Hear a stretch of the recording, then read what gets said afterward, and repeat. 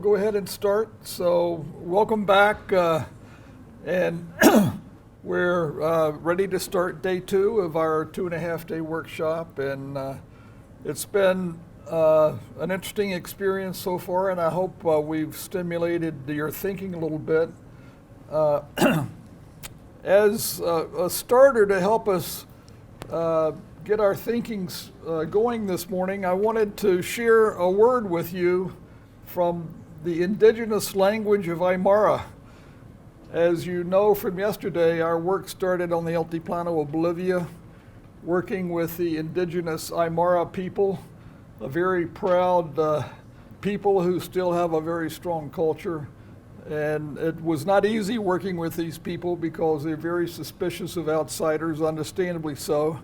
But my son, Baker, who was 7 years old when we moved to Bolivia, over the years became fluent in Aymara. And he studied Aymara in college when he lived in Bolivia for a semester. And so about 15 years ago, he started signing all of his emails with this word you see here. And I'm going to let Nat Robinson pronounce this word for you, except you can't see it. At least I can't see it. Good. So, and the word means it would always be good for us to communicate among ourselves. So Nat, come show us, tell us how this word is actually pronounced. Aruski pasip hananin hanana kasaki punira kispawa. So I think this is a wonderful word because the meaning of it has such value to it, and we don't often take enough time to talk among ourselves about important issues, and that's part of what this workshop is about. So we have plenty of time now on our schedule to reflect and talk about what you heard and learned yesterday. So what I'm hoping we can do is have an interactive discussion, and we'd like for you to speak up. And so if you would like to speak, let Andrew know and we'll give you a chance to speak. If you want to put a message in the chat box, that's okay too.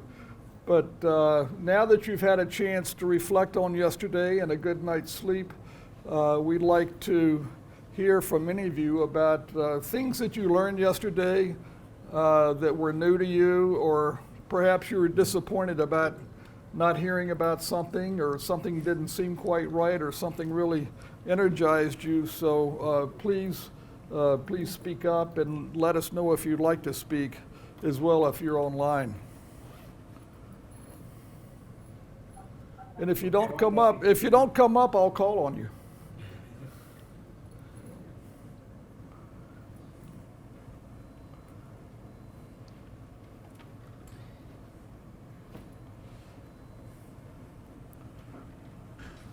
Come on up.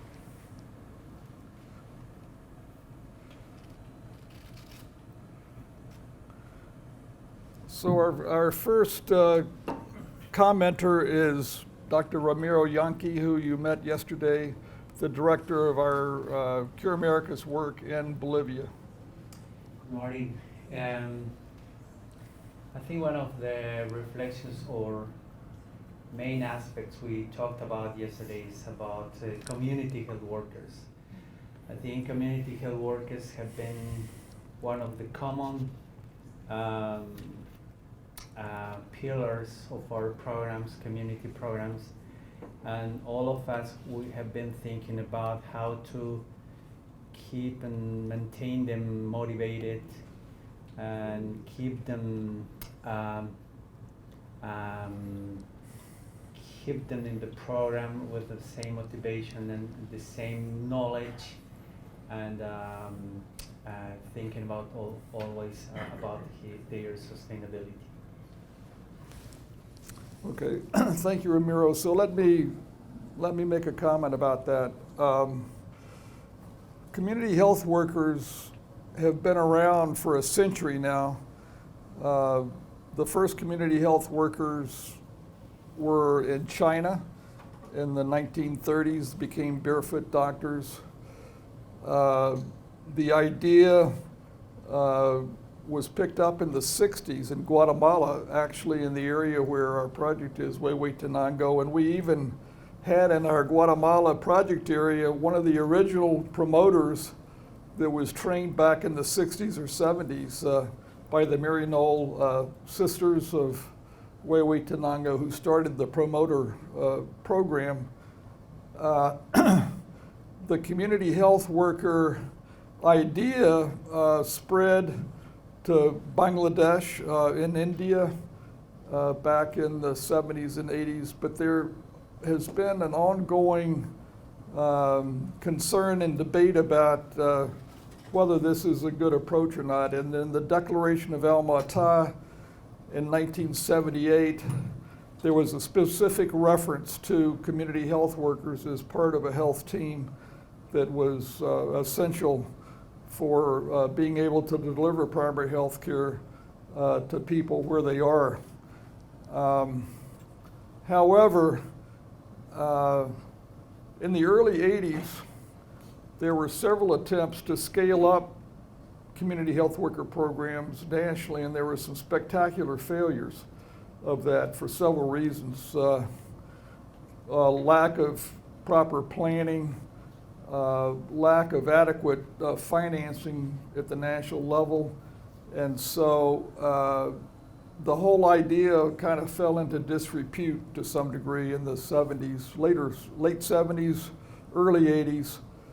But then in the late 90s and early 2000s, there were beginning to be very effective national programs. Bangladesh is certainly an example of that. In India, the JomKed program, as I mentioned yesterday, served as a model for a scale-up in the 80s that turned out to be a spectacular failure for the very reasons I mentioned: lack of adequate planning and lack of political support for the money needed to keep these things going. Brazil had a spectacular success in its community health worker program.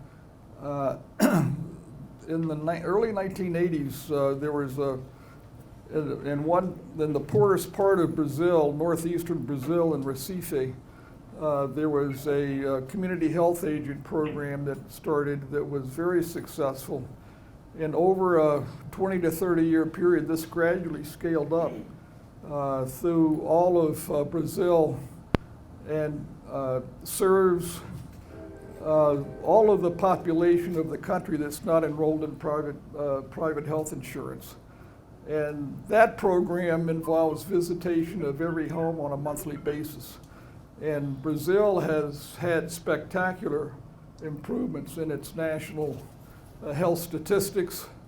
And in fact, over the past 20 years, it's been along with Bangladesh, has been one of the stars in terms of improving health. Nepal is another example of successful national community health worker program. The female community health volunteers have been a spectacular success. We've talked about Bangladesh and Ethiopia yesterday. So all of these examples are leading to a point right now where I think there's virtually unanimous agreement that we cannot achieve universal health coverage without a strong community health worker program. The debate now is whether or not we're going to be able to fund these programs at large scale. So I've been involved in this debate a little bit, and of course there's a big debate about to what extent it is appropriate and just to rely on volunteers versus paid workers, and so that's another part of the dynamic. But one of the things that I have been struck with over the last 10 years or so is how little attention is given to the amount of money that governments spend on primary health care and community outreach as part of primary health care compared to how much they're spending on hospitals and higher level facilities. There's not information about that. And so my basic position on that is that we need to have better metrics about how governments are spending their money, and we need to somehow bring about a process in which there is pressure on governments to expand the rate of increase in expenditures for community outreach that's at a faster rate than what is being spent on hospitals.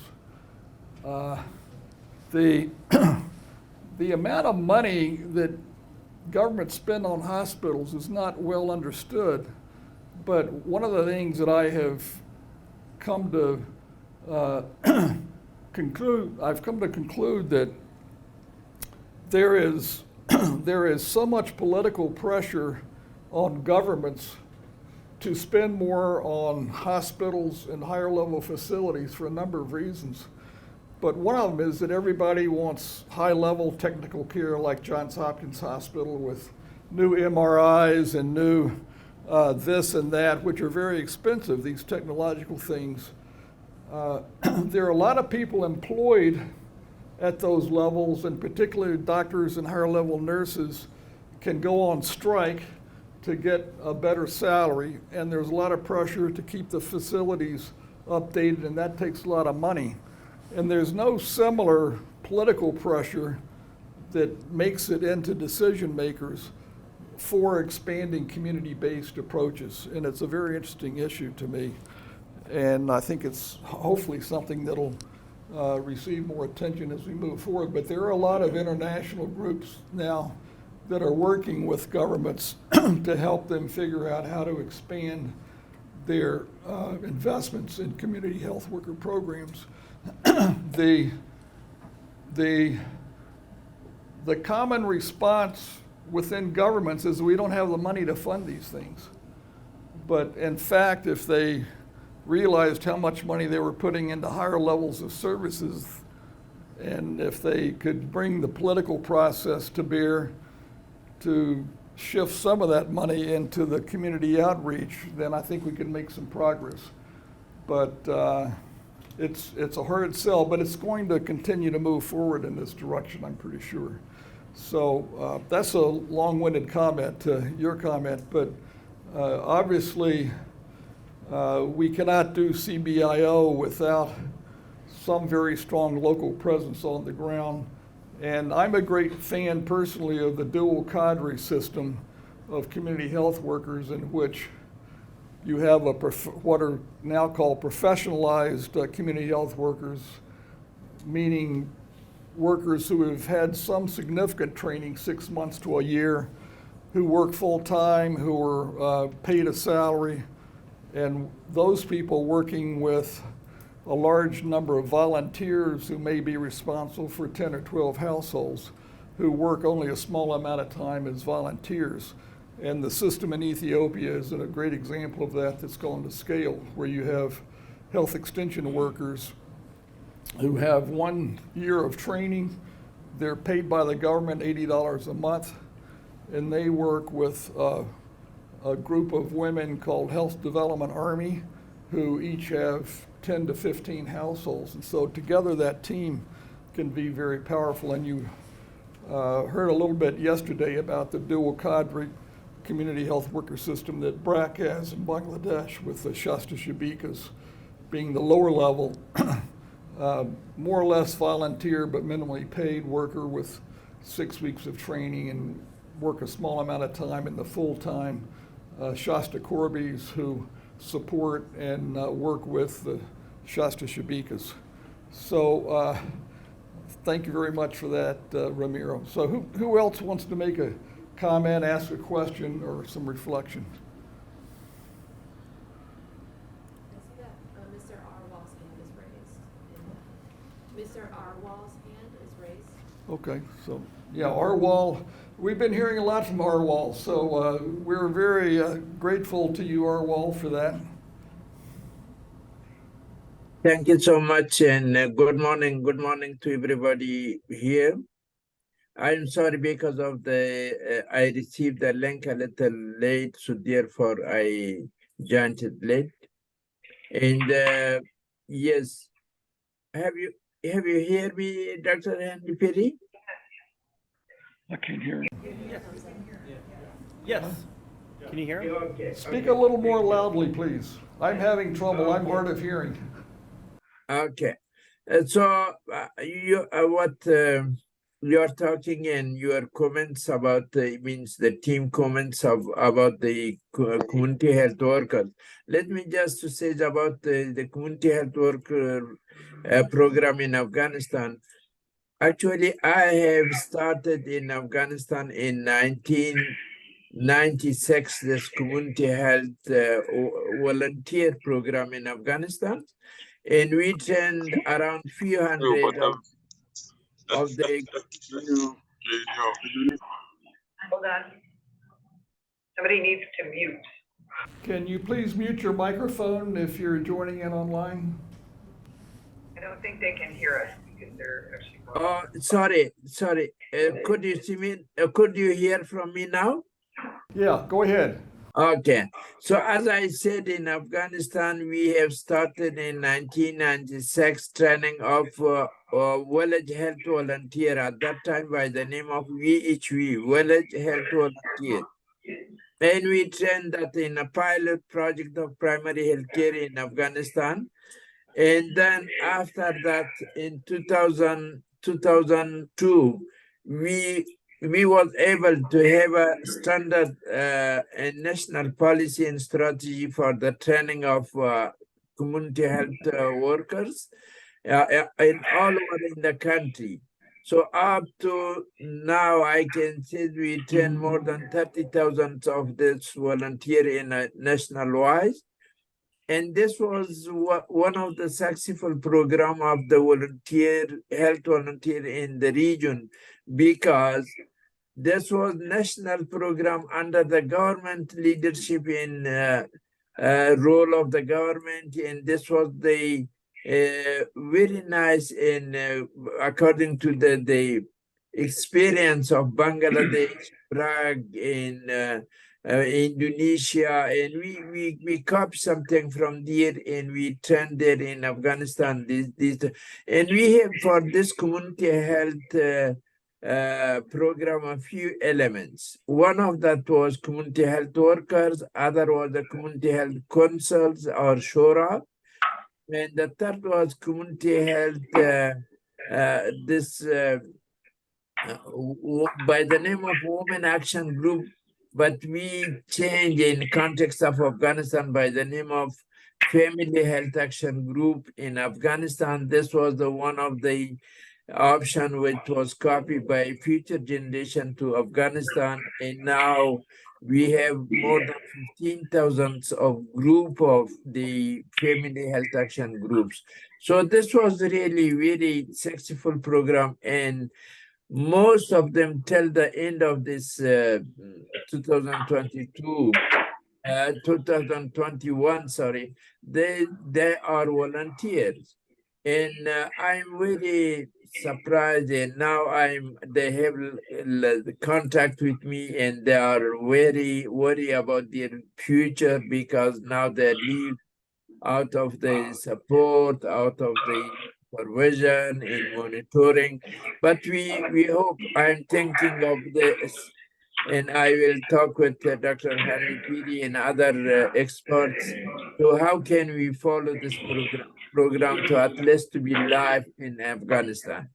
Thank you so much. I don't want to have more, but this is the really, this one of the strategy of Almaty Declaration for the community participation, to use the community health worker or community health based program. So this is very important, and all of you have this experience, and thank you so much. I don't want to have your time. Thank you, Arwal. So I want to follow up on some of your comments there. But I have been aware of the debate that went on in Afghanistan when after the fall of the Taliban, when massive foreign aid came in and a community health worker program was established, there was a lot of debate about whether or not those community health workers should be paid or not. And there was a lot of donor money that was coming in, and so the funds were there, from what I understand, but the concern was that if we pay these people now, once the foreign aid leaves, the government will not be able to continue to provide the salary support for these people. And so as a result, the decision was made to make this a volunteer cadre. Is that right, Arwal? Yeah, that was the correctly why, because of the future of program it should be sustainable. And for the feeling of the ownership by the community, we try to keep it as volunteer, because in the future, the government was, most of the health fund was from the donor side. And Right. for the future, we was not sure that it will be followed by if we pay them. So therefore, we leave that as volunteer as it was. So this is a very important theme related to the expansion and national implementation of community health worker programs. There's, among the donor community, there is an understanding of the need for community health workers, but there's not a similar political support within the governments, generally speaking, for putting serious money into these. And so the conundrum for the donor community is, should we help countries develop community health worker programs and provide money for the salaries of these people if the government itself is not willing to provide sustaining and ongoing support for these people? And so if we start with salary support that's arising from donor support, and then we can't keep it going, then we're shooting ourselves in the foot, in a sense. So it's an important issue. But I wanted to ask you, Arwal, as time has moved on over the years, what kind of incentives did the volunteers receive? They're not salaried, we understand that, but were they able to receive any kind of financial remuneration or any other kind of support, non-financial perhaps?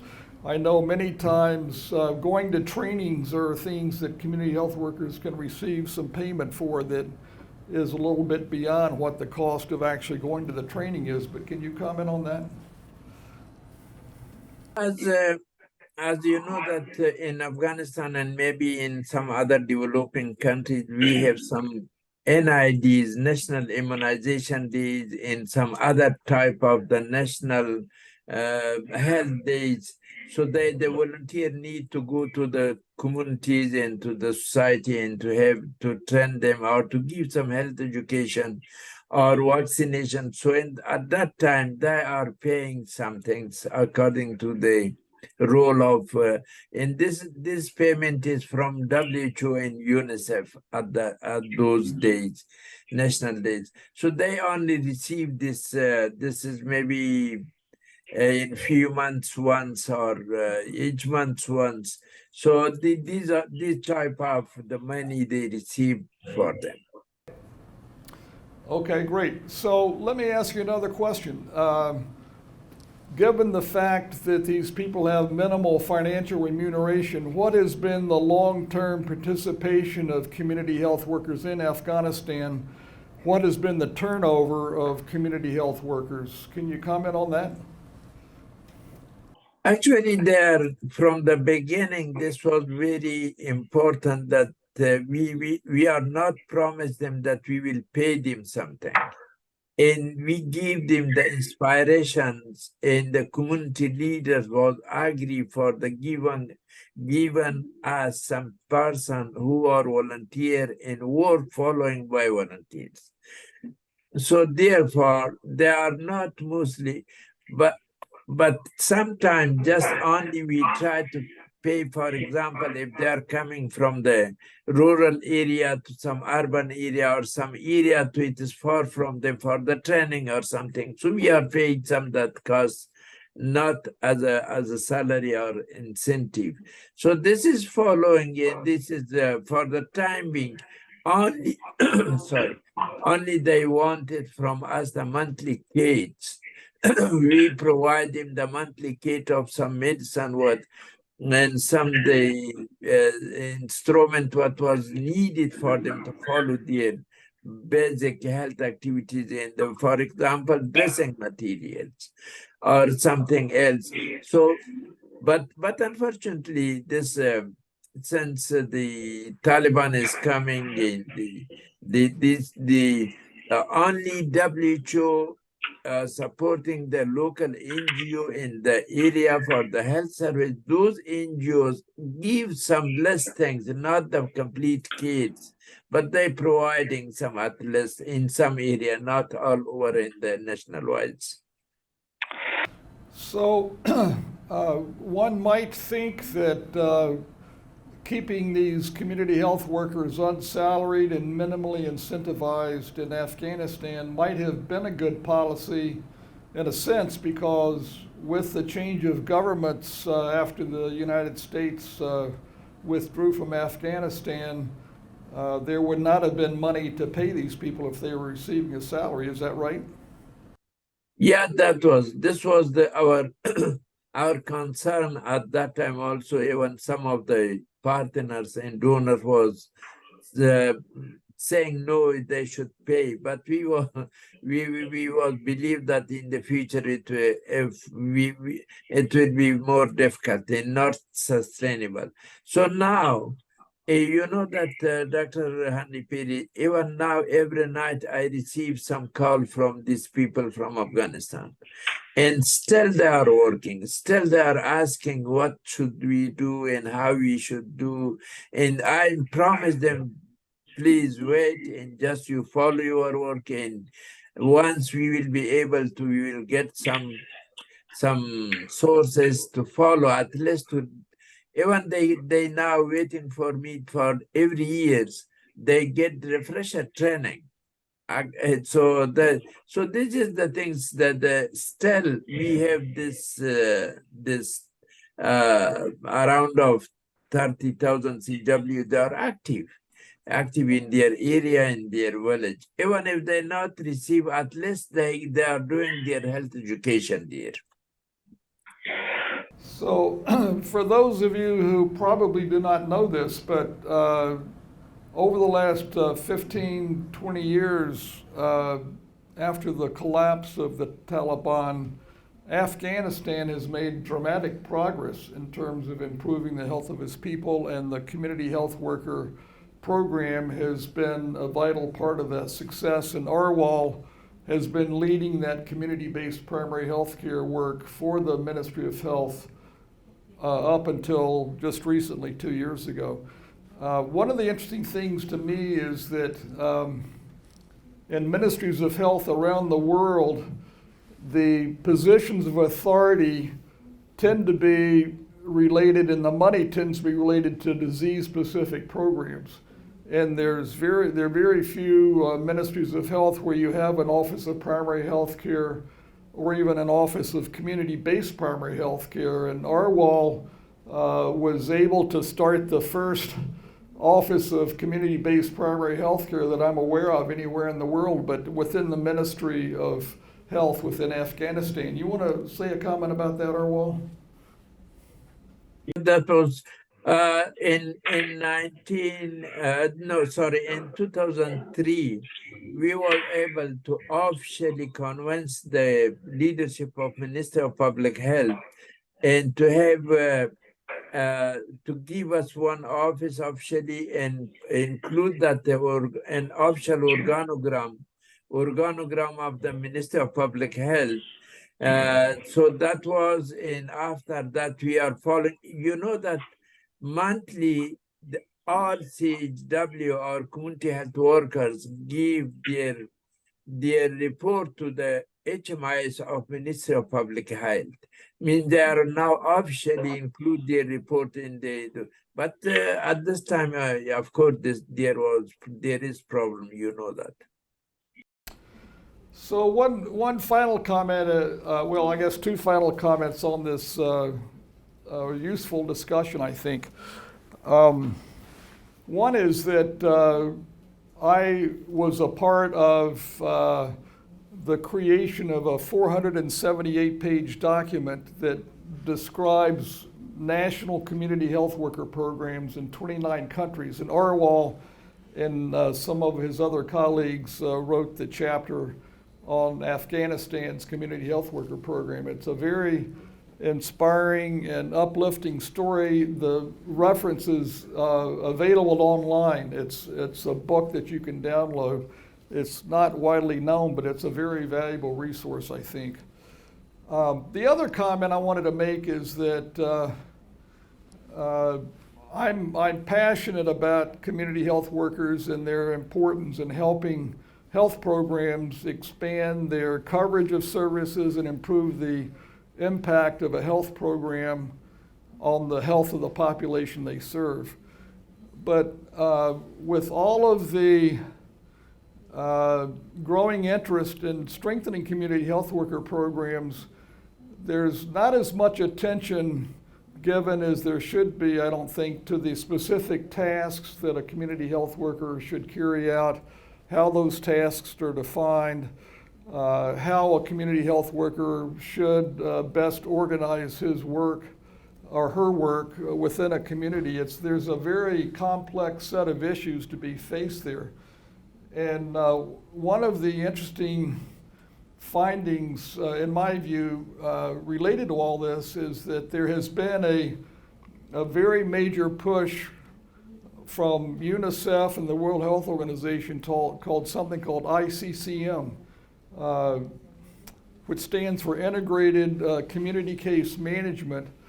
And what that is the community health workers being trained to detect and treat diarrhea, pneumonia, and malaria, and malnutrition at the community level. And it's so obvious that that's important. But the research that's been done on the effectiveness of this program has shown that even when they're out there and they're trained, only 20% of the children who need those services from a community health worker actually receive them. And that's why the program that R.A. Johnson spoke about yesterday, in which they have community health workers going every home looking for children who need treatment, is so much more powerful than simply having a community health worker with training who's not reaching out to the households. In Ethiopia, for example, a very dispersed rural population, within the catchment area of a community health worker, for 2,500 people, a community health worker may need to walk more than an hour or even 2 hours to reach the households within his catchment area. And so that's why I think we need a dual cadre system, so that a community health worker who's fully trained and supported can link in with other volunteers who are much more closely connected to their households. One final thing is that I was also part of a group that has published a journal supplement on community health workers, which you might be interested in. These will all be available on a website, by the way, and you'll hear more about that later today. But we have a journal supplement. The title of it is Community Health Workers at the Dawn of a New Era. And it's all based on the simple idea that there is a growing awareness of the absolute necessity to build strong community health worker programs for health systems anywhere, including the United States. And this is another area of great interest and growth at present. So if we can make the case, which a lot of people are doing now, that community health workers are a vital component of the health system in the United States, then obviously they're important for other countries as well. So we have some chat questions coming in. Andrew, can you help me? Yeah, I'll take the mic from you. So we have a comment from Michael Tetty. Good morning, Dr. Perry. What I learned yesterday was that CBIO requires commitment from the project staff, commitment to keep going so as to build trust. They also have to be adaptable, think outside the box, and be ready to try new ideas. Be transparent so as to build trust among the community. Following on from my earlier comment, the challenge is how to maintain the level of commitment among the project staff without pay. We also have a hand raised whenever you're ready. Okay, well, that's a great comment and a great question, and so I'd like to throw that question out to you all to see who might want to make a comment on it, in particular some of our team who are here from Bolivia and Guatemala and Kenya. Who would like to respond to that question and the issue? How to keep going when the going gets tough?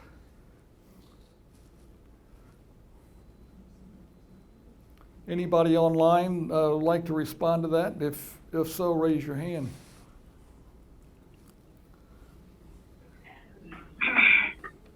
Well, Dr. Perry, Yes. this is Michael Tete. I posed the question, and I would like to make an observation based on my experience in Sierra Leone. Great. I worked with the Methodist Church in Sierra Leone with the hospital, with the mission hospital. When I went, we realized that, as you stated earlier in the paper, and also as many of your previous speakers have stated, we were not getting the community to come to the hospital because it was obviously sedentary, it was far, and roads were, especially in the rainy season, not very good. So they couldn't travel. In addition, they didn't have the money, even though the cost of treatment was very minimal, just to cover basic material. So what we decided to do was to set up a mobile clinic. So we traveled to various villages each day of the week, different village, and we set up a clinic, and then we, following the clinic, we'll bring onto the hospital with the hospital ambulance those patients who we thought required extra treatment at the hospital. And so that was how we got most of the villages to, or the community rather, to come to the hospital. And this was done at a very subsidized rate. We had some funding from a few NGOs, but mostly we looked after our funding properly, our income properly, and we used some of that to fund the mobile clinic. What we realized, though, was that our staff were then building relationships with patients, and therefore, instead of directing patients into the hospital, we're treating the patients at home. So they were basically generating their own income to supplement their salary.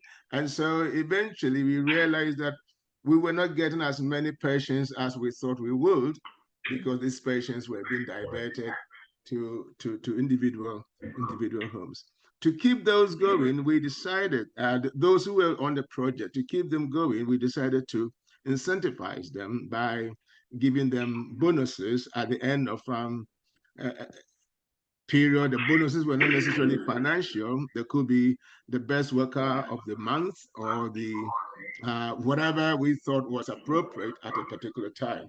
So we had to use a lot of ingenuity and innovations to motivate our staff to do the work. But it was hard going, because in a situation where poverty is very high, money was always the deciding factor. And eventually, when I left, I was told that the mobile clinic program died. Oh, Okay, well, you've raised some interesting issues here. Mobile clinics take money, of course, for transport and motivating staff to get out into the difficult to reach areas. There are many examples around the world of mobile teams that go out to do various things: immunizations, family planning programs, and treatment of acute illness, and provision of prenatal care and family planning and so forth. And those certainly have a value related to them. Bangladesh has had a long history of so-called satellite clinics where a mobile team will go once a month to various places so they can get around. So those are examples of what I was referring to yesterday when I talked about the three legs of the stool of public health: the vertical disease-oriented programs, the services-oriented public health programs, and then the community-oriented public health programs. So the mobile clinics are getting basic and essential services closer to the people. Many of those are vertical disease control programs, family planning, immunizations, and so forth. And they certainly have a value. CBIO, in my view, brings an additional value that goes beyond what a mobile clinic can do. A mobile clinic, we have great examples from Guatemala of mobile clinics that went into the community to provide certain basic services. So there are several aspects in which CBIO brings value that mobile clinics can't provide. So the first thing that I was going to mention is that to emphasize your point of the difficulty that people have reaching facilities, whether it's a primary healthcare center or a hospital, there are many studies that show that the likelihood of a family, of a person utilizing a health facility or a hospital diminishes exponentially with your distance away from it. And so if you live further away from a health facility, it takes a lot of effort to get to that facility, and also the people who live further away are likely to be less educated, poor, less aware of the value of utilizing health services. And so this issue of equity is a very important one. And even with mobile clinics, they're likely to go to places where still, of course it varies from country to country and in rural areas, but there's still likely to be a significant distance involved in reaching to where the mobile clinic is. So for all those reasons, and the other thing is that it's hard for a mobile clinic and the staff there to promote healthy household behaviors and preventive kinds of things that are so important, which is one of the great values of care groups that we'll be hearing about in the afternoon. That's very difficult to do with the mobile team that gets absorbed with the busyness of providing acute care and immunizations or family planning. So the value of routine systematic home visitation, particularly for the preventive medicine approaches, household behaviors, helping people understand what the warning signs are, particularly for children and women who are pregnant. All of those things are very difficult to achieve at a health facility and even with the mobile team. So it's interesting to hear you say that the mobile team program stopped. It's just another example of the challenges of developing strong outreach programs when there's so much pressure and demand to put those resources into higher level facilities. There's a Dr. Orji has his hand raised, so you can just welcome him to open his screen. Okay, so we have somebody with his hand raised. So Bright Orji. Oh. Yeah. Yeah. Okay, go ahead, Bright. Yeah, Perry, this is Bright. So thank you so much for providing this insight. My question actually is like a follow up what Michael has asked. Looking at other models of paying the community health workers. In Nigeria, we have seen several models, but none of them appears to be sustainable. So what the Nigerian government is trying to do at this time is to provide the community health workers with the skills, entrepreneurship skills, and then help them have access to microfinancing loan, soft loan. So they could actually build a business of their own, and from the business make profits that will keep them going and also ensuring that our services are delivered. But we're just trying this out. So It is at its preliminary early stages. I want to see in the next 2 years how this will work out and how sustainable it will be, just to provide this aspect of it, supporting the community. Thank you. Great. So thank you very much.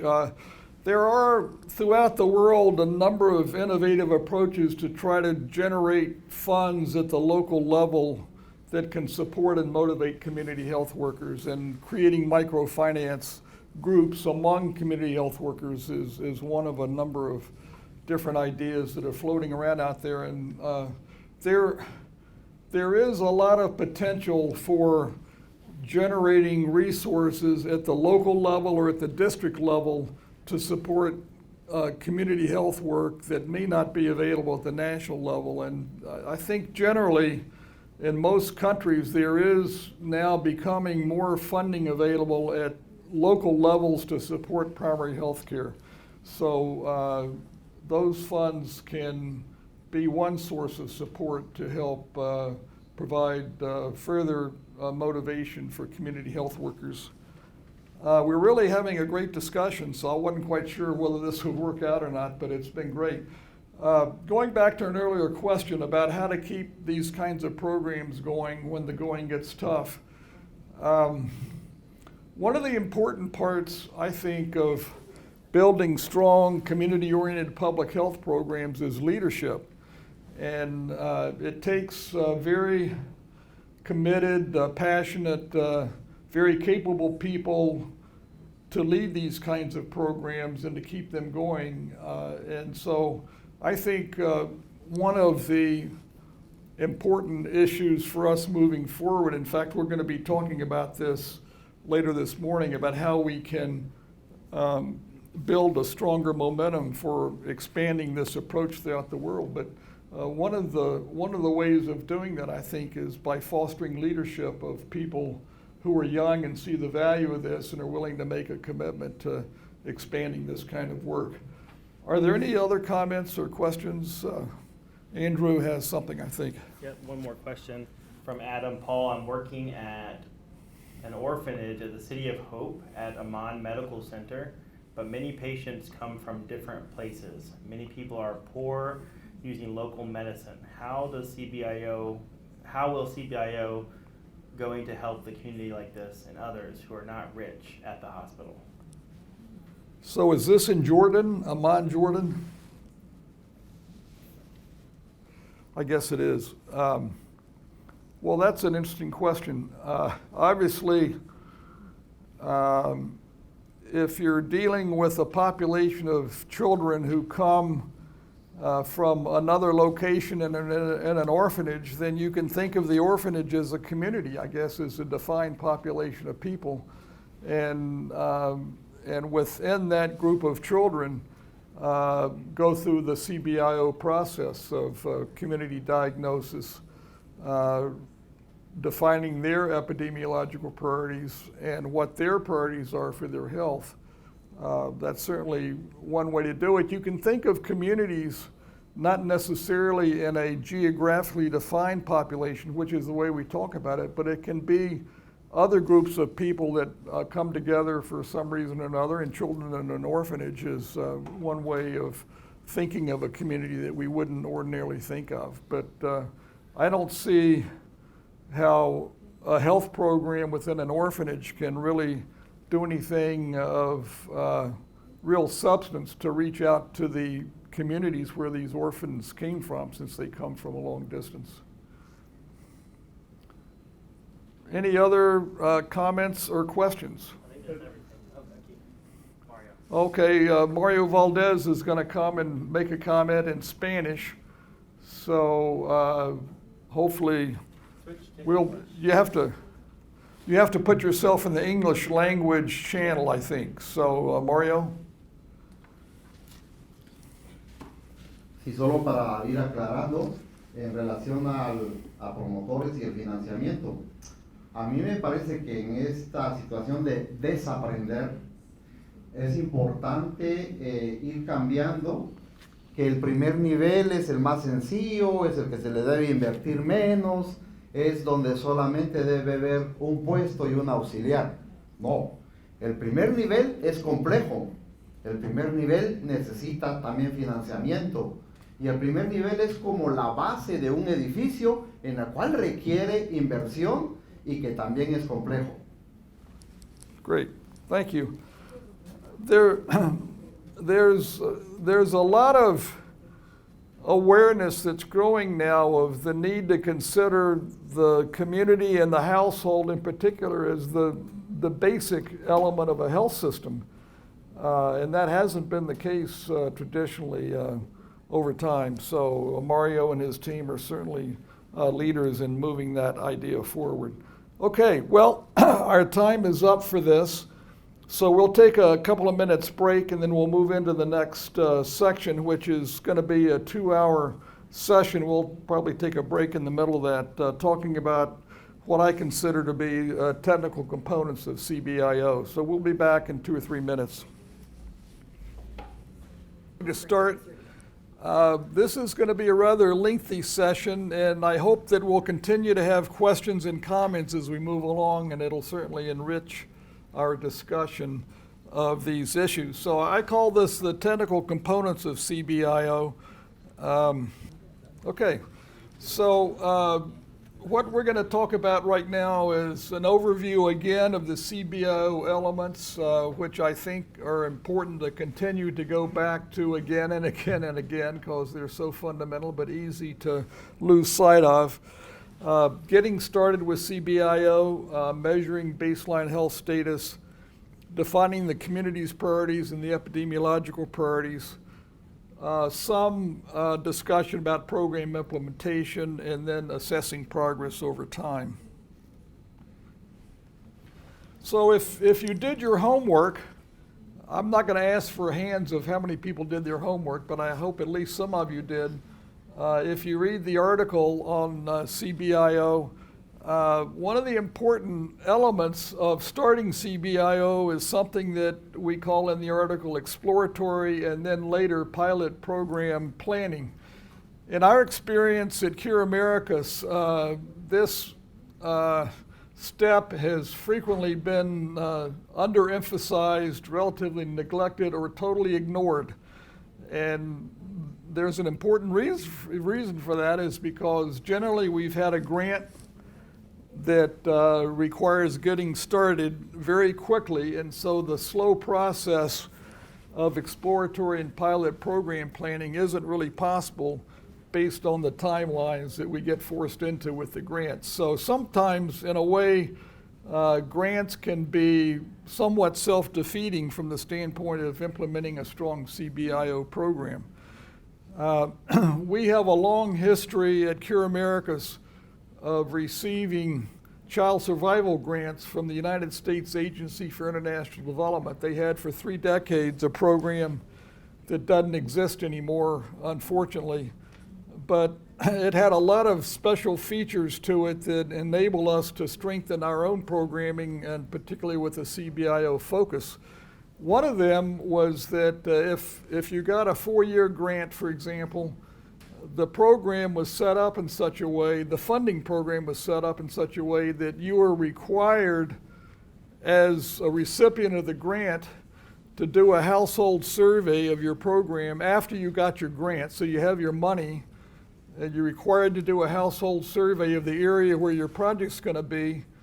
And based on the findings from your household survey, as well as based on the experience and knowledge you obtained after you got your money and you hired your first staff to get to know the program area, that led to the development of something called a detailed implementation plan. And projects generally had 9 months to develop that. And that detailed program implementation plan had to be reviewed by an external review committee that AID set up through its program. And it was a very powerful tool, I think, to build a stronger program. And it also embedded in that was a requirement that you do a baseline household survey. I'm going to be talking about household surveys more as we go through the day today and tomorrow, but one of the interesting things to me that I've observed over a long period of time, and this goes back to 1987 when we started this, this type of work with AID. Back at that time in the 80s, when NGOs were told they had to do a household survey, then they hired some external expert to come in and do this and guide the survey and run the process for how to do it, train the interviewers, and analyze the results. Over 3 decades, more than 3 decades, I've observed that NGOs who had these types of programs developed their own internal capacity to do these surveys on their own.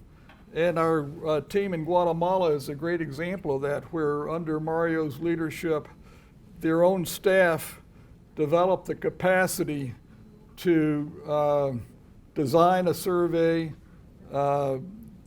choose a sample that's appropriate and scientifically valid, train the interviewers, go out and collect the data, and then analyze it yourself. And so I think there's a large potential for helping local programs do household surveys that don't depend on some external source or external money. They're not that complicated to do. And if NGO staff can learn how to do it, I think Ministry of Health staff at the district level can learn how to do it. So I'll be coming back to that later. But this kind of activity is very important as we think about moving forward with CBIO. So if you read the article, we go into some detail about what we mean by these things.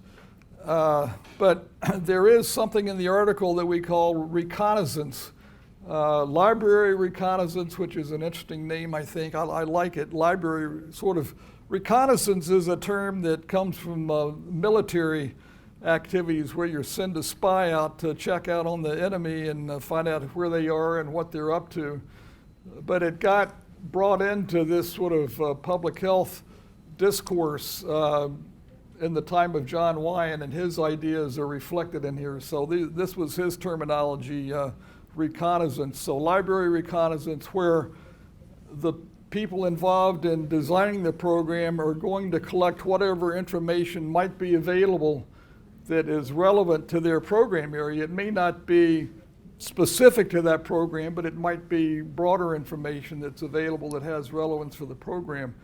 So that's the library reconnaissance part of this, but the field reconnaissance involves going out and talking with people and understanding what the geographic layout of the program area is and all those kinds of things to help formulate ideas about how a program might get started. And then the exploratory program implementation is simply trying out something that makes sense on your knowledge that you developed up to that point on a small scale. So yesterday, if you remember, Dardo Chavez and his wife Meetma made quite a point of how they started out. They were in a peri-urban area, but they started out just in a very small block or two, trying out their approach. And then as it became, through their experience, they were able to modify it in a way that made it more appropriate to scale up. When I say scale up, I mean their program serves 30,000 people, so we're not talking about a massive scale up. But they started very slowly at a very small scale. And so I think this is a valuable principle to think about.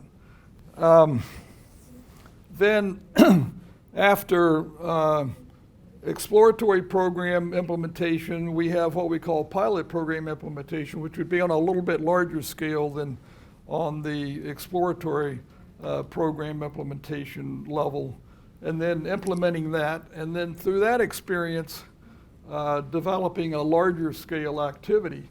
And this takes time, and developing the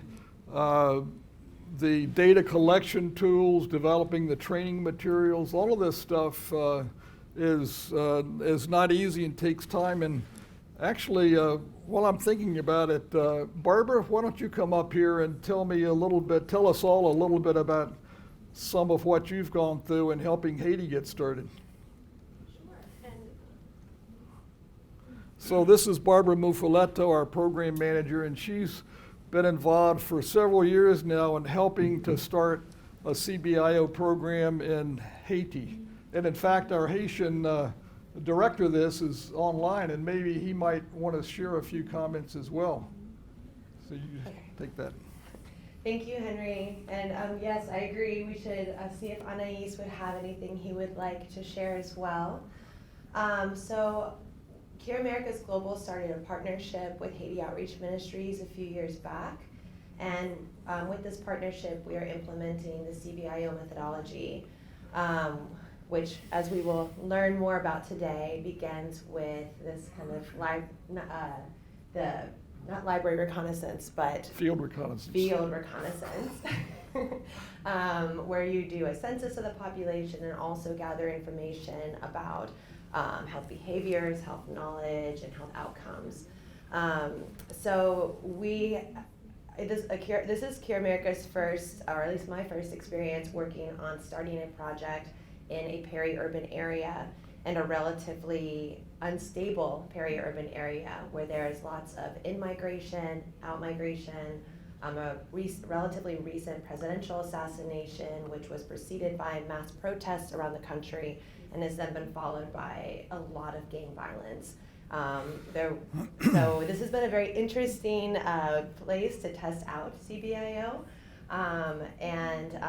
We are currently going, we completed our demographic census last year, and now we are going and doing, we've been calling it an indicator census. Our project area is small enough that it made more sense to just go to every household again to collect mortality data and get kind of a KPC, a knowledge practice coverage survey data as our to collect our baseline information. So we are currently in the process of collecting that information, and maybe Anais can speak to some of his experiences with that.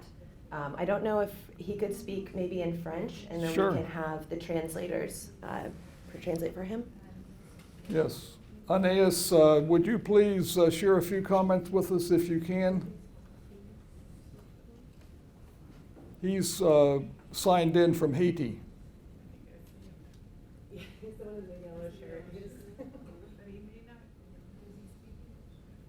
Is he trying to speak? So you'll need to turn your English channel on.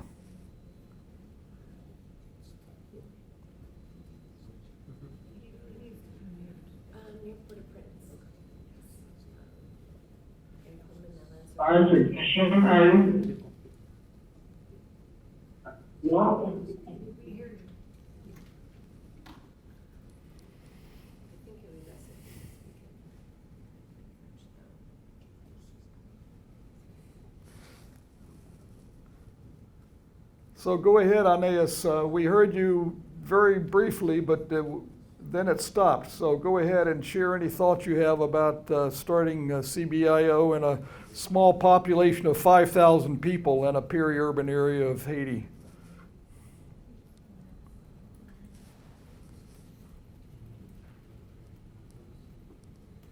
Hello? Yes, we hear you now. And you can speak in French, of course. So when we start the CBIO project, did you hear me? You hear me? Yes, go ahead. When we start the CBIO project, things with data, we do focus on. And after the geography, we now need to talk with the partnership with the population on the community, like the personal population, the people, the outcome, everybody on the community. First things we create if the community members is including the voluntary person. And after the community members, We don't have French sound interpretation for people in this room. Oh, okay. And then choose the monthly equals. So after the monthly equals, we do the census based on the area.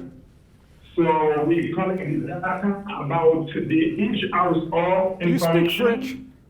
And You understand any of that? information we include it. So Oh, it's in English? we bring in, the different groups. We have a total 14 groups, neighborhood groups, plus 14 models Ericaro active. They are working volunteer on the community. Where I'm talking to you right now, I have a pretty activities on my team. The team working, we have the team working, we have the team. One is work to meet the model and assist the neighboring groups, meaning one is working at the same time to design census. So the baseline census will be done this month. And then after that, I will send you the reports. And then we collecting some pictures, like to prove what we do on. Okay. Okay, Aeneas, I'm going to cut you off here. We're having a lot of Aeneas, we're going to cut you off here. Unfortunately, we're not able to interpret what you're saying. Barbara, did you understand anything at all out of that that you could share? I would just have him put it in the chat, and then we can continue that way. I don't want to misspeak. Okay, you're going to ask him to put it in the chat? Okay, so we're asking him to write this out in the chat so that you'll be able to see that. I apologize for that. Anyway, it's easy to think of starting CBIO as simply doing a census and making a map, and then that's it. But there are a lot of other steps involved to this to think about how to develop the program, the operational parts of it that will work within the context. And so I think in general, in my experience and the experience of our programs, we haven't given sufficient attention to really thinking through carefully how a CBIO program could best function within the constraints of a context in which the program is being implemented. So based on the exploratory program planning and implementation, pilot program planning and implementation, then in theory, you're ready to move into the definitive program stage, which involves a formal community diagnosis, then planning the program and then implementing it. And then after some period of time, we say in the article 5 to 7 years, carrying out a program evaluation and a community re-diagnosis. Like I said in the beginning, theory and practice are closer in theory than practice. So all of us who have been involved in this find ourselves having to not necessarily follow the strict ideas of CBIO, but still keeping them in mind, I think, is terribly important. So the priorities at the outset of starting a program involve developing a relationship of trust between the health program and the community. And this is a theme that has come up repeatedly. We heard it yesterday many times. And so I'm wondering, among those who are attending here, what are the ways in which we can develop trust with the community? Would somebody like to share some ideas on that? So if you can, unmute yourself and speak into the microphone, or if you're in the room, come on up here. What are ways in which we can develop trust between the health program and the community? I just want to mention Troy Sanon, who is the executive director of Haiti, our project in Haiti, said he'd be happy to speak since. About Haiti? Yeah, since Anais's audio is a little. Oh. Was a little trouble. Okay, we're going to take just a brief step backwards, back to Haiti. One of our other Haitian staff is on the line, and Barbara will explain what's going to happen now. Hi, so I would like to invite Troy, if you could unmute, and I believe Troy will be in the English channel.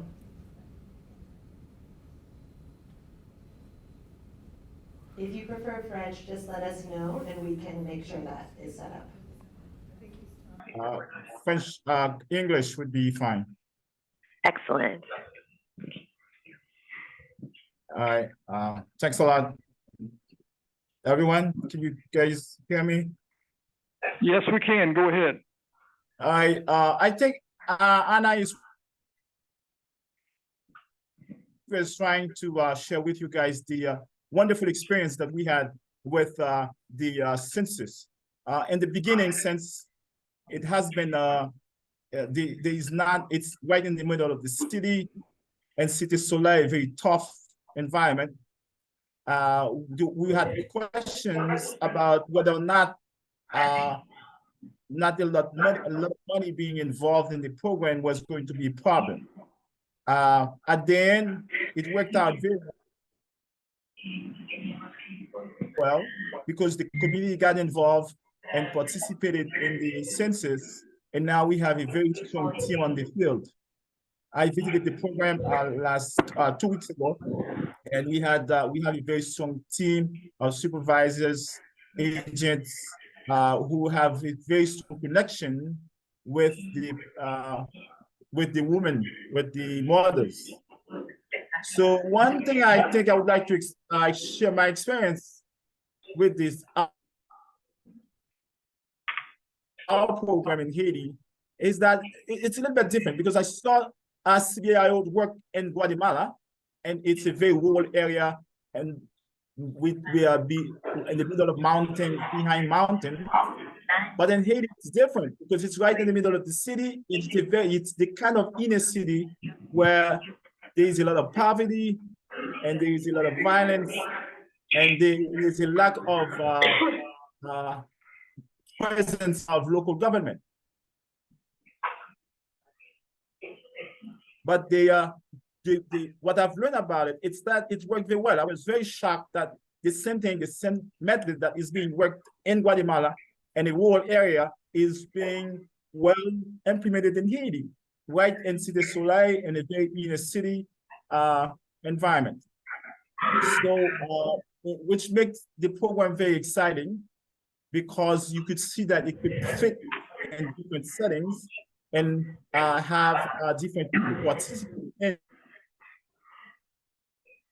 it. So I don't know why it works that well in Cité Soleil, but I think first, well, in my view, when I saw this the program work in Guatemala, I thought that it was because the infrastructures, the health infrastructures are very far away, like the hospitals, the clinics are a little bit far away, so people have to stay locally to organize their own health. That's not the case. Cité Soleil is very close to everything in Port-au-Prince, but I think CBIO brings an aspect of connection, takes advantage of connection between people and communities, and that benefits Cité Soleil, benefit Haiti a lot, because when there is violence, people don't travel far away for services. When service is not available, people tend to stay in their community and try to find their own solution.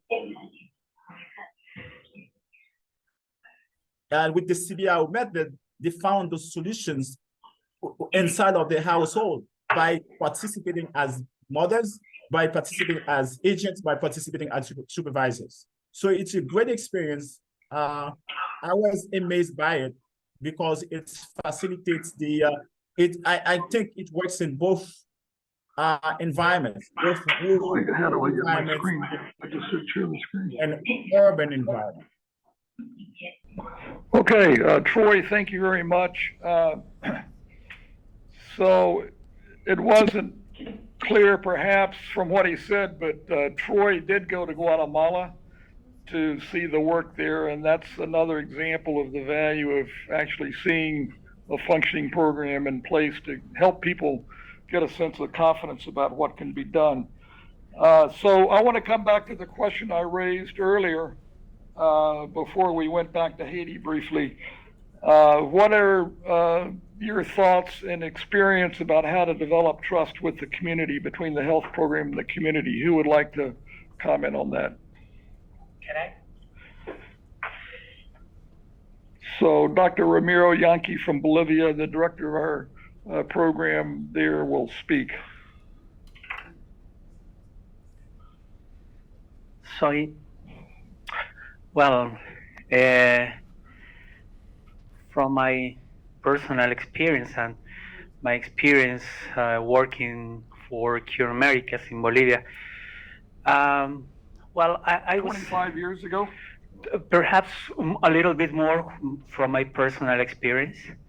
I was part of the team in one of the regions of Bolivia that participated in controlling the outbreak of cholera in Bolivia. This was before you started working with Cure Americas. And I remember that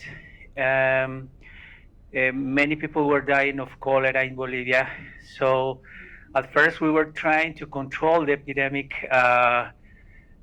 remotely, sending messages, key activities to be done at the community level. But afterwards we understood that we needed to go there and to live with the families and communities and to struggle with them with the problem. So so when I was after that working with CSRA, I really got convinced. Yes, Cure Americas. Cure Americas. Cure Americas, sorry. And I realized the importance of what we have been talking yesterday about. Live with them. I understood this phrase, which is very important for us, a kind of philosophy. To live with them, to suffer with them, to solve the problem with them, side by side with the community. So I think instead of just thinking about how to involve the community in our activities, implementation, evaluation, it's better to go and live with them and suffer with them. Thank you, Ramiro. So I want to make a comment about that. Abhai Bang's quotation from this ancient Chinese person of go out and live with the people, love them, learn from them, and so forth. You know, for most of us, that's not a practical reality. I mean, Abhai Bang, he lives in the midst of this project area where they've been for 30 years, but there are very few of us that can actually do that kind of thing. And so the translation of that message for me involves empowering and helping to facilitate people who are already living there to be able to do this work because they're already there, they understand the people, and to bring them involved in the program. And this can be community health workers, but also volunteers and community leaders. So having programs that can engage these people and provide them with support and encouragement to be effective is the translation of that dictum that Abhai Bang shares, and as Ramiro just said, to go to the people and live with them. It's very difficult to get more highly trained health people to go and live in a very isolated rural area. And for people who live within their own country, even in Haiti, I know personally about this, it's very difficult to get a Haitian physician to go and live in a rural area of Haiti. They want to live and they want to have live in the city. They want to be in a larger city where there's better education, where they're not so isolated. And this is true all over the world. And so one great example of this is at the Jamkhet project in India back in the early 70s. They adopted the model of Carl Taylor's at Naringwal that I mentioned, and what they started out with was they hired trained nurses to go and live in the villages and work as community health workers. And what they found out was that these women didn't stay, they left. They were young, unmarried, more highly educated people relative to the community they were working in. So the enrollees made a dramatic shift. Instead of hiring outside, more highly trained people, they decided to work with the women already living in the village. And in their case, what they did was they had developed relationships with many Dalits. A Dalit is an untouchable woman, and many of these women had developed tuberculosis or some illness, and the enrollees had helped bring them back to life. And so they had this relationship with these illiterate women, and they trained them to be community health workers. And they're still there 30 years later. Well, some of them have retired, of course, but I mean, they have been long-term collaborators in the foundation of their program. And so that is certainly one way to bring trust into the situation. It's a long-term issue. But anyway, I think it's a great point that you raised, Ramiro, so thank you. I'm wondering if anybody else wants to make a comment about how to develop trust with the community.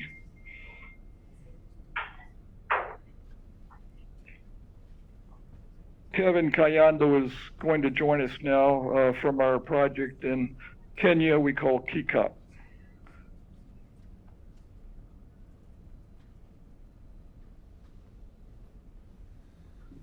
Hello, again, my name is Kevin Kayando from the KICOP project in Kenya. What I want to say is communities are very sensitive.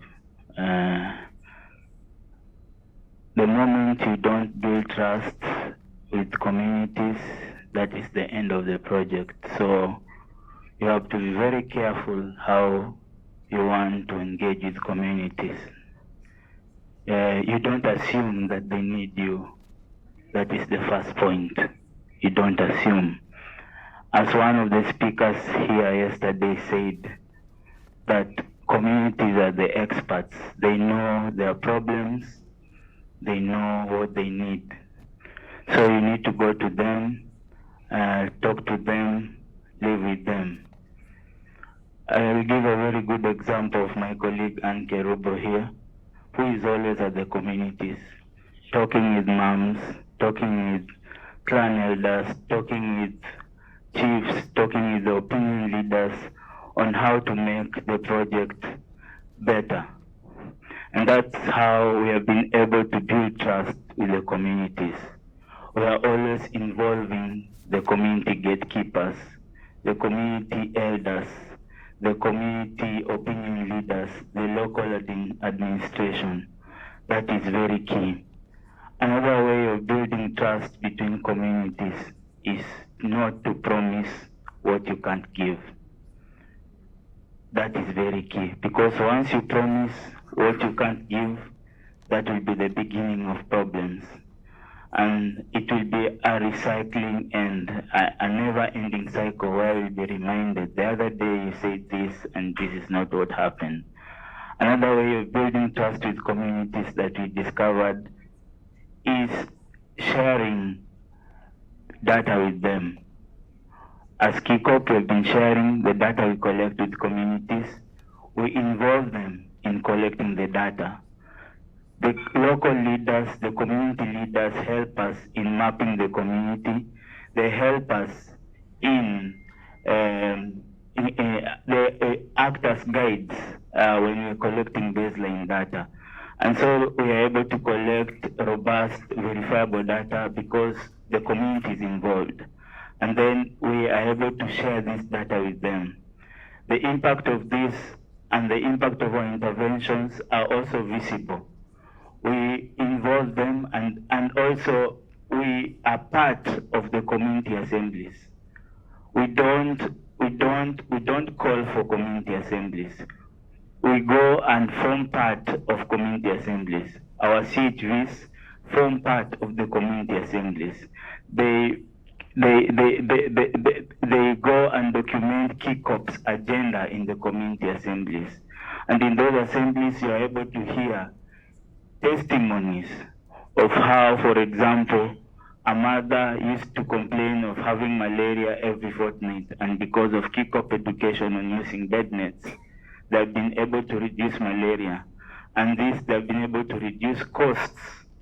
So directly we are impacting economically as well. A mother complaining how he used to get typhoid, but because of the water treatment lessons we are giving them, they are able now to save money.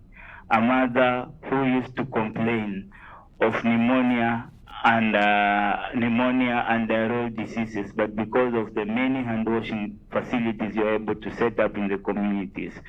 So communities are very sensitive, and it's a collaborative aspect.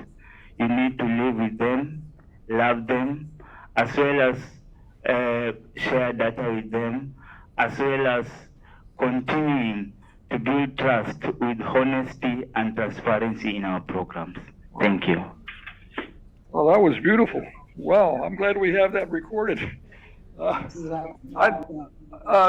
of the elements that I think is important in building trust, there are many elements that go into it, but I've seen this in our projects over the years, and that is when the community has a serious health problem, for the program to do what it can to respond to it, even though it may not have the capacity to resolve that problem, but the program can help the person in the village get to some source of care. And that's something that can take a lot of time and effort, and we have a long history of that. And it's not described in the CBIO methodology and so forth, but it's something that's critical in building trust between the program and the community when there's some serious issue, trying to do what might be possible within that circumstance to address that crisis that a family may have or a community may have. So I'm wondering if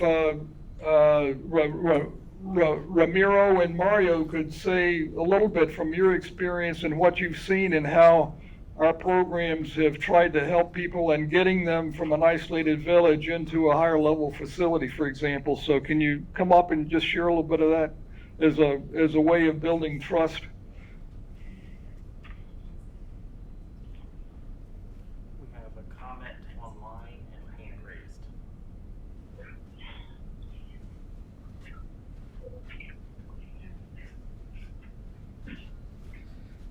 Sí, en relación al programa de Guatemala es muy particular porque la zona en la cual está es muy aislada. Generalmente los trabajadores de salud llegan a vivir a las comunidades. Por supuesto que esto también lleva un poquito de tiempo ir tomando esta confianza con ellos y poder ir trabajando de una forma ya en equipo. Seguro que también,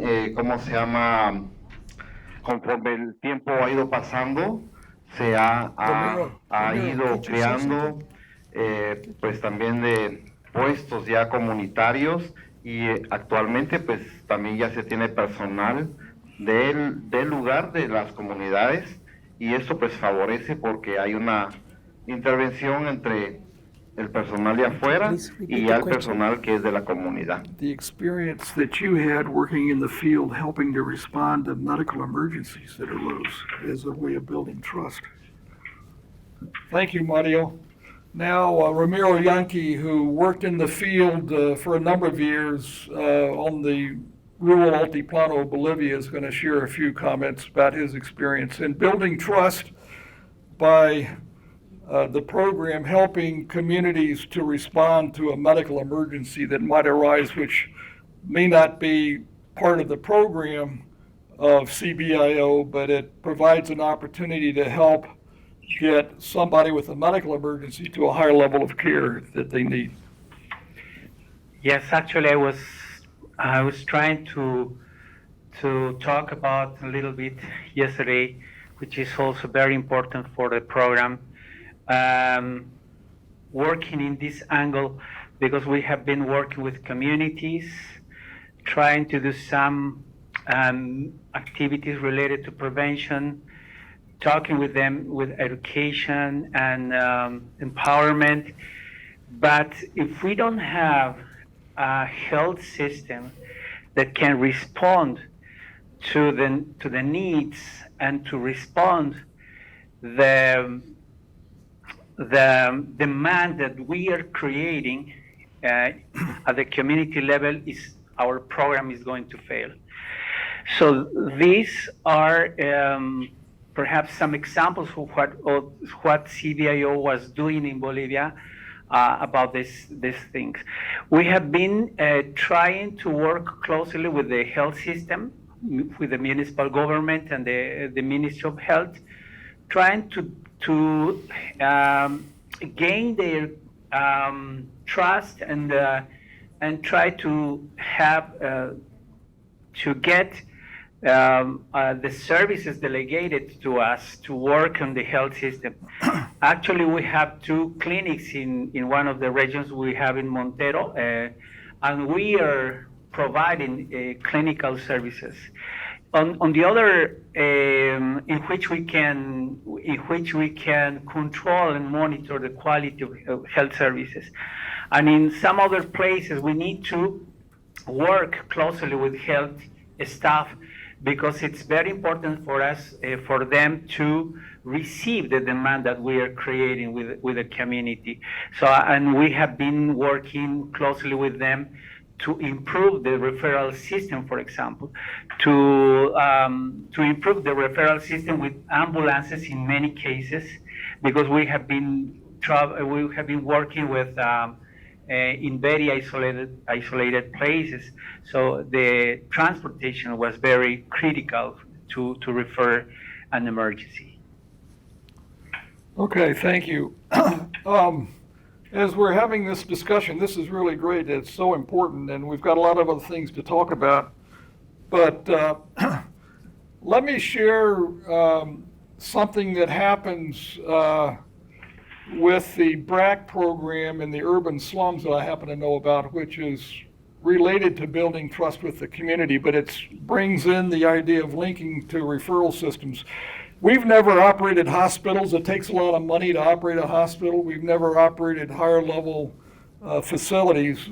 And so we can't resolve these problems that need higher level care, but we can help get patients who need that to that level and hope for the best. That's all we can do. And of course, as Ramiro said, having a vehicle, it may not, and in many cases, it wasn't an ambulance, but we had a vehicle that could carry a patient to a higher level of care when we're working in isolated rural areas like on the Altiplano. But in the case of BRAC, in the urban slums, and I'm going to show a video about this a little bit later, but it doesn't go into this particular aspect that I want to mention. They have had a system of what are called birth huts, which are simply a room with a mattress on it in a slum. And 2 traditional midwives are hired and trained, given additional training, and they supervise the care of women who come from a population of about 10,000 people into the birth hut to give a birth. So when a complication arises, they have a system of transport set up. Oh Whoa! Somebody needs to mute their microphone, please. Okay, thank you. They have a system of transport set up, which is not a vehicle, but it's just hiring a local rickshaw driver in the city of Dhaka. There are plenty of those around, so the transport's not an issue. But the critical part of this is that BRAC hires someone to be based in the hospital and is notified when the patient is referred from the slums to the hospital. And that person who's on the staff of BRAC is there stationed in the hospital to make sure that that patient receives prompt care. And of course, it happens all over the world, particularly poor people. They get into a situation where they have to give a bribe or make a special payment in order to get care. And when you're in an emergency, you know, people will do anything. And so that person is there to make sure that that person is an advocate for the person who came from the slums at the hospital but BRAC is not operating the hospital, but they've got the person stationed there, and that's, to me, an important angle of building trust between the people and the program. Is there another comment or question about building trust? Yes, there's two comments. Well, we have Billy Gama can unmute and share. Thank you very much. I'm Reverend Dr. Billy Gama from Malawi. I'm the chairman of Malawi Council of Churches. And as a chairman, Malawi Council of Churches has got 25 denominations and 12 affiliates. The issue of building trust here in Malawi, I think in 2018, an organization from United States of America, they made a research putting people according to their levels of influence. And the religious leaders were put on top to have a larger influence among Malawians. For some people who do not have a little bit of history of Malawi, many politicians in Malawi, the communities don't trust them because they always make false promises. And when they make these promises, especially when it is towards election, once they are elected in political offices, they don't fulfill their promises or manifesto. So for the community to build trust, I would suggest number one, we have to identify among the communities some of the influential leaders within their communities.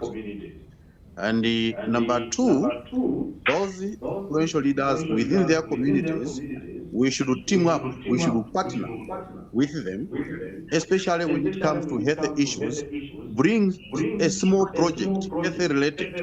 And once that is implemented and the people know that we have fulfilled the promises, they will begin to build trust in us.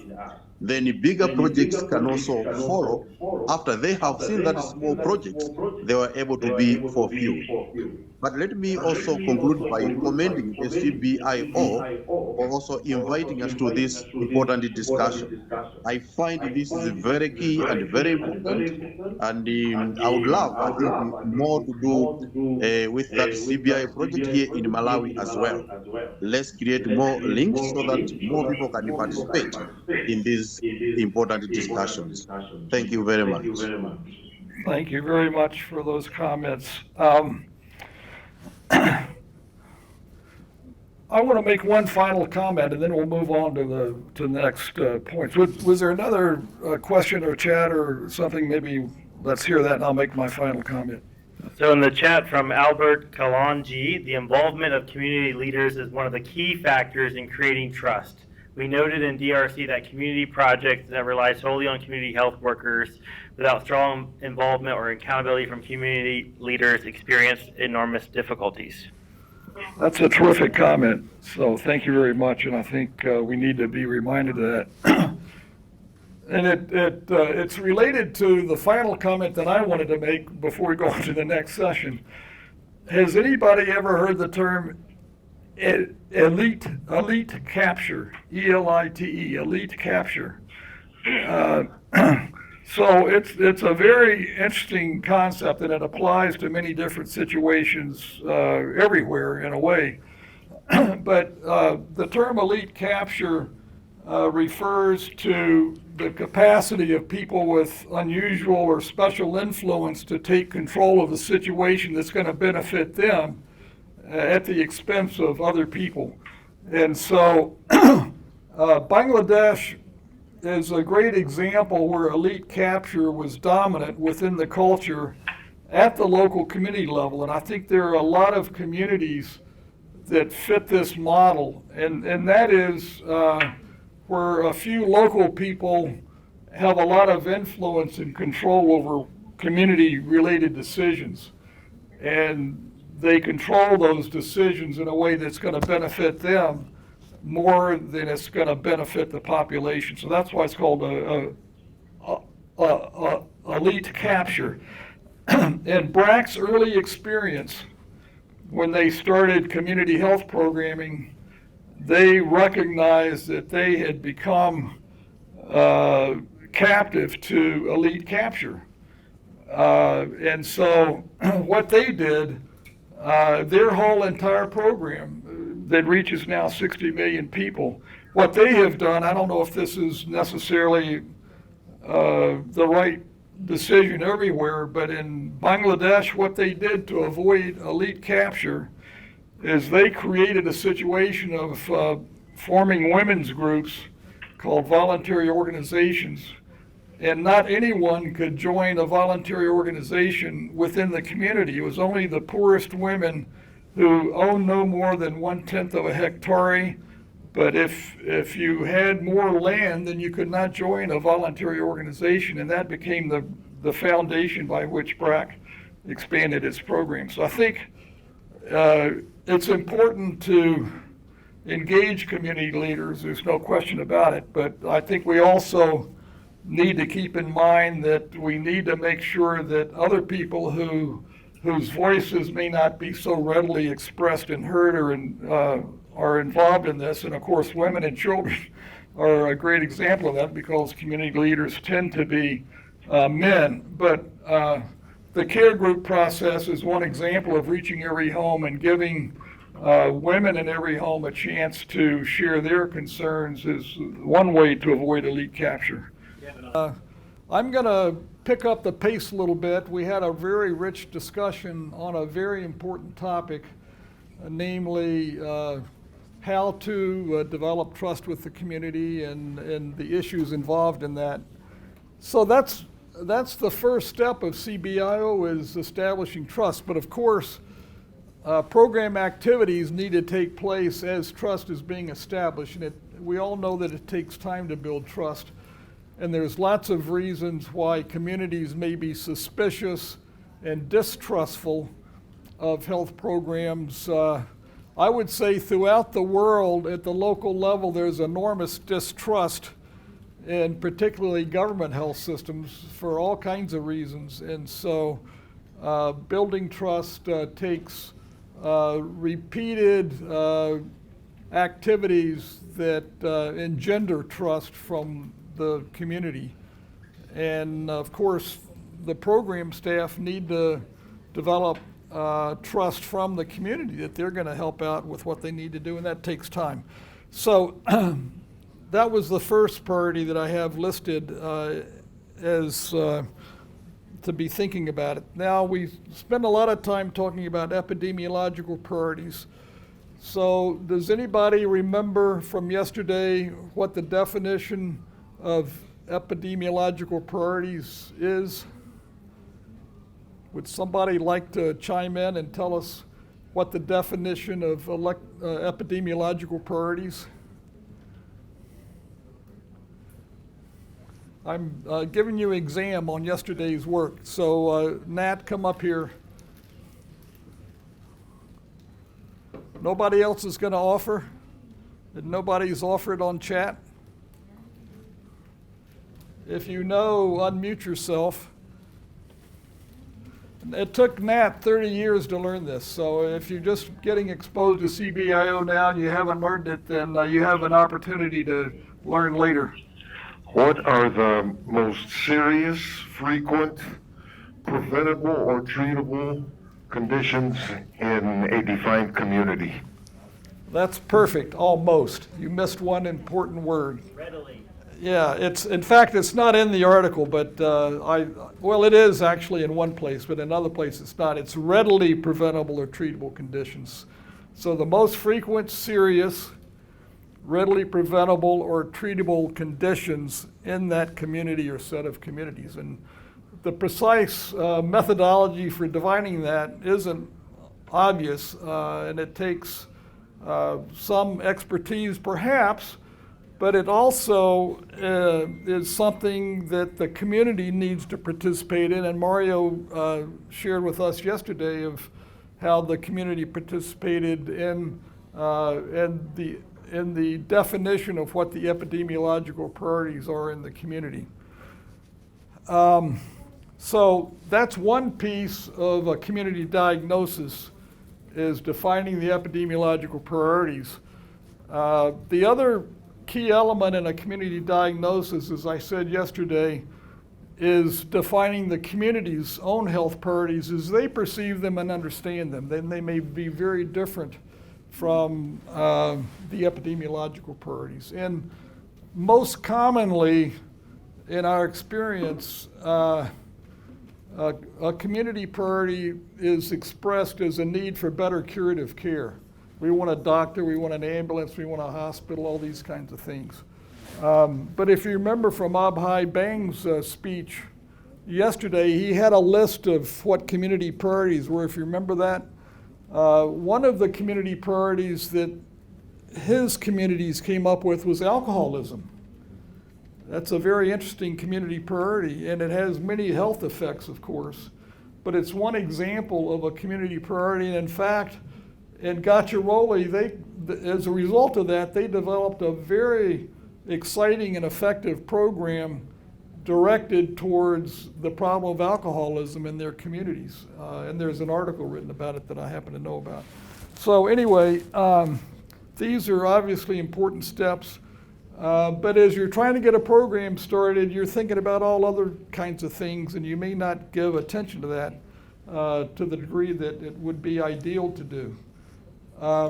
So then the next beginning step in CBIO is defining the baseline level of health in the community. So if you don't know what your baseline is, you have no way of knowing whether you've made any improvement in the health of a population. So collecting baseline information is essential, and it takes time and energy to do that. And it's very much like a doctor. I bring back again this whole idea of CBIO is a similar relationship between a program and a community to the relationship between a doctor and a patient, but on a more expanded level. So it's important if a doctor is going to treat a sick patient to make a diagnosis, and that may involve obtaining some tests, spending some money, doing some kind of evaluation on the patient. If the diagnosis that the doctor is going to make of the patient is going to be accurate, and that leads to a treatment, which hopefully has some scientific basis for it, that's going to create an improvement in the health of the sick patient. So the same analogy applies for CBIO, but on a larger scale. But there are many ways of thinking about health and defining health, as I mentioned yesterday. And so we can think of health in terms of levels of mortality, which at the end of the day is, from my standpoint, the most important of the definitions of health, particularly in an environment where levels of mortality are much higher than what they should be. But we can also talk about the prevalence of serious illness that may be there, the prevalence of serious disability. But also, as I mentioned yesterday, I think it's important for us to know what the immunization coverage level is within the community, because it may not be seen as an important issue, but in fact, over time, maintaining high levels of immunization coverage is in fact very important.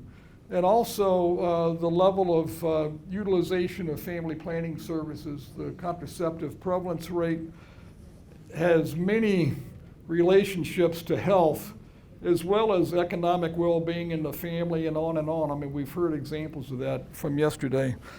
There's also the contraceptive prevalence rate is the percentage of women of reproductive age who are using a modern method of family planning.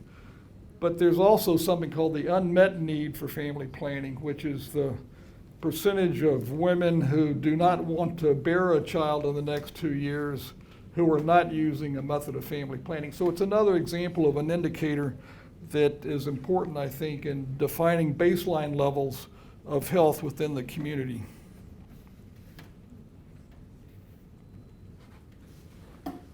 I'm stuck again. I don't know. There we go. Okay. Oh, comment or question? Could you go back to the Come up here, Pat.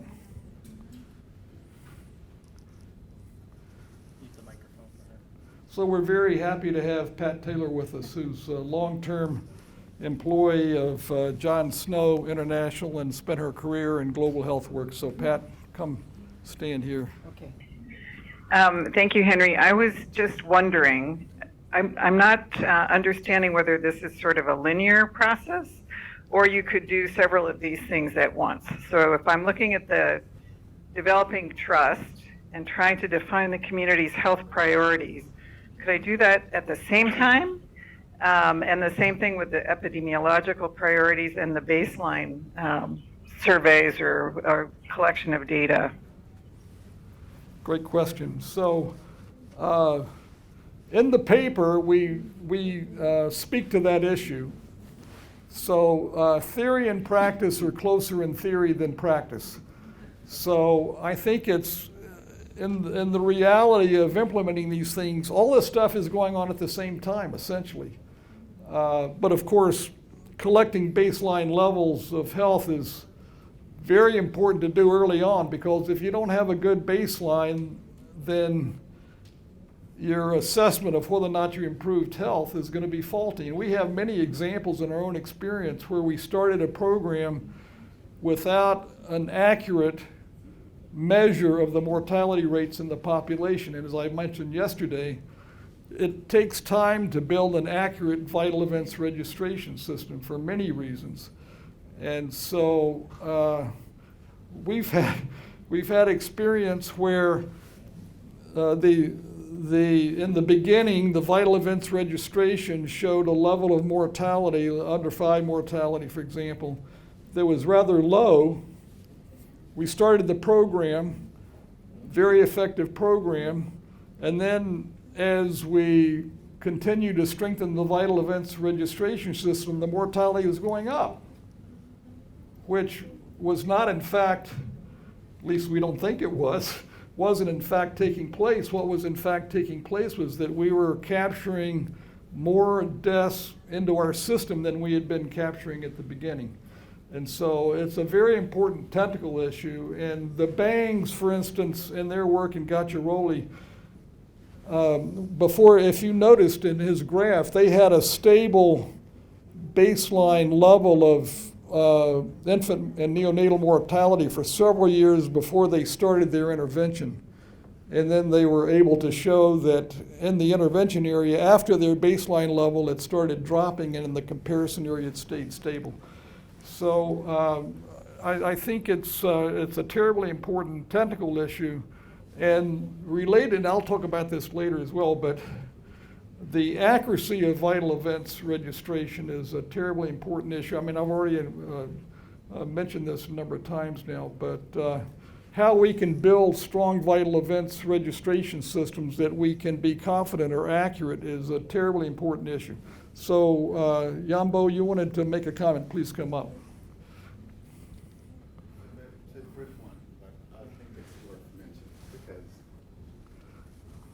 So we're very happy to have Yambo Tonkora here, who is the Director of Community Health for Catholic Medical Mission Board. So welcome, Yambo.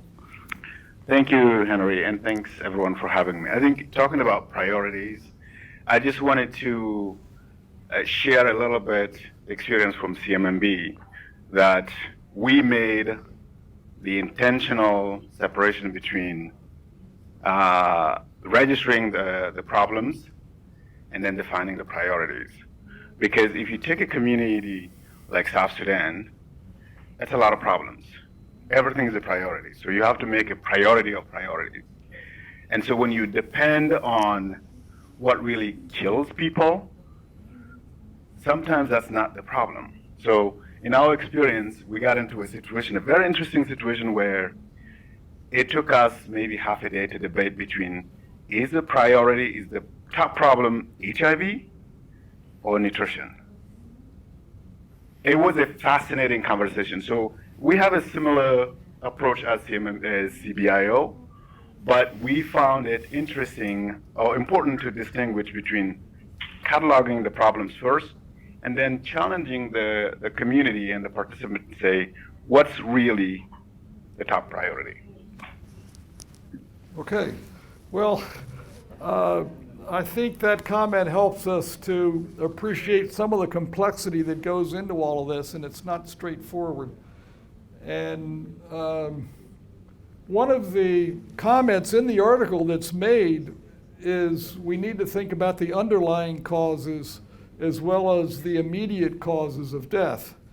And so there's enormous amounts of data that show that undernutrition is associated with, or you can even say, if you want to, the cause of half of all deaths of children around the world in low-income settings. And so to not give priority to nutrition is not addressing the underlying problem. So we need to think about what the underlying problems are, as well as the immediate final cause of a death, for example. So this is not a simple or an easy process.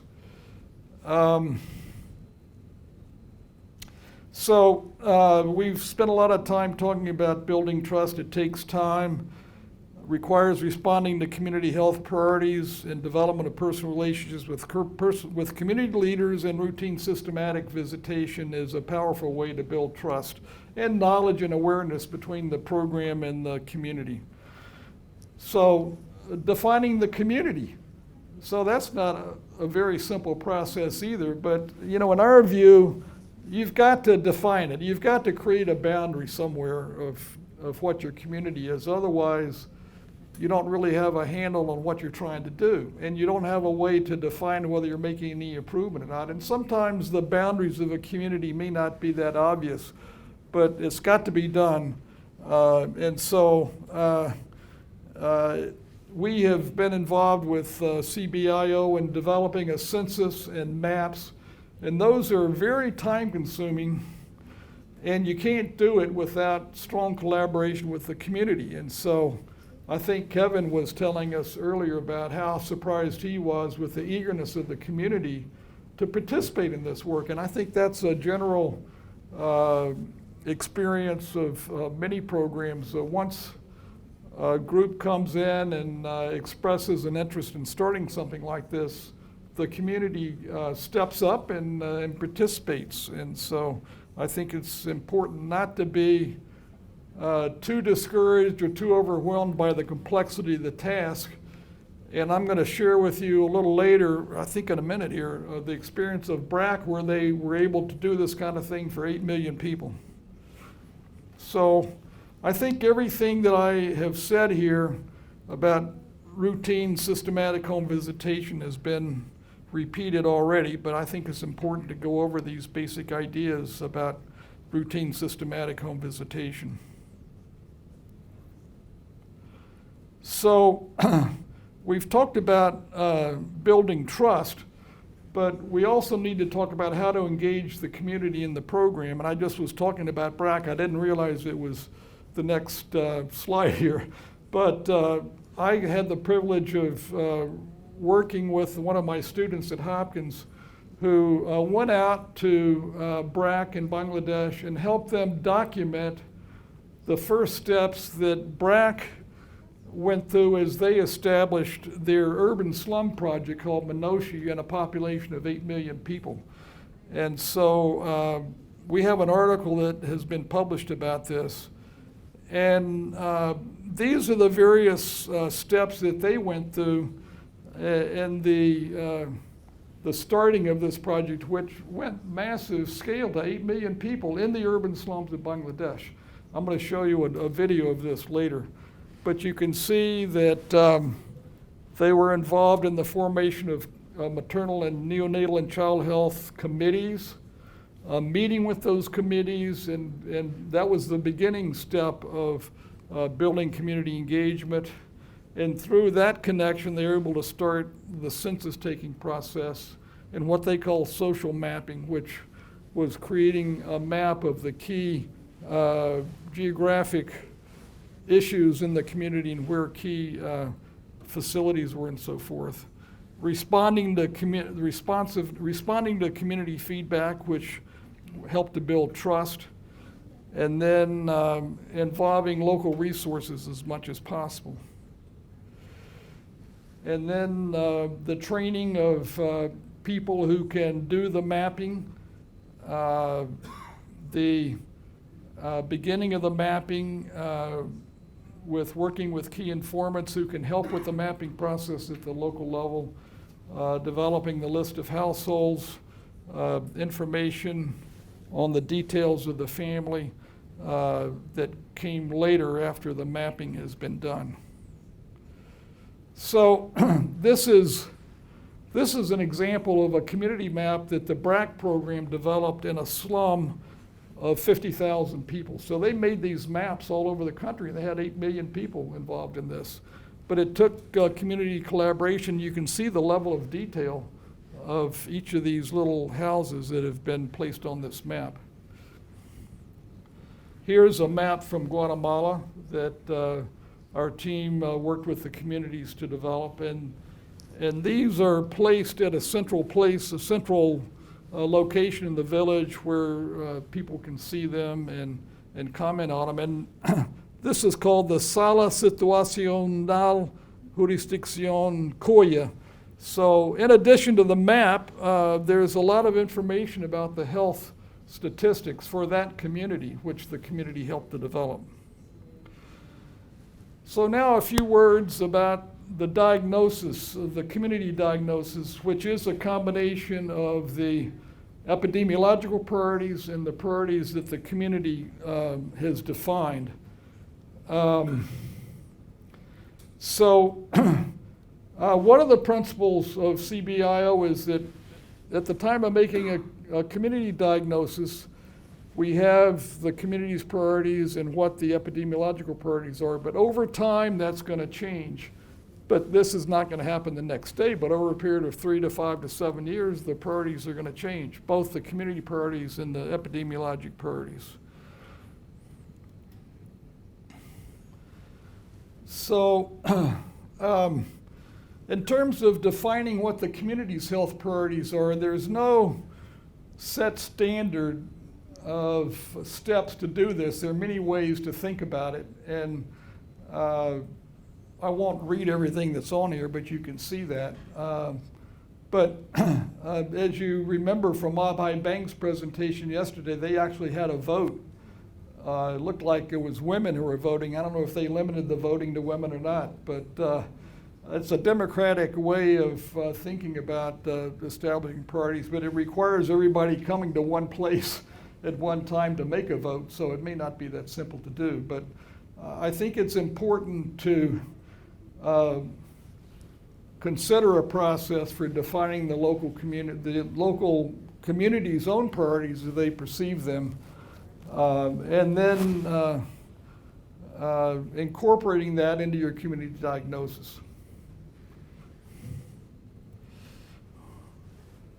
So in terms of epidemiological priorities, we've mentioned all of this, but I think I'm kind of stuck on the issue of mortality assessment. I think it's so important and it's so underrepresented in global health work, and there are many reasons for it. But I think at the bottom of it all is there's this basic idea that 99% of people have, which is that it only takes an outside expert with a lot of money and a big population to carry out a mortality assessment. And I would submit that that's a false presumption, and that in small populations, mortality rates can be calculated and causes of death can be calculated and can be useful to guide program activities.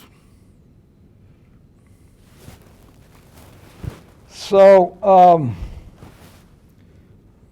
serious illness, that may or may not be a problem. There are many ways of thinking about serious illnesses. We're not talking about colds and coughs. We're talking about something that's relatively serious, like tuberculosis, for example.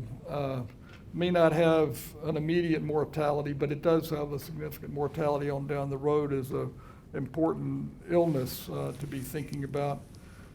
And disabilities are virtually totally ignored in global health as far as I can tell. Of course, you know, if you go out in the community, there are enormous numbers of people out there who have serious disabilities, whether it's mental retardation or clubfoot, cleft lip, some kind of psychiatric illness, which is disabling. I mean, there's an enormous burden of disease and ill health out there that's related to disabilities, and we're only now beginning to think about and documenting effective approaches that can be carried out at the community level to help disabled people become more functional. And it's a great pioneering area for community-based primary health care, but there's no way in most of these settings where we work where there are going to be higher level facilities that can do anything about these problems. I'm wondering if anybody has some thoughts from your own experience about the level of disability within communities and our inability to do anything about it. I think it's a terribly important issue.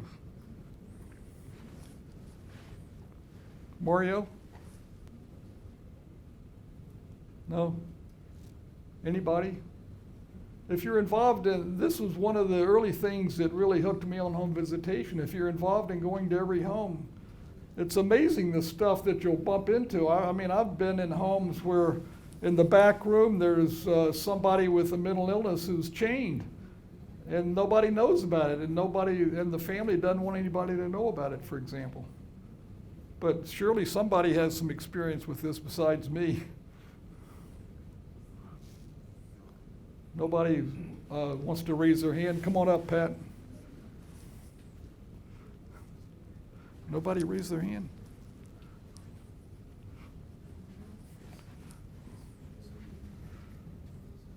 Henry, you're talking about, I don't think the camera's on. You're talking about disabilities that are more like congenital or things that somebody's born with, but there are also lots of cases where malnourished children are actually kept in a back room and not brought out because it reflects badly on the mother and the culture, right?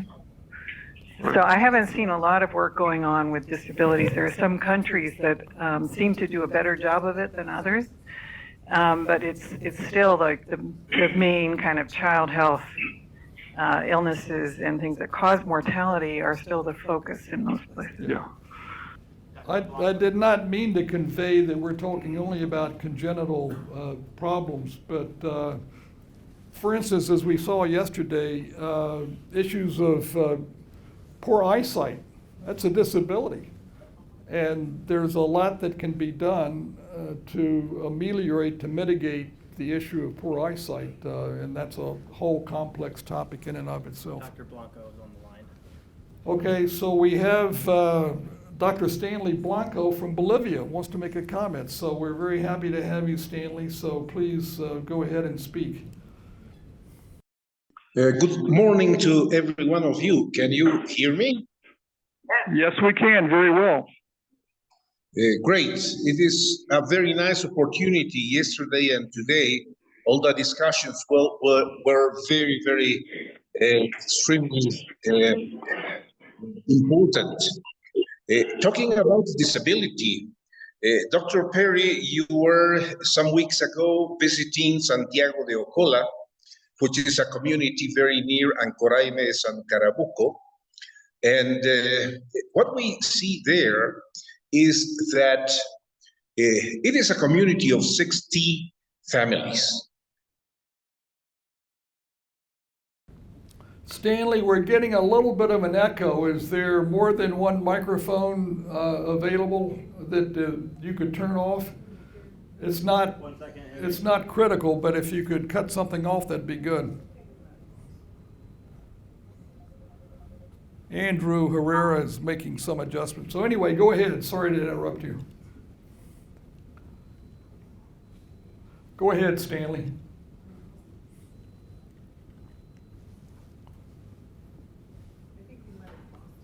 Did we lose you? He's on the line, but he's not. His microphone's unmuted, but he's not.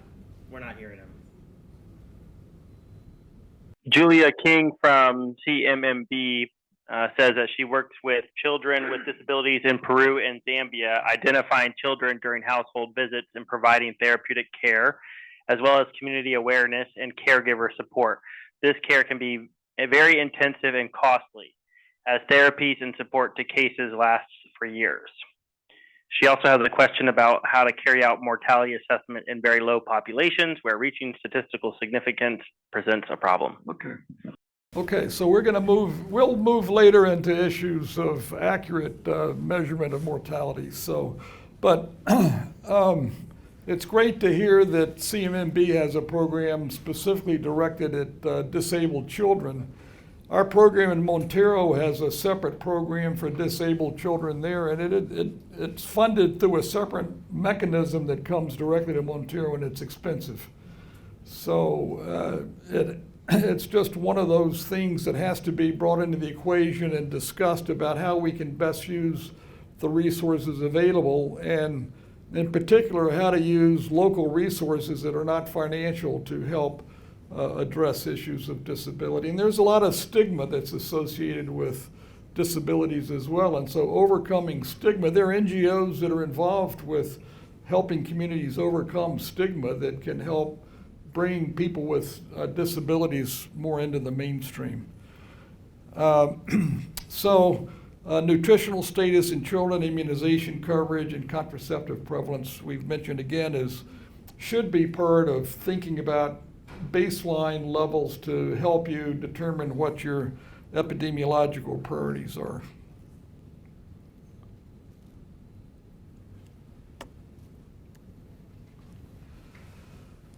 So I think all of this is somewhat repetitive, but there's so much power involved in collecting births and deaths from routine prospective household visitation.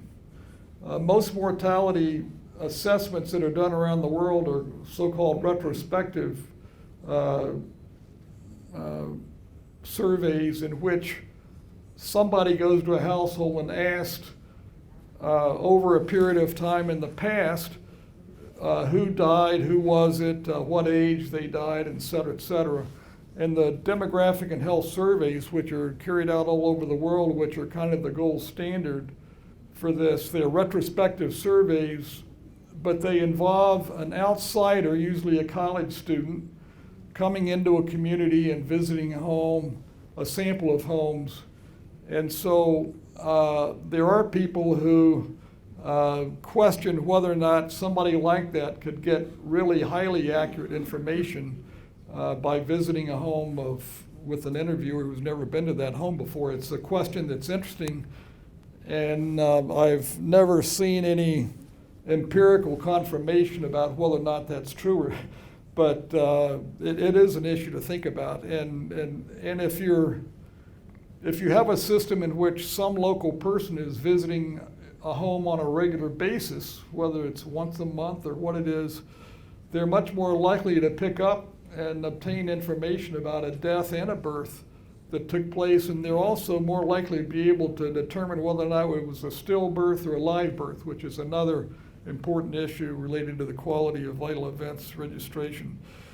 If you're collecting data through a retrospective survey to measure mortality, it requires very high household samples to do that, because a death is a relatively uncommon event.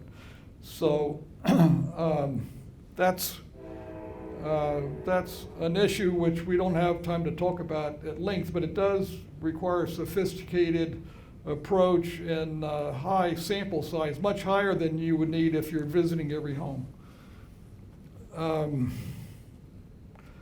But household surveys are a good way to measure the nutritional status in a population, the immunization coverage and family planning coverage. Those can be done relatively easy with a small sample of households within a population. That's a much easier thing to do than the vital events registration of deaths particularly. So we're talking about measuring mortality rates, or in the case of maternal mortality, we talk about ratios, the ratio of maternal deaths to live births. nutritional status, levels of disability, serious morbidity, immunization status, unmet need for family planning. I mean, these are all not easy things to measure, and scientific research projects spend millions of dollars doing all this. So the question is, how can we apply these techniques with relatively low-level staffs and relatively small populations of 50, 100,000 people or 150,000, district level kinds of things? It's a very important question, and I think we can spend a lot of time considering how we can help ministries of health at the district level carry out these kinds of assessments, which I think could be very empowering for local programs, but I'm not aware of any experience where this has really been tried out, and I'd like to be a part of doing something like that, but I haven't been able to yet. And of course, the other value of household surveys is assessing the level of household knowledge and behaviors that are important for activities that are influential in keeping people healthy or causing mortality. So immunization programs were the first example back in the 70s and 80s where household surveys were taking place, in which it was important to measure the level of immunization coverage within a population. And so all the methodologies for household surveys, at least in global health, were really developed at that time, and the cluster sample survey became the standard for sampling households for determining immunization coverage, and then that got extended to other various things like we're talking about right now. We don't have time to get into all the details of this, but a cluster sample survey is attractive because it enables you to survey a much larger population with less staff than would be required if you were doing a simple random sample of households. So if you think about a national survey for measuring the immunization coverage in a population, you can select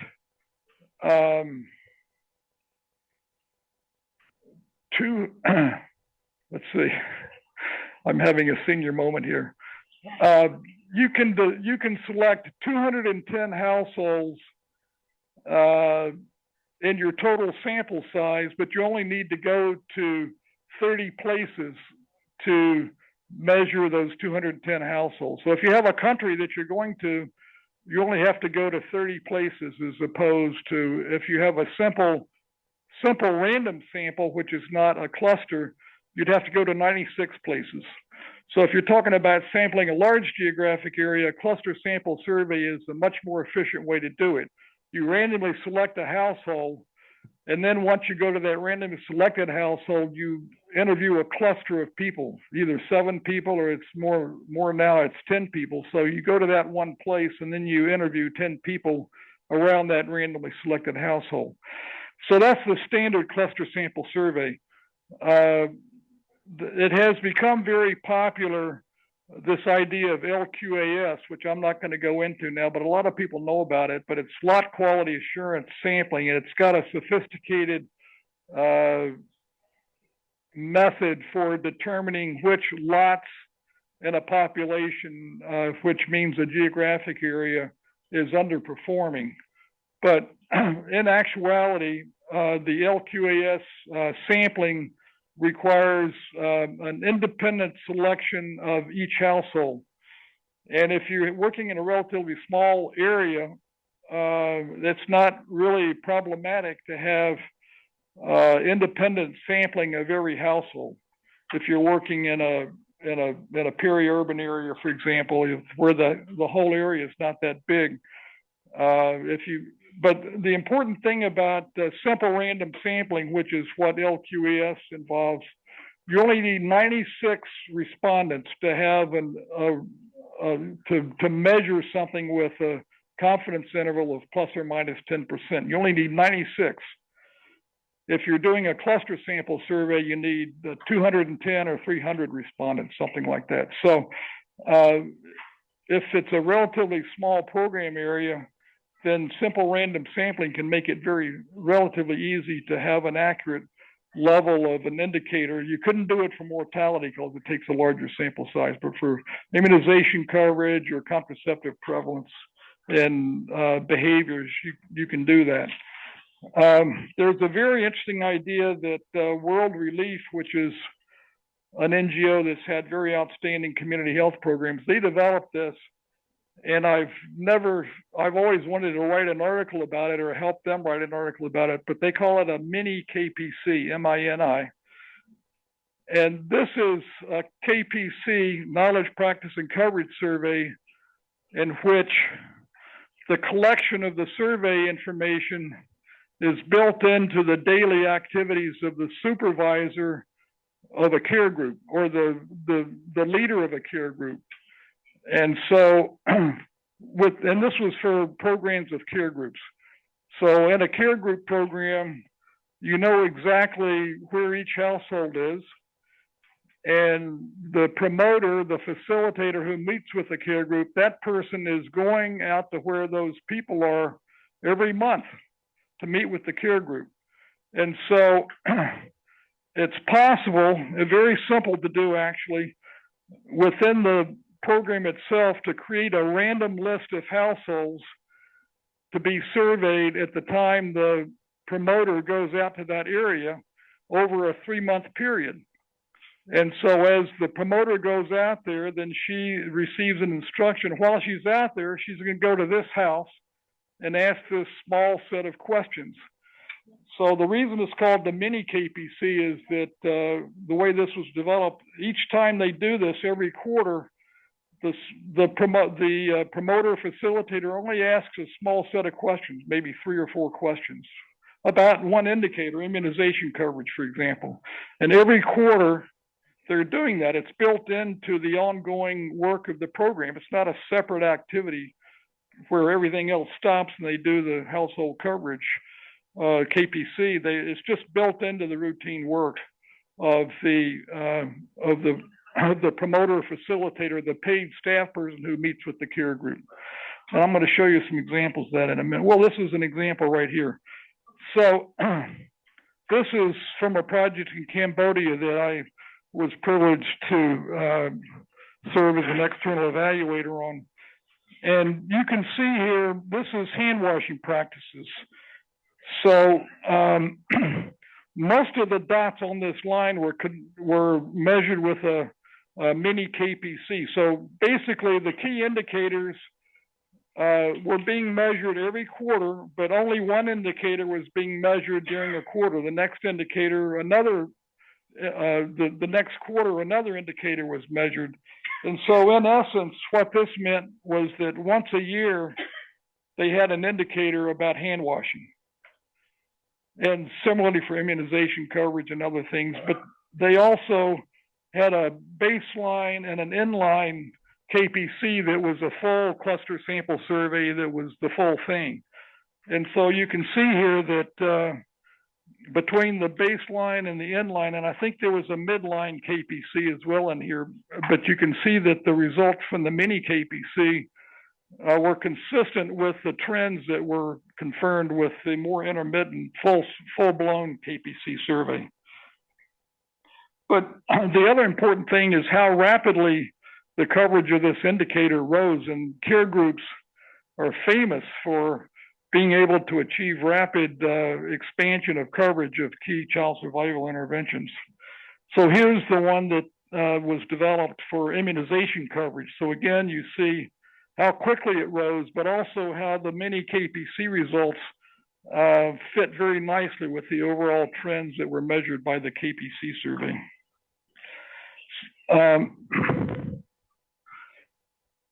So we've talked about family health folders yesterday, if you remember, and I think they're terribly important for the operation of a census-based program. And this is an example from one of our programs in Bolivia. And as we mentioned yesterday, a family health folder contains the health-related information for a family, and it's recorded and stored by the household number in the community that the family lives in. So it makes it very, and the families know their household number, and it makes it very easy to store this, but also as the community work takes place, they can sometimes they take these folders out into the community, or sometimes they have some shortened version of it. But this is the case in Bolivia, and I've been to several health posts in Ethiopia. This is from Ethiopia, and so they have the exact same system that we had in Kirabuko in the early 1980s, but this is for 150 million people. So a little bit more about mortality. Obviously, there's a lot of technical angles on this that we can't go into now, and I'm not a complete expert on this, but I have spent a lot of time trying to understand and have thought about it quite a bit. I showed this yesterday, but this is an example of data that we were able to produce from a population of about 10,000 people, and it's based on data for 1 year. So it's an example of a mortality assessment in a small geographic area, but it still provides very impressive findings in terms of helping communities understand what their priorities should be in reducing mortality in their area. And of course, you know, when you get to be 75, there's not too much you can do to reduce mortality among old people, but look at all the things we know that can be done to reduce mortality among newborns and children in their first year of life. This is the same mortality profile, but in Cochabamba, which is a tropical lowland area. And here you see in the second year of life, from age 12 to 23 months of age, we see a mortality level that's virtually the same as during the first year of life. And the reason for that is because at that time in Montero, there was a large number of deaths from diarrhea and malnutrition, which really kicked in at 6 months of age up to 18 or 24 months of age. And that was a very serious problem in Montero. And that led our project to put a lot of energy into improving the water sources within the community. Our leader, Dardo Chavez, whom you met yesterday, he got involved with creating community water systems with the local government. And also, that led to the project's involvement with the Centers for Disease Control in Atlanta to carry out the first field test of something called point of use water systems. So I'm sure some of you have heard of that, but maybe not all of you. But a point of use water system is one in which water is collected, and at the household level, it's put into a container that has a very small cap to it. And then within that container, some chlorine is added to reduce to a very high degree the bacteria and viruses that are in that water. And it's become a standard of improving the water source for very poor people all over the world. And our project in Montero was the first field test of the effectiveness of that approach, and it's been published, and Dardo Chavez is the co-author on that paper. So it's to me, something that I'm very proud of that we helped to facilitate, and it was through Dardo's leadership and his connection to the community and the identification that we had of how important diarrhea was as a mortality priority, an epidemiological priority, that this all came about. So I showed this yesterday, but this is another graph that shows the importance of diarrhea in Montero, which is the high bar that you see for diarrhea, and also the high level of malnutrition over to the right in Montero relative to the other program areas. So here's another interesting finding from our work in Kirabuko. This is an analysis of all the deaths that were registered over a 6-year period in a population of 10,000 people. And you can see here, if you just add up all the deaths, irrespective of the age at death, the most number of deaths were due to old age, which is understandable. But look at the second most important cause of death, injuries.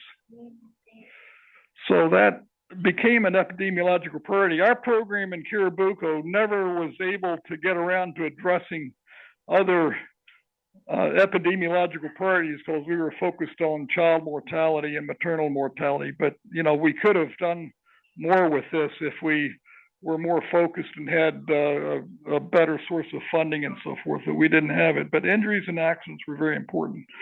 So then if you look among injuries and accidents at what types of injuries and accidents were taking place within this one population of 10,000 people, you can see that poisonings and suicides were the leading cause of injuries. And we came to find out that poisonings were generally self-inflicted, almost always. People had access to insecticides for their potato crops and for spraying their plants so that they would be healthy. And they also came to learn that they could kill themselves with this insecticide as well.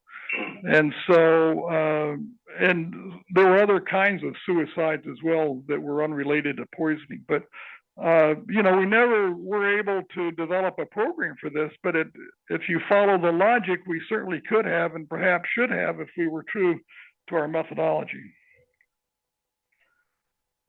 So this is going back to Cambodia, where I had a wonderful experience now a long time ago, but still, you can see here, this is another example of data that were analyzed through vital events registration that were collected by care group volunteers going home to home, and then the care group volunteers reported them to the care group facilitator who wrote it down, because virtually all of these care group volunteers were illiterate.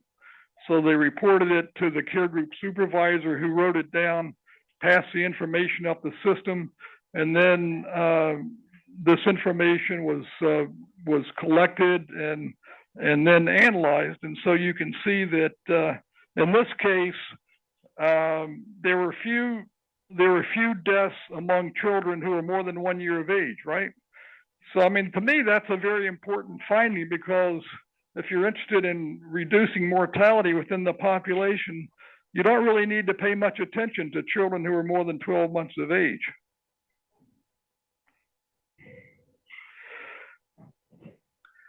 Here is looking at the cause of death among neonates in Cambodia. And you see here that most of this is due to prematurity. There's still some neonatal tetanus, which is a readily preventable condition by immunization, of course.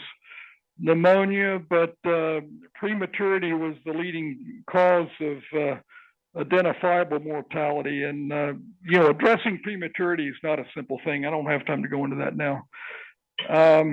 But among children 1 to 11 months of age, you have pneumonia as the far and away the leading cause of death in this age group, and then a variety of other causes as well.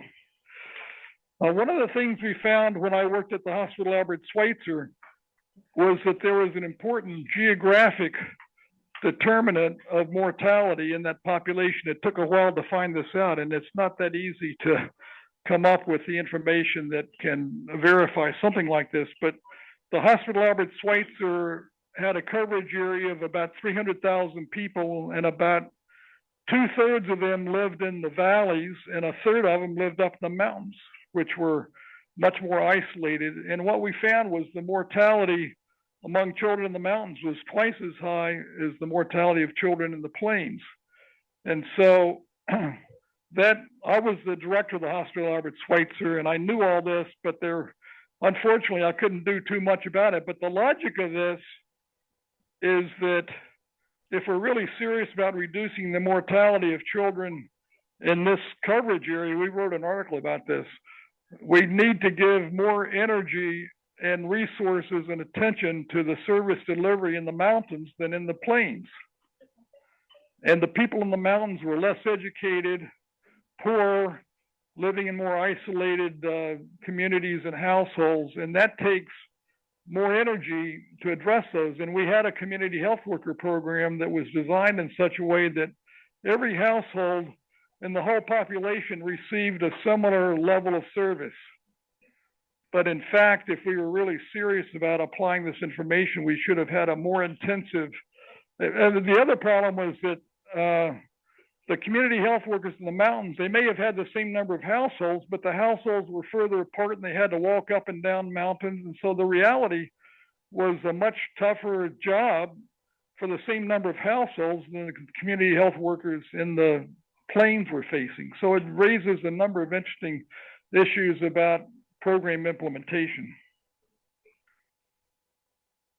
So here are a few examples from Guatemala. This is, and by the way, this is data that we just published in February based on our 5-year child survival project that we carried out from 2001 to 2015. We published it in 2023, but the principles and ideas are certainly still valid. So the bottom set of graphs is the age of death during the first 5 years of life. So you can see it, 57 is the bottom number there. So the last dot is 60 months. So this shows the number of deaths by age at death, very simple. And you can see the concentration of deaths that take place during the first month of life. See that? A much smaller number at age second month of life and the third month of life, and then it drops down to much smaller numbers, right? So this is a high priority group, the first 3 months of life, but particularly the first month of life. Everybody see that? So then if you go to the graph at the top, this is the age at death among neonates. So look at that. The first the great proportion of the deaths among neonates take place during the first 24 hours of birth, right? And you can even extend this one step further and look in the first 24 hours of life, the number of deaths that take place by each hour. And we didn't do this with these data, but I've seen published data where most of those deaths take place in the first 6 hours of life. So this is very important information for programming if we're interested in reducing mortality. Then we have in Guatemala the causes of death. So among neonates at the top, we can see that what's called birth asphyxia or intrapartum complications was the most important cause of death among neonates. So these are pregnancy or delivery related complications, and it's one reason why having a birth that's attended by qualified people with training is so important to help prevent intrapartum complications, which have led to these kinds of births. And you know, a lot of these are children who are born not breathing, but if they're properly resuscitated, they can be brought back to life. But so and this is what the bangs have been able to do by training community health workers to address these issues. But the other important thing is among children 1 to 59 months of age, pneumonia was far and away the leading cause of death. And diarrhea was a smaller proportion, but pneumonia was far and away so important. So having a program that can identify children with signs and symptoms of pneumonia and getting them the most effective treatment that we know scientifically is a program priority. We had a lot of problems in Bolivia because our community people could not treat these because of the policies of the government. So that's a whole nother set of issues. So here we're talking about maternal deaths. And we can see here that from Guatemala, among the maternal deaths that we registered over this 4-year period of time, 62% of them took place in the home, 26% were en route to the hospital, and those were home births that had a complication that were taken to the hospital, but the mother died en route, and only 12% died at a health facility. Here's an example from our KECOP project showing the early measurement that they had of maternal mortality and how they were able to bring that down. No, sorry, this is all baseline, excuse me. This is all baseline levels of mortality. And Kevin has mentioned this several times when he was up here talking, but it shows that they were able to identify early on, and KECOP is an exception to this because somehow they were able to apparently register a high percentage of the deaths that were actually taking place. And I don't know how you did that, Kevin, but maybe you can share that with us. But you can see here that they were measuring in the blue column a maternal mortality ratio that was more or less 1,500 maternal deaths per 1,000 live births. Now, this is in a relatively small population of people. So it has a confidence interval around it, which is sizable. And we can talk about that issue a little bit later. I'll get into that. But you can see, as he said, and this is, so the blue one was in one of their program sites. The orange one was in a second site. And the gray one was in a third site of their program. But you can see how much higher those mortality rates are than what was being reported for Kisii County, which is the area of Kenya where their project's located, and compared to the national average. So it's, again, an example of pointing to the need to address maternal mortality in their local program area using local data. I'm now realizing it's after 11 o'clock, so it's time for our break. Let me mention one other thing which is terribly important as we get involved with longer term programming of this, and that's the importance of community re-diagnosis. Our work in Montero, we're very proud of. You saw Dardo Chavez and Mitma Chavez speak yesterday. The blue line that you see on the graph is the under 5 mortality rate in their program area of 30,000 people. It's not a large population area, but going back to 1992, you can see that they were starting with an infant under 5 mortality rate of 110, which means that 11% of the children were dying before reaching age of 5. And slowly over a long period of time, going back until about 2006, so that would be 15 years, I guess, something like that, they were able to get an under 5 mortality rate that is in fact lower than what exists within the United States. These other lines are comparison areas that came from demographic and health surveys. But, so obviously now under 5 mortality is not an epidemiological priority, right? I mean, what else can they do to get an under 5 mortality level that's lower than what they have? It's virtually impossible. So it's no longer an epidemiological priority. And they haven't had any maternal deaths there for a number of years now, and they're very rare, and their maternal mortality ratio is similar to that in the United States. So maternal and child health is no longer an epidemiological priority. This is the summary of the cause of death from Montero from 2018 to 2022.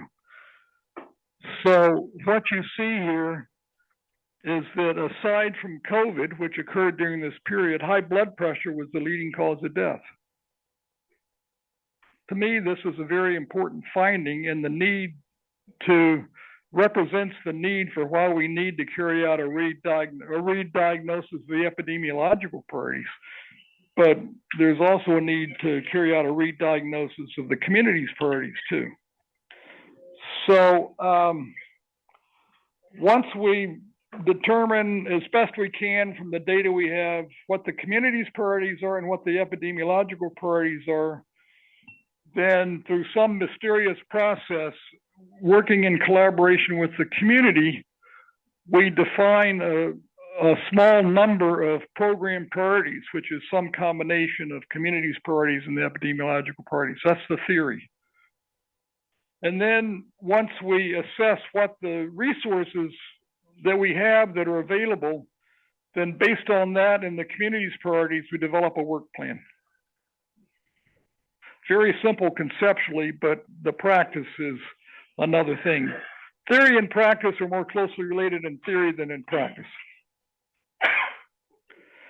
So, you know, program implementation, that's where all the work takes place. And we're not going to really speak to that because it's so dependent on the previous steps. But that's where, you know, 95% of all the effort goes in. But the work beforehand is terribly important if you're going to have an effective program. But the work plan and the implementation does need to be modified depending on what happens. And so then we're left with the issue to assess in a later point in time, did we improve the health of the population of people that we served? So I've been involved in this business for a long time now, almost 50 years, and there are very few examples of programs where they seriously address this issue more than simply measuring coverage of key indicators.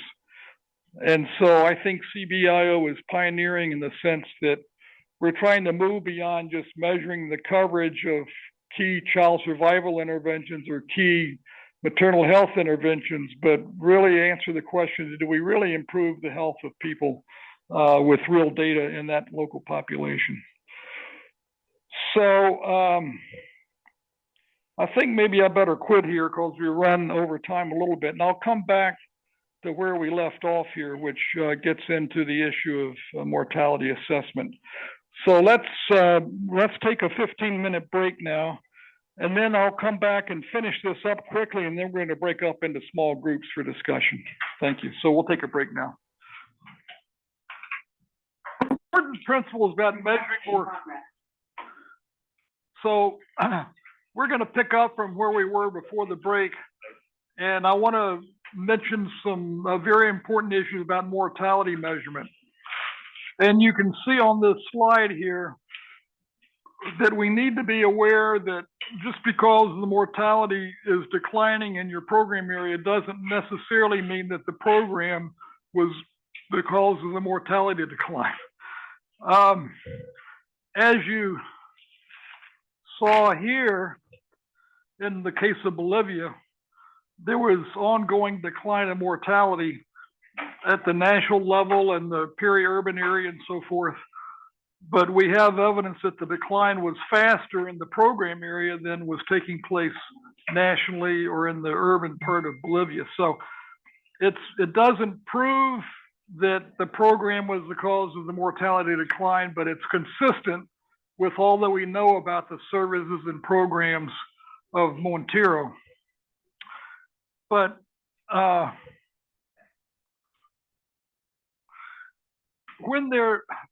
so it's not possible to do randomized controlled trials. So just because you can demonstrate a mortality decline doesn't necessarily mean that the program was responsible for it.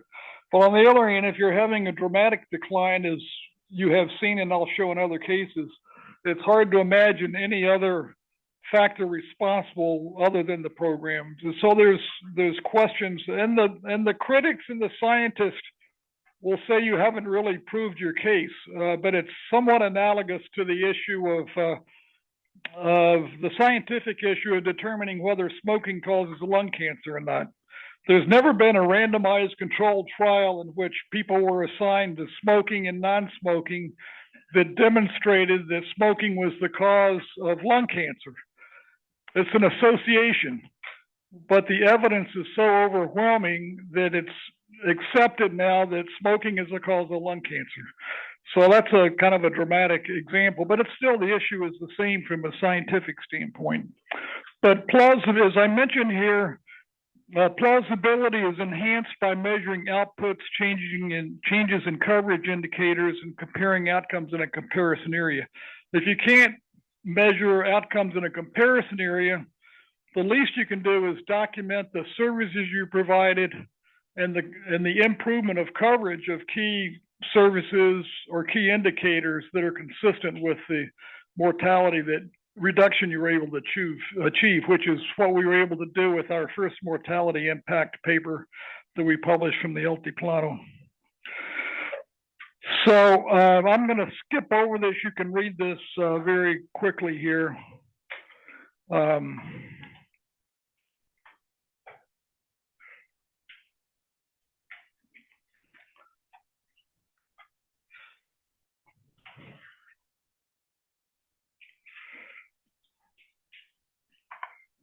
So we're talking about the ideal, and the application of the ideal is not always so easy with the capabilities you have as a program. So one of the things I like about CBIO is a set of principles that can guide your work, but you have to adapt it to the reality of your local program, what you can do. But without this set of principles, you're lost. Well, at least I think you're lost. Maybe you don't think you're lost, but I do.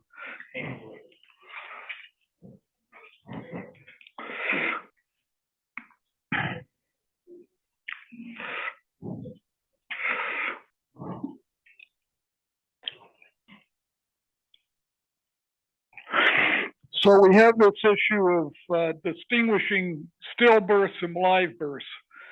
And this is a very important issue for measuring rates, because infant mortality rates are based on births of live born children.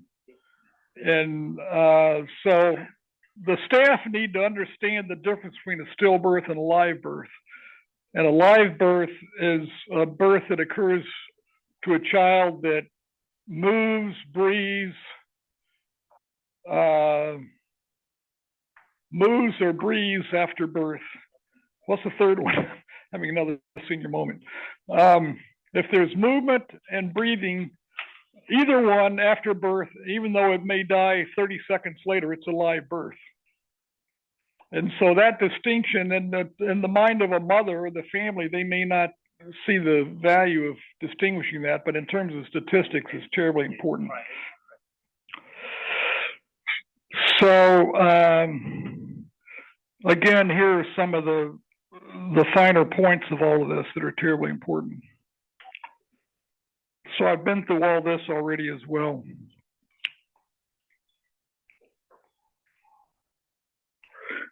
And we've never, in our experience at Cure Americas, we've never tried to document levels of disability or even serious illness, but it's certainly something that needs to be thought about, and we need to have examples where this has taken place, but we don't have any experience with it. And then this is just some basics related to household surveys that are important to think about. So the conclusion of all this is that CBIO implementation is complex, requires several years to implement effectively, requires a dedicated staff and strong program leadership.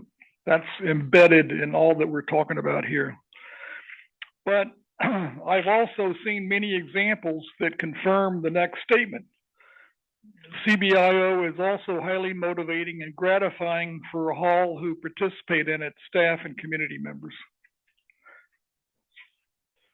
So I'm going to stop here and not ask for comments or questions, because it's going to be embedded in our next activity. Reconvene, report from small groups. So I hope you've all finished up. Are we back in the plenary session now? Recording in progress. Yes. So we're back in plenary session. I hope everybody had a fruitful discussion.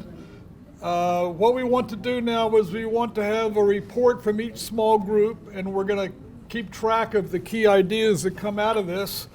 Pat Taylor has kindly agreed to, under some coercion, to write down the key points. And of course, there'll be more than you can write down, so just focus on the main ideas. So why don't we start with the two groups in the room here that met. And so I think Kevin Cayando was going to report for your group. So Kevin, come on up.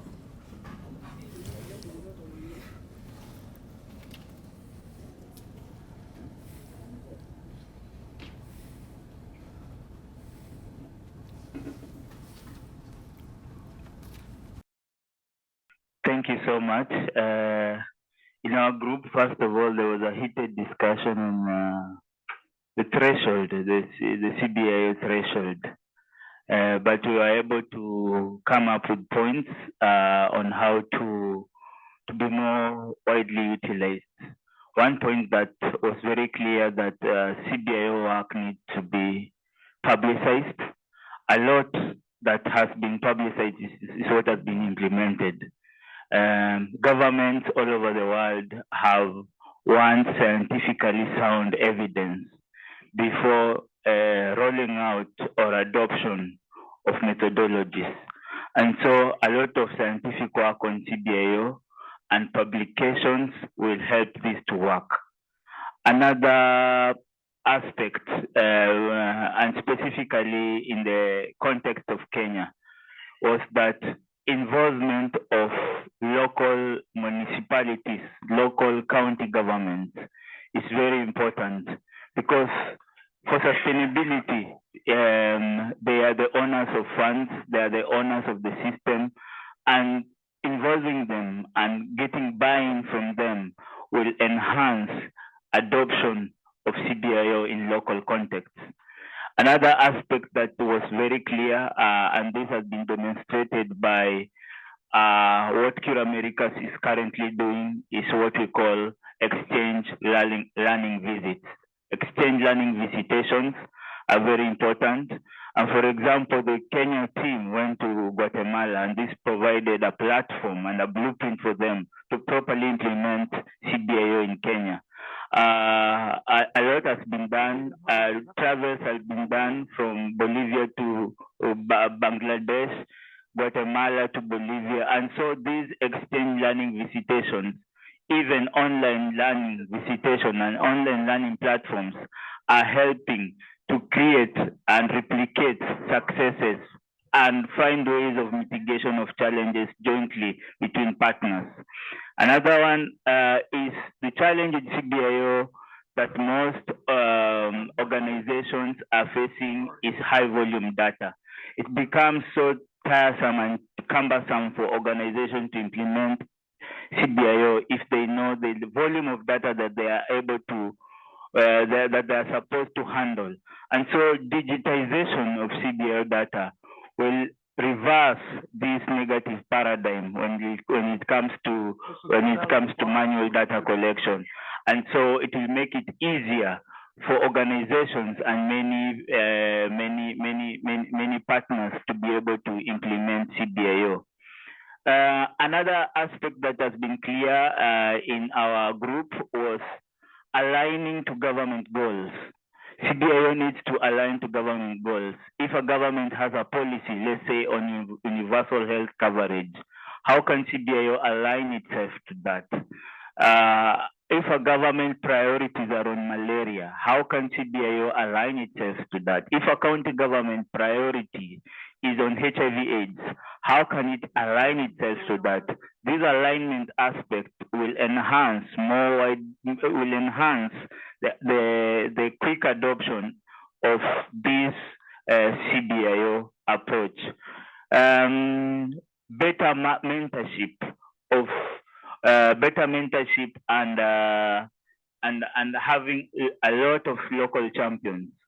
How are we able to bring more people on board to be champions of CBIO? Not only us within this meeting, not only us having the attending the meeting online. We should find modalities of having more CBIO champions, those who can testify, document, and be able to tell the CBIO story to the world.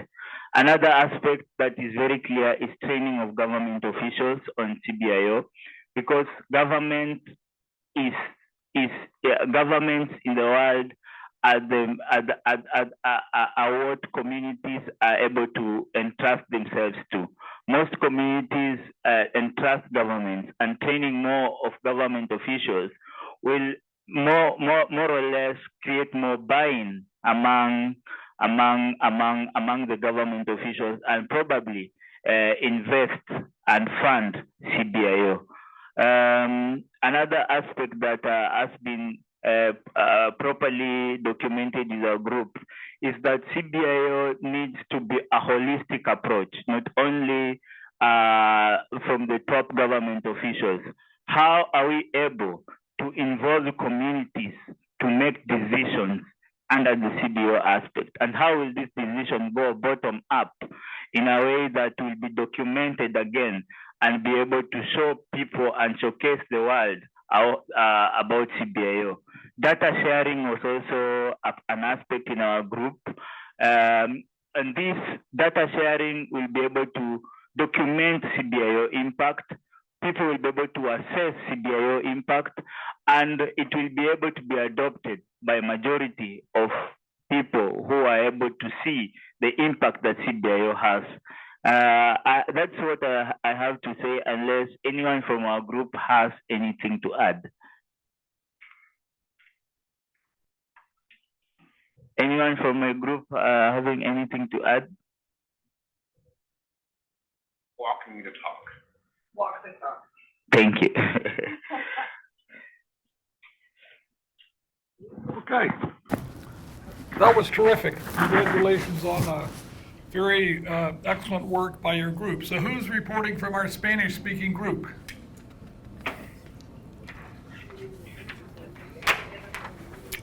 Dr. Ramiro Yanqui, the country director for Cure Americas Global in Bolivia. Well, there were some common things, but I'm going to highlight the findings or the conversation in three main important aspects we want to suggest. One is adaptation. We were thinking that we really need to think about trying to combine what we find out in our communities, the epidemiographic priorities, with other priorities, institutional priorities that perhaps the Ministry of Health, the different municipal governments or different levels of the government has, or even the donors. So how to combine what we find out and what other priorities of other donors or institutions have. For example, about combining not only most treatable and preventable causes, for example, thinking about chronic diseases. Yes. The other group of ideas is how to make our methodology more efficient. We were thinking about how to, for example, do the home visits more efficient, trying to focus our attention in or give more emphasis in people with major risks or priorities. Perhaps thinking about increase the frequency of the home visits, because one of the major issues of the governments are that the cost of the methodology is very high. We were also thinking about including technology, as the other group was saying, how to, for example, create the maps or home visits using the technology like tablets. There's a pilot in Kenya going on right now with KPC studies and perhaps in the future viral events. And the third group of ideas were how to advocate the CBIO. And in this case, we were thinking about increasing efforts to disseminate the results, outcomes that we are having, not only thinking about statistical data, but also qualitative data that we really need to share. We were happy that we are going to have very soon the website of the CBIO, in which we can share outcomes, results, and even the tools, which is very important. We were also thinking about how to involve, not only in the implementation or the planning, how to think about how to involve community leaders, not only to participate, but also they can show the results of the CBIO as if it were something that the municipal government or the Ministry of Health has reached, something that perhaps can be on. And this can increase what we call the political capital of the CBIO. And finally, we were also thinking about, especially in Bolivia, how to create in every country demonstrating areas in which we can show the activity, the CBIO in action, that people can come and show how the methodology is being implemented. Okay. Okay, that was terrific. Thank you very much, Ramiro. So now we're going to hear from our groups who are virtually brought together, and I'm wondering if we could hear from our French-speaking group first. We have one French-speaking group, I think. Is that correct? So I don't know whether the reporter for the French-speaking group can speak in English. Is that possible? Who is reporting from the French-speaking group? You can unmute yourself and start speaking. And I think they can still speak in French. We would just be listening on the English channel. Okay. Okay. But I don't think we. We can't hear because we don't have. Yeah. Oh, I see. If somebody in this room can translate for all of us who speaks French. So who's reporting from the French-speaking group? Do we have a reporter from the French-speaking group? Or should we go with another group? We have a French-speaking group. We did have a French-speaking group, right?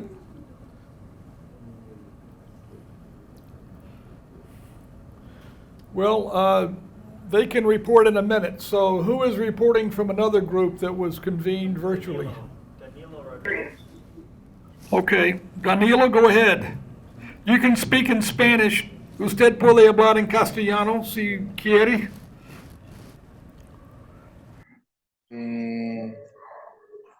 Ok, muy buenos días. Gusto Buenos de días. gusto de saludarlos. Hola Henry, mucho gusto. Mucho gusto. Espero estés bien. Nosotros hemos tenido la oportunidad de poder implementar la estrategia desde el punto de vista oficial o gubernamental, ¿verdad? Tal vez no la hemos implementado en la parte en un 100%, pero por lo menos hemos agarrado lo principal de la idea, que es prácticamente llevar la atención a las comunidades más postergadas. Nos hace falta un poco, sobre todo en el tema de capacitación y en el tema de asesoría y en el tema de acompañamiento en cuanto a las metodologías comunitarias. Hablemos CBIO o hablemos otro tipo de metodología. Y en eso es donde estamos trabajando ahorita, ¿verdad? Nuestra meta es que el programa, o de hecho es si la estrategia sea sostenible y que sean fondos gubernamentales los que estén destinados para poder trabajar directamente con las comunidades más postergadas. De hecho, estamos ahorita analizando la manera de poder trabajar, ya prácticamente aperturar otras dos centros de atención intercultural del norte para poder trabajar. Entonces, yo creo que esto sería lo que la participación mía, ¿verdad? Para poder seguir incidiendo en la parte de la atención de los nacimientos a nivel comunitario, ¿verdad? Y sí, en determinado momento hemos visto la necesidad de poder implementar por completo la metodología. Dilo, we were having trouble understanding the key messages there. No podíamos entender bien los mensajes que usted estaba diciendo. ¿Se puede tratar a resumir un poco más brevemente exactamente los temas críticos de sus palabras? Y otra pregunta es si usted está reportando para su grupo o es una opinión de usted solamente. Estaba reportando en el grupo con Andrés, sí. Ok. Ok, ¿se puede repetir un poco más brevemente las ideas principales? El tema principal es asegurar la sostenibilidad de la estrategia de casas de atención intercultural del parto. La sostenibilidad de las casas maternas. Eso con fondos del mismo Ministerio de Salud, pago de personal, insumos,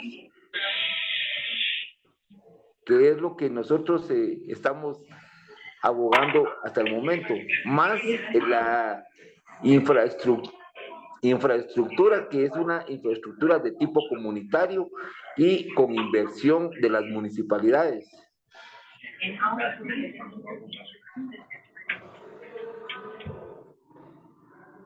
Ok. Muy bien. ¿Otro? Sí, y luego poder llevar la estrategia a los lugares más alejados, más postergados.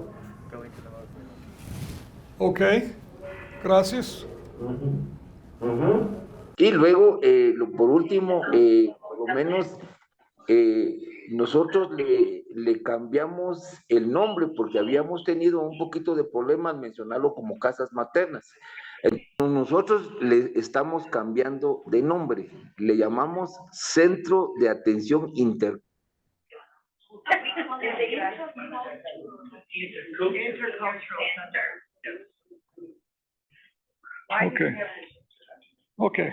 Ok, bien, gracias. ¿Hay más? Nosotros desarrollamos la estrategia a la mitad porque nos cuesta un poquito trabajar la parte de las metodologías comunitarias, porque si nosotros le pudiéramos dar ese auge de metodologías comunitarias, yo creo que estaríamos al 100% trabajando la estrategia. Entonces, acá nos hemos quedado cortos en los procesos de capacitación y acompañamiento, ¿verdad? Para poder, digamos, implementar la metodología al 100%, que eso sería lo que nos haría falta, ¿verdad? Y digamos, en este caso, pues tendríamos que buscar los mecanismos para poder implementar este tipo digamos, de capacitaciones y acompañamiento con gente que ya la ha implementado y que tenga experiencia. Ahí estamos. Ok, muchas gracias. Gracias para su grupo. Su grupo fue de Guatemala totalmente, ¿no? Ok, estamos contentos de saber que tenemos un grupo de Guatemala. Gracias. Okay, so let's hear from another group. There was an online English group I jumped into. We have an online English group, we know, so where are you? Can you? Harriet Napier is raising her hand. So, Harriet, go ahead. You're muted, I think. Yeah, sorry, I was having trouble unmuting myself. Thank you, thanks. So I can share a couple takeaways from our group, but I would also ask if others from the group have things that they would like to add to please do so. So one interesting takeaway that that I had from our group is that there are many different stakeholders that can and should be engaged to promote wider use or uptake of CBIO. So examples include, of course, the government, Central Ministry of Health, implementing and technical partners, and then also donors. So we discussed how each may require a different type of sensitization to the benefits of CBIO, and their interest or concerns may also vary kind of across the different 6 CBIO principles. We also discussed strategies for uptake of CBIO across vertical disease programs. This was one of my questions to the group coming from a malaria program, and how community health workers can really serve as a key platform for integrating, what can be and are often fragmented efforts. So thinking about community structures as So, Harriet, you're coming in and out, so can you talk a little more slowly and a little more loudly, please? I think that would help. Go back to that second. And Pat Taylor asked if you could go back to the previous point because she didn't quite get it. Yes, absolutely. Okay, I will speak more slowly. So the first point that I wanted to share was on different stakeholders. We got that one here. Yeah, go to the second point. We got that. Okay, the second point was the one that I was just going into now. So the second point was on strategies for uptake of CBIO across vertical disease programs, and how community health workers can really serve as a key platform for integrating what are often fragmented efforts by different disease programs. Finally, the third piece that I wanted to share from our group was World Renew shared about their experiences using the care group model in different settings as really a helpful starting point from an implementation perspective. So thinking about kind of what are the structures that can be engaged to increase uptake of CBIO principles from an implementation perspective, looking at community health workers and care group models as sort of readily available partners, collaborators, platforms for wider uptake of CBIO. I'm not sure if others from the group have other pieces that they would like to highlight. Thank you. Bad connection there. So let's say that est une méthodologie qu'on doit appliquer dans la population urbaine, et c'est une bonne méthodologie, mais il faut accompagner les CBIO avec d'autres choses. Parce que lorsqu'on a réalisé dans la discussion les problèmes qu'on a rencontrés en Haïti et dans l'Afrique, dans le groupe où travaillait M. Zachary, on a rencontré les similaires problèmes, mêmes problèmes. La population est pauvre, mais quand on a fait l'éducation, on n'a pas accompagné les CBIO avec un programme de nutrition pour faciliter les aliments nutritionnels vers la population, ça va poser beaucoup de problèmes. Mais qu'est-ce qu'on doit faire pour solutionner ces problèmes? Il faut travailler et convaincre la population. Convaincre la population vers l'éducation et supporter la population à comprendre des liens à vivre avec leurs propres moyens. C'est cela la facilitation des CBIO. Le CBIO, on a réalisé les CBIO peuvent changer les comportements. Mais aussi, on doit utiliser la méthodologie de CBIO pour réduire les cas de mortalité dans les pays pauvres ou dans la population urbaine. Surtout dans la communauté où je travaille. Merci. Hershad Chowdhury, can you unmute yourself and report, please? Thank you very much to Dr. Henry. I was in one of the groups, probably the English group too, and I wanted to add 1 or 2 points with them, but Sure. I could not do that. So in that group, I was trying to say that one of the challenges that I think that we'll be facing to engage with the community. So community engagement or encouraging the community to take part in this kind of CBIO approach may be one of the major focus for this kind of approach, and to encourage community to take take part in this kind of surveys, and then we can ascertain that what kind of needs they have, and we can prioritize the needs, and accordingly we can provide health services. A second point I also wanted to add is about a public health campaign. So conducting public health campaigns that target a wider audience through various media channels. So that can be another approach, and promoting the health awareness and encourage community members to seek healthcare services. So these are the things I wanted to add. So I couldn't, Okay, well, thank you very much. Where are you calling from? Are you from Bangladesh? Oh, yes, I'm from Bangladesh, right. Very good, thank you. Who has not reported yet from your group? Is there a group that has not yet reported? The French group, Troy Senon, can report.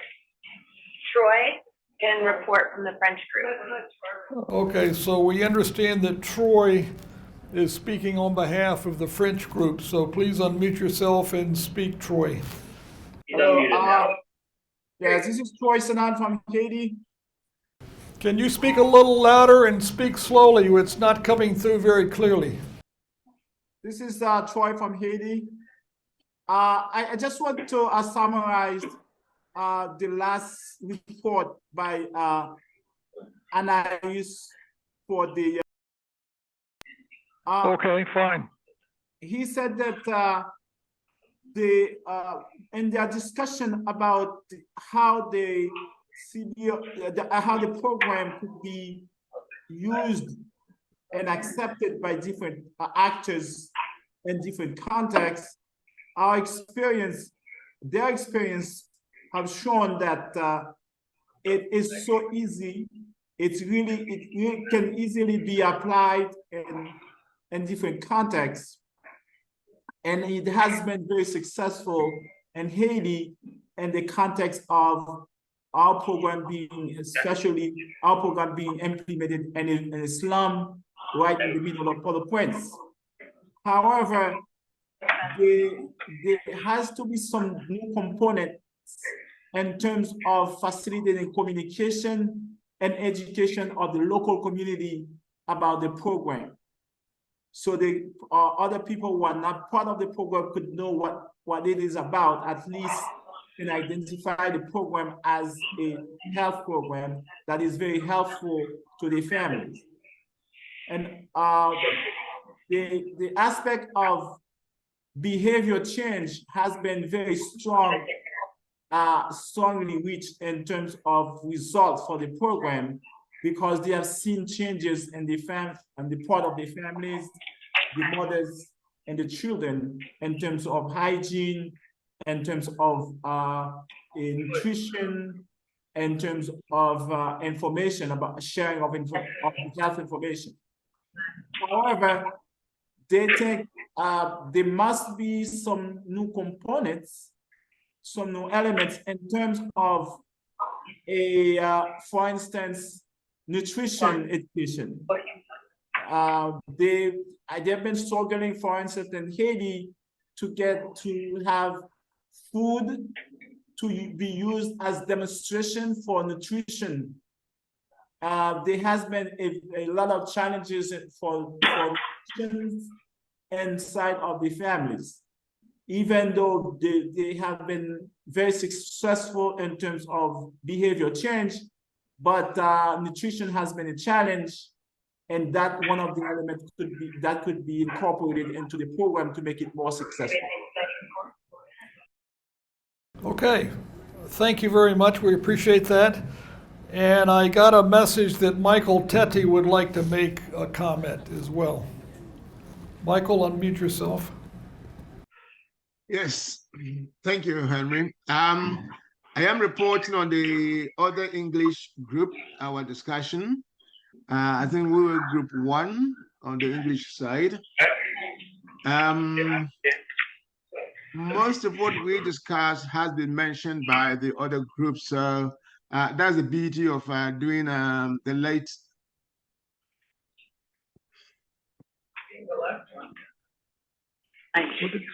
We lost you, Okay. Mike. There you go. Can you see me now?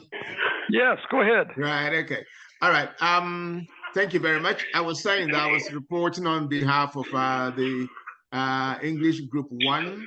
And the beauty of reporting last is that almost everything that we discussed had been mentioned by others. So I'm not going to take too long to say that. But one of the main theme that came through, apart from the fact that apart from Troy, none of us in the group had come into practical contact with CBIO. This is our first time, so it's all theory to us, and we all found it very, very exciting. And we believe that is an intervention that could be used in various places, especially in slums and poor communities where they don't have access to primary health care. So we found that that's a very good, CBIO is a very good program.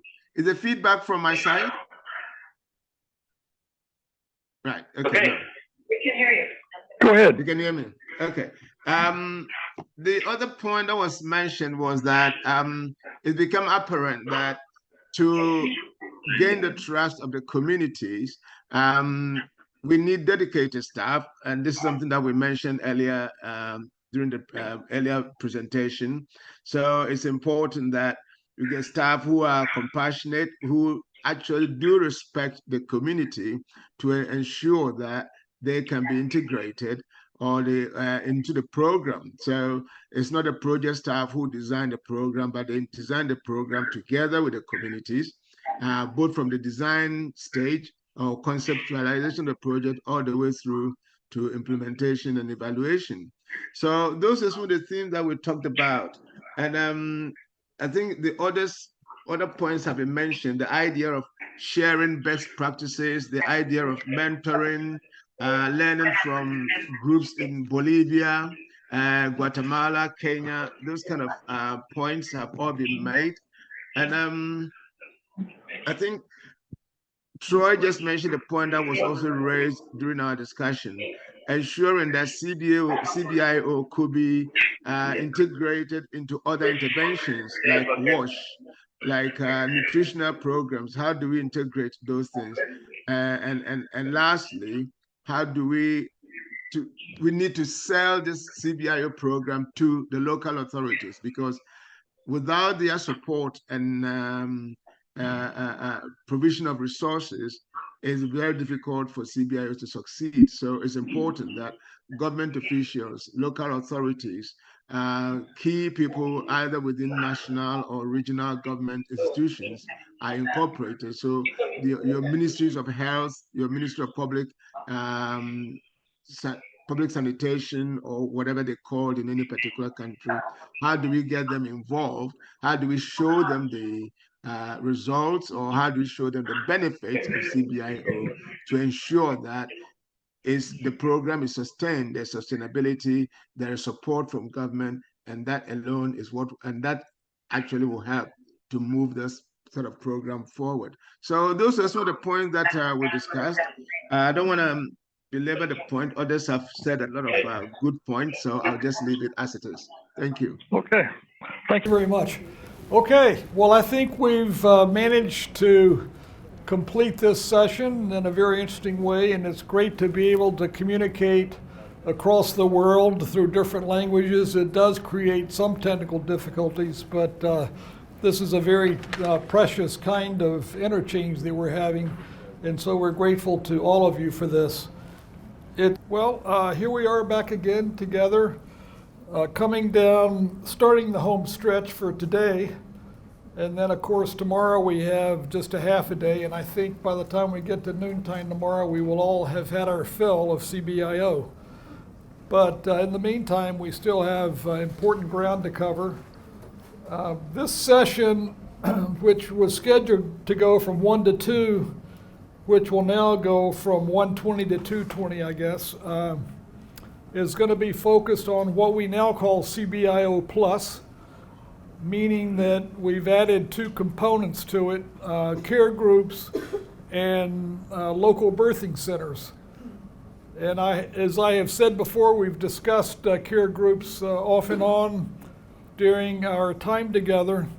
I refer to care groups as CBIO Lite, L-I-T-E, meaning that it has many elements of CBIO in it, but it's also a very easy to apply methodology that manages to avoid some of the challenges of the full-blown CBIO approach. So we have a panel today, and I'm going to be inviting each of our panelists to share very briefly about their experience with care groups and why they think they are so powerful. And we're going to start with my friend Tom Davis, who is joining us from Geneva, Switzerland. Tom is one of my global health heroes. He worked with Cure Americas Global early in his career and has moved into great heights of global health organizations and influence, was recently the head of health for World Vision and is now working for Gavi, the Global Alliance for Vaccine Initiatives program there. And so Tom was one of the early champions of the care group approach, and I'm going to ask him to share that with you, how that all came about, and how Cure Americas became the second NGO that actually implemented CBIO. So then after that, I'm going to ask Alma Dominguez, who is working with care groups in Guatemala, and then Ann Karubo, who is working with care groups in Kenya. And then finally, I'm going to ask Barbara Mufaletto to talk as well. Barbara happens to be the coordinator of a care group working group on the internet, and so anything related to care groups, Barbara knows about, and we're proud of her taking on this role recently. So Tom, please tell us just a little bit more about yourself, and then explain early on what was it that got you hooked on care groups, and what role you played in popularizing the care group methodology. It's great to have you. Sure. Well, Henry, by the way, have you described the approach? Should I mention that as well along the way? Yes, a little bit, not in detail, but we brought it up a number of times. I showed the cascade, have talked about it, so there's been a little bit of exposure, but go ahead and give your version of it. That'll be fine. Sure. So I'm one of the co-pioneers of this approach. I learned it back in 1997 when I was working with World Relief. I learned it from World Relief when I was working for Food for the Hungry. Food for the Hungry probably did the largest deployment of care groups to date in Mozambique, and we reached a population of about 1.1 million people in a food security project. I started my career working in vaccination in Haiti. And then I went back to public health school and then worked on the community health worker program in the Dominican Republic. And after that was when I started learning about CBIO by working with Indian Rural Healthcare and Cure Americas in Bolivia. Saw some of the best work in terms of reducing child deaths, and it really has influenced me since then. So then when I was in Mozambique and we were also trying to lower malnutrition and child deaths, this approach really sounded appealing to me. So we went in and tried it out with this population of 1.1 million. The first project we did lowered severe stunting by about 50%, moderate and severe by about 25%. Then we did this large care group child survival project there, and really saw excellent results, like a 37% decrease in underweight. And since that time, I've helped a lot of different organizations to adopt and scale this approach. Food for the Hungry, Cure Americas, Feed the Children, World Vision, and now even Gavi. We've adapted it to focus on sectors beyond health and nutrition and WASH, such as child protection, early child education, and even maternal mental health. And saw some really good results. So I learned about the CBIO before I learned about the care group approach. And I built a number of features into it based on that CBIO experience in Bolivia and then in Guatemala. In Mozambique, for example, we did a retrospective mortality study at the beginning of that large child survival project there. And that helped us identify the ages at which children were dying and the causes of their deaths. And that pushed us to focus a lot more on newborns because of the pattern of age, and on WASH, given that so many children were dying from diarrhea. And some of the other formative research showed us that parents who purified their child's drinking water had many fewer children with malnutrition. And like CBIO, care groups do require identification of all the households that you plan to serve. They're census-based, so they're very equity-focused. No one gets left behind. And this one is one reason that Gabby is now interested in this approach. I consider it more of a push approach than a pull approach, in that you visit people who don't come to the group meeting. So you might call people to a group meeting or to come to the health facility to get services. Not everyone does. The primary caregivers, often mothers in the poorest households, often do not attend important community meetings because they have a lot more children. Some have controlling husbands. They don't have the ability to travel themselves. They lack money or means of transport. So you need to go out to them, at least to those households where that's a problem. Also, like CBIO, child and maternal deaths, pregnancies, and other key events are monitored. And with care groups, those are usually identified by the volunteers themselves and reported up. And that helps you to kind of re-gauge what you're doing, depending on where you're seeing deaths, and also provides an incredible sense of motivation to the volunteers. Note, and Gabby, we're making a big deal about saying when we talk about volunteers, we believe it should be 8 hours or less. Tom? Yeah. Yeah, let me jump in here. I'm getting some messages asking you to slow down a bit. This is being translated and you're challenging our translators. So speak more slowly so they can keep up with you. All right, Henry, you might give me an idea how much time we have, because since we have so many people in the panel and so much, before I understood about how much time, but I didn't for this, so. Yeah. So we've got 30 minutes for this session, and there are 4 of you, so a little less than 10 minutes if it's distributed equally. So you've got some more time. Wonderful.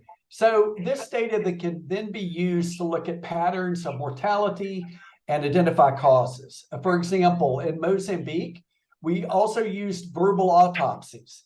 And that's where you're visiting a household and talking to the primary caregivers of a child that died. Usually you wait about 2 weeks, and there's a standardized form for that. And from that, we found out that, for example, knowledge of child danger signs during illness was very problematic. Many of the children who died were very lethargic, and their caregivers simply did not know that they were very ill until it was much too late. So we could use that data from those to change course.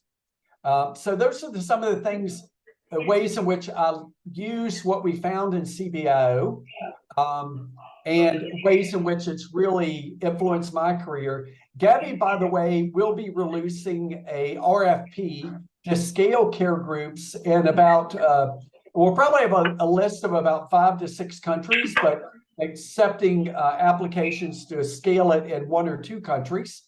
So keep an eye out for that if you're interested in looking for funding to be able to use this model. That should be coming out probably in October. And I'll pass to my other colleagues now. Well, thank you very much. Let me just ask you to say a word about how you helped make it possible to start care groups in Guatemala. Yeah, well, the second or maybe the third organization that implemented care groups.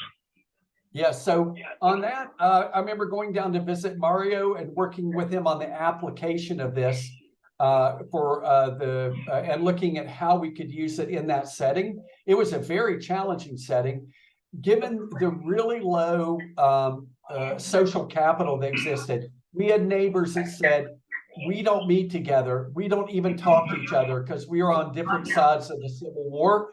And by the end of it, I heard that Mary DeCoster, who did a lot of work on that project, said that they were crying and hugging each other and said this didn't just help save our children's lives, it really brought us together as neighborhoods in this community. So that was really important. I assisted on the development of the detailed implementation plan there as well, but it wasn't the care group model itself, the approach, the way it was used there was not very different from many of the other countries where we've used it. It was just had a lot of extra bells and whistles in terms of all the wraparound services, the maternal care centers, the work with the clinic. So putting that into the CBIO context really helped, I think, to even boost effectiveness more. Thank you very much, Tom. That's wonderful. Oh. Thank you very much, Tom, for sharing that. We're very grateful to you. I'm glad that you mentioned social capital because I've evaluated a number of care group projects around the world, and it's been very impressive to me, the kind of thing that Tom just mentioned that happened in Guatemala, the strength of bonding that occurs by helping these women get to know each other better and come to help each other better, and the empowerment that comes to care group volunteers has been very impressive. In fact, we have an article about this in our journal sub for Guatemala where we document the improvements in women's empowerment and social capital. So I want to ask Alma Dominguez, who is going to be speaking in Spanish, about her experience with care groups. She's been involved with this for almost 2 decades now. And so Alma, if you could share very briefly over the next 10 minutes or so your experience and the experience of your organization, Cure Americas Guatemala, with care groups. Thank you. Muy buenas tardes a todos. Para nosotros pues es un gusto estar aquí compartiendo esta bonita experiencia. Yo recuerdo que cuando llegué al proyecto pues tuve la oportunidad de conocer también a Tom, y con él y el doctor Mario y otros compañeros pues empezamos a realizar o a implementar más que todo la estrategia. A mí me gusta bastante porque es algo que no se puede hacer alejado de la metodología de base comunitaria, ¿verdad? Orientada al impacto. Creo que también fue como una oportunidad para las mujeres del área rural contar con esta metodología, porque antes pues no se le había dedicado ese espacio a las mujeres, ¿verdad? Que en realidad vino a cambiar también la vida de muchas mujeres y especialmente de los niños, ¿verdad? Porque principalmente la metodología pues nos orienta a que tenemos que iniciar pues desde la organización de las mujeres, ¿verdad? Que en algunos lugares pues esto ha costado un poquito, pero creo que es el recurso que siempre va a estar ahí en las comunidades, dispuesto pues a luchar por su propia salud, por su propia educación, ¿verdad? Y algo muy importante que yo he visto en el trabajo que se realiza en los grupos es el cambio de actitud de las madres, ¿verdad? Porque eso es lo difícil de hacer y encontrar ahora en las comunidades, ese cambio que nosotros necesitamos, el cambio de actitud para poder ayudar a los niños, especialmente en lo que es la desnutrición y otros temas de salud, ¿verdad? Que van a ayudar a mejorar esta situación en las comunidades del área rural. Yo recuerdo que cuando nosotros empezamos a organizar a los grupos de cuidado y autocuidado, pues muchas mujeres no habían salido de sus hogares y como que fue también como un pequeño espacio que ellas tenían para compartir sus experiencias, las buenas y las malas, ¿verdad? Porque no se le daba esa libertad a la mujer. De igual forma, cuando se empezaron a seleccionar a las mujeres líderes pues de los sectores, vimos que ellas veían que nosotros les dábamos ese valor que siempre habían tenido, pero que siempre había sido oprimida, se puede decir, o estaba sujeta pues a todo lo que el hombre decía en esas comunidades. Creo que en el tema de nutrición también fue bastante importante porque nos reuníamos para realizar lo que son los talleres hogareños, ¿verdad? Después de ciertos estudios que se hicieron en la comunidad, donde se veía de que lo económico pues no era como que el problema para salir del problema de nutrición, sino que eran más situaciones de educación, ¿verdad?, que conllevan a lo mismo, pues al cambio de actitud, ¿verdad?, para que los niños también pudieran mejorar su estado nutricional. Es interesante observar pues cómo en esos grupos las mujeres comparten mensajes claves, mensajes en los que de ciertos temas, ¿verdad?, ellas sacábamos lo esencial y poder compartirlo con las demás. Entonces, para mí, pues ha sido una gran experiencia. He estado orgullosa, pues, todos estos años de poder contribuir a mejorar, pues, la salud de los niños y contribuir al desarrollo, pues, de las comunidades a través de la educación y el empoderamiento de la mujer. Gracias, Alma. Thank you very much. And now we're going to hear from Ann Karubo about the KICOP experience in Kisii County in Kenya. A much more recent experience, but still a substantial experience. So, Ann, please share with us your experience with care groups. So I'll share our experience in Kenya. We've had the care groups now for 4 years, and Just a second. You need to speak more loudly and hold the microphone close so we can all hear you. so care group was not easy for us to start. It was a little bit hard because now bringing women together to learn from each other, the women wanted money, the care group volunteers wanted money to be paid for the work they do, and so people really didn't understand what is care group and why this CBIO has come just to give us education without money. They're taking our time. We are sitting in groups for hours without pay. So what we did, we didn't give money, but persisted on educating them. And most women fell out, but we were not discouraged. So what we did, what they came to learn after 1 year is that cases of diarrhea are going down, cases of malaria are going down. And so they were saving money that they used to use for medication. They were saving money that they used to use in health facilities. And so when they learned that, they started falling in. And most of them thought that cases like diarrhea is just a normal thing for the young babies. But now they realize it's not normal. We can prevent these diseases, we can prevent malaria. And so they came back to our groups. And the fact that women can learn from each other and can help each other, they help each other. For like a group of 9 women, each will help each other to learn. The way our lessons are structured are very encouraging and appetizing for the women, and that's why they come to the group nowadays. And if it's a lesson on hand washing, they will ensure that whatever activity they did, if it's an easy tippy tap that they made, they will ensure that the 9 women each has the tippy tap. If it's a kitchen garden lesson, they will ensure that each woman has the kitchen garden. That is the beauty of care group. They take care of each other, they take care of their families. They have learned the importance of simple health practices like washing hands, because we teach them why they need to wash hands. We just don't tell them to wash hands.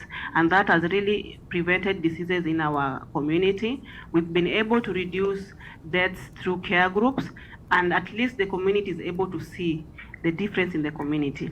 And so with care groups, when COVID came, it really worked well, and we were able to help people to understand why they need to put on masks, why they need to keep distance, because now the government came in and told people just put masks, keep distance. And so most people used to put masks because they don't want to be fined, because there was a fine attached to putting masks. But now we used care groups to convey messages. We were able to train women why they need to put masks, why they need to keep distance, and we did all these things practically. And we were able to also practically make masks, practically show them if you don't keep distance, what will happen. And so this changed our community. And also with the vaccine uptake, we were able to increase vaccine uptake through care groups. Because now there were a lot of myths going around about COVID vaccine, and no one wanted to take the COVID vaccine. So most people thought that after taking the vaccine, they will maybe die. So we came up with the lessons on COVID vaccine, and we were able to increase the COVID intake. So our greatest challenge with this module is we've not been able to communicate to the deaf. That is the only challenge. So the women who are deaf are not able to attend our lessons, even though they are pictured. Yeah, that is the only challenge that we have. But with any other thing, it has spread, and even the women in different communities sometimes attend our lessons. Yeah. Thank you very much, Anne. Barbara, please share with us your experience with care groups, both within Cure Americas, but also you're connected to a broader group of people who are promoting and sharing care group knowledge. So share a little bit of that with us too, if you would. Sure, definitely. Thank you, Henry. And I first want to start by saying it is such a pleasure to be up here with Anne and Alma, who are just really champions of community-based healthcare. And let's not forget about Tom, although I don't see his picture anymore. But he has been someone who's inspired me to work with care groups and continue to do so. I'd like to start by saying that I feel like care groups and CBIO work really well together. And, you know, aside from their community-based, community-led approaches that, you know, kind of build off each other, I find that care groups to be particularly helpful for me in my role as a program manager, in that it's very flexible and that you're able to put whatever lesson or whatever topic down through a cascade based on the needs of a population. So, you know, we're talking earlier today about the data that we use to help guide our programs, and care groups is really a structure that you can easily and rather quickly use to disseminate information. We saw this, as Anne mentioned, with the COVID pandemic, where we had to respond very quickly. And fortunately, care groups really gave us this cascade, this structure, where we're able to reach every mother with a child under age 2 and pregnant woman in the communities in a very short period of time. I also want to mention about the cost effectiveness of care groups. I'm going to use some specific numbers from our Kenya project because I know those the best. But we in our KECOP with the Kenya the KECOP organization has around 20 health promoters.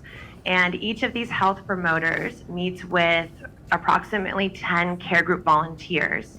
And each of these care group volunteers meets with around 10 women in their neighborhood. So when I was talking about a cascade before, you can really see it's like a triangle where you have, you know, a few people reaching many through this cascade of part and full-time volunteers and workers. So each of our health promoters gets paid around $20 a month. And so if we kind of put math to that, we have $20 a month to reach around 100 mothers in a community. And the KECOP program organization is set up to where the health promoters provide lessons twice a month and then do a home visit after each lesson. And so essentially you're reaching 100 mothers and pregnant women a month 4 times for $20, which is like an insane return on investment. And you're reaching them with activities that are fun and engaging and are really fit to the context. So that's the third area I wanted to emphasize about care groups, is that the care group lessons are meant to be really fun. They're meant to be enjoyable. They're meant to be something that is relevant to the lives of these mothers, and then also is something that they want to come to. And so because of that, you know, we see, at least with the KECOP project, we have really high attendance levels. And to kind of just offer some highlights of the care group lesson structure is like, it always starts with a game. And so, you know, already kind of like bringing everyone together to have fun, to create a safe space where you can laugh and learn together. And then it goes into a story. So one of the best ways that we learn is through stories, because it, it builds on memories that already exist in our minds. It gives us kind of a something for this new information to stick to. And then after that, it goes into some brief flip charts with new information. And this presents that's like the health activities we want women to do after the lesson, because this is a behavior change methodology. So we have like 2 or 3 flip charts where women who maybe are low literate, and many of them are able to learn through pictures and learn through what their facilitator is teaching them, new health behaviors about where diseases come from, and new health practices.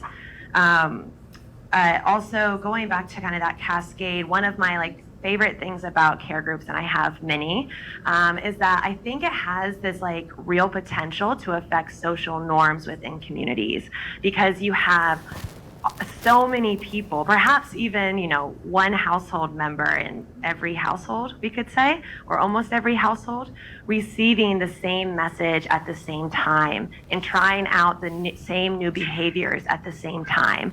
And so I think it really gives a very good chance for new behaviors to be adopted in the community, because you have all of this thought and practicing of behaviors happening in the same geographic area at the same time. So I think I'll pause there. I don't know how long it's been, but I do want to mention quickly the Care Group Interest Group. I just became a co-chair with Karen Kalani from Food for the Hungry. This is a group that is, I guess, managed by Food for the Hungry, but it's an open group. Anyone can join, and we're always looking for new members. And this group, for me, has been really useful as I've been learning about care groups. It's been a great way to connect with other practitioners who are implementing them in order to do site visits, in order to just ask questions. It's a very friendly group. We also co-developed COVID lesson plans together. We've developed resource documents, they've shared research, and so I know they're making a new website right now. I'm not sure if the old one's still up, but I believe it's caregroupinfo.org. And maybe someone can put that in the chat for us so people can easily access it. But yes, please join us, sign up for the listserv, and we have some events coming up this fall. Thank you very much, Barbara. There are a number of publications about the effectiveness of care groups, which will be available to you on our website. You'll hear about that shortly. But also, it's important to point out that because this model has proven so successful, it's being employed by more than 50 organizations in more than 50 countries around the world. I don't think we know exactly what the tally is, but it's something that's spreading very rapidly because it's so simple and also because it's so effective. So let me ask if any of you have a question or a comment that you'd like to make. We'll make a little bit of time for that. So if you would like to, then just unmute yourself and speak. We can hear somebody, but it's unintelligible. Henry, hi. Just one person at a time. Danilo. Okay, Danilo, we hear you, so go ahead. Henry, hi. I am very happy right here now. I have a question. Okay, Danilo has a question. ¿Cómo se hace para lograr la sostenibilidad con los grupos de cuidado y autocuidado? Yo he tratado de implementarlo a nivel institucional, pero sí me cuesta mucho porque mucha gente ya no da su tiempo de manera voluntaria. Entonces, ¿qué experiencia han tenido otros países en el tema de poder mantener los grupos de una manera a través del tiempo, tomando en cuenta de que casi la mayoría de las mujeres pues dan este tiempo de manera voluntaria? Okay, that's a great question, and it's one that comes up quite frequently. I'm going to let Tom begin by answering that from his standpoint, and the other people can respond as well. So, Tom, you probably, I don't know if you got the question or not. I did. Okay, good. Please repeat the question. Right. So I've been asked to repeat the question, which is basically how sustainable are care groups? Well, and also how do you sustain them in areas like you were saying where people want to be paid for work? I think there are a couple of things here. One is Mozambique has had two different sustainability studies. One was Rural Relief, went back after 2.5 years and about 4.5 years, and found that 93% of the volunteers were still visiting caregivers at least once a month, that the final levels of these nice indicator improvements, they kept those behaviors adopted at the same level or higher for some of them.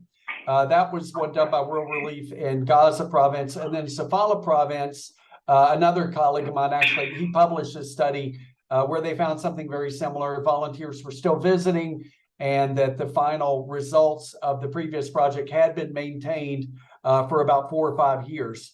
So it definitely can be sustainable. Now, I think the trick to keeping volunteers engaged is you need to make sure that you're not overworking them, so that you keep it might be keeping the number of households per volunteer to something reasonable, and it should be less than 8 hours of work per week. And in some areas, it might be that there's just so much pressure to bring in cash that you might want to shoot for saying, let's keep the home visits even smaller, do smaller groups, so you spend a little bit more in training them, but then they're able to sustain it because they're only working with 5 or 6 houses instead. So I think that's something that could be done. Thank you. Okay, Alma, would you like to respond to that? Yo siento que una de las cosas, o hemos observado que una de las cosas muy importantes es que las capacitaciones a nuestras voluntarias pues no sean largas, tediosas, y que se haga con emoción, ¿verdad? Que las cosas que vamos a transmitir pues sea lo esencial del tema, para que cuando ellas lleguen al resto de sus mujeres, pues sea realmente mensajes claves que ayuden de veras a las mujeres a mejorar la salud de su familia. Lo otro que hemos dicho es de que hacerlas sentir como importantes, pues que son parte fundamental para el cambio de comportamiento en las comunidades. Okay, gracias. Thank you, Alma. Barbara, do you have any, Ann, were you going to say something? Excuse me, go ahead. Yeah, okay. So what we did in our project, we don't really give money because money is not, giving money is not sustainable. So every lesson we do, there's an activity. And so we work so closely with the government. For example, if it's a water treatment lesson, they'll give us tabs. So the women in that group chose their leader, who is a person they love and can easily mobilize them. We give her the tablets. So she's the one who will be distributing the tablets. So anybody who comes to the lesson will get the tablets. When we had the COVID lesson, the government gave us masks. So we give, anytime there's a malaria lesson, the government will give us the nets. So the community volunteer is the one who holds the net to give the rest. So the women know if they don't come, they will not get those incentives. And also apart from that, we have a merry-go-round. We call them merry-go-rounds in Kenya, where every time they come for a lesson, they contribute a little coin, 10 shillings. I don't know how much it is here. So if they come, we usually meet twice a month. So every time they come with 10 shillings. So by the end of the year, they will have saved a lot. So they will give every woman. So every time they come, the woman knows she's getting something. So this is their own project that they do on their own, and they get something when they come to the meeting. So we don't give money, we just encourage them to save on their own, give little incentive from the Ministry of Health, and that's how we manage to keep them together. Plus sharing feedback. They have seen the results. So they come because they have seen what their neighbors are doing, how it has the health outcomes. Yeah, thank you. Thank you. Okay, Barbara, you want to make a comment? Yeah, I think that it's really great to see what can happen when you get women together in a group. It just never ceases to amaze me, like how much discussion and change and motivation can come from these care groups. And Anne was saying, where you have these kind of, they made their own saving circles, which was not something that KECOP had necessarily instructed them to do, but they did naturally. I think that I haven't had the opportunity to try, having a project end or funding stop and seeing if care groups continued. But because the care group model relies so much on volunteers, they're coming and participating because of their intrinsic motivation. And so when the project goes, nothing's really changed for them. They still reasonably would be showing up. So and continue to, and also because they are getting the benefit, they'd still be getting the benefits of the group, that social support, that camaraderie, that place to discuss and share problems and solutions. Then I see no reason why they couldn't continue in the absence of funding. So just one quick comment that I've observed many times is that since the care group of 10 care group volunteers meets every 2 weeks, they get together, they learn what happened in the previous 2 weeks, and they share their successes and failures, and they learn from each other. And it's an iterative process that over time becomes very empowering, so these women get excited about what they're doing and the progress they're making. So Nat Robinson from Bolivia has a question. Come over here, stand. Look this way. Barbara, when you say care groups are community-led, what do you exactly mean, please? Thank you for asking that. So I guess what I mean with that is, like the leader, most of who is involved with the care group are people from the community. The way that we have them set up in Kenya, at least, is there really aren't staff directly involved with the implementation of care groups directly to women in the community. We have our neighbor women who are those receiving the lessons. We have our care group volunteers who are mothers elected by their neighbors to teach that lesson for a certain period of time. And then those people are taught by our health promoters, who are people who live and work in that community and receive a small transportation stipend. Ann and Kevin Ann's in the community all the time, helping to support our health promoters and community health volunteers. But really, it's like they're the tip of the iceberg, and most of care group is the community itself. Question is for Alma and Ann. What kind of coverage can you get with care groups in the areas where you're working? Are you working with every single community? Are you working with only some of the communities? And what determines sort of where you go? Thank you.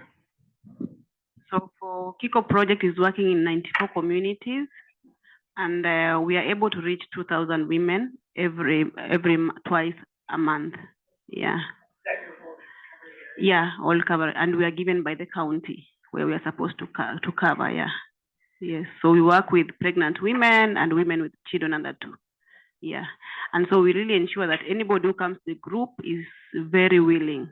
We don't force, and we don't force anyone, because now if you force, the one that you force will spoil the whole group. So it's just a willingness, and with the willingness, they learn, and those who don't want or those who fall out will learn from the rest. Yeah. Anybody else? Go ahead. Go ahead, Alma. Nosotros estamos cubriendo el 50% de la población en San Sebastián, Coatán, un 35% en San Miguel y casi un 20% de la población en Santa Eulalia. Y nuestra meta pues es llegar al 100% de las madres con niños menores de 2 años, ¿verdad? Just to make a quick comment about, from my understanding and experience, the Guatemala team is that a lot of the communities were prohibiting groups to meet due to the COVID pandemic, and that's recently really beginning to lift. And so that is something that they're hoping to grow more this year, but has had higher attendance in past years. Okay, is there any other question from the virtual community? A lot of the questions were answered by Tom in the Okay. chat, so. Okay, well, let's close this session. Tom Davis joining us from Geneva, Switzerland. Thank you so much. It's been great to have you. Thank you to Ann and Alma and Barbara for this, and we're going to transition to a new session now on, oh, excuse me. It's okay. It's a question for Tom. Okay, well, just 1 second. We have a question for Tom, so hang on just a second. I was gonna let it go, but Ann, thank you for catching. I mean, we're talking about. Yeah, so we're talking about something catching fire for the whole world. So if care groups are successful, and Tom Davis, in your experience, I want to understand if there is one case or many cases where these care groups are built within the government systems. So that's one. Second is, in the model, is it designed in a way that we build in the graduation of care groups so that even if it's a 10-year program, groups that are already self-functioning, that we progressively let them be and have lighter and lighter touch? Yeah. Okay, thank you. Tom? Sure. So the first question was about a government that's done that. The only government that I've read about that did this is Malawi. And they've done it mainly in terms of the nutrition department and scaling nutrition promotion. As I mentioned, Gavi has an interest, and since we've seen much better reach of zero-dose children, there's children who haven't received a single dose of vaccine. It's a big deal for Gavi.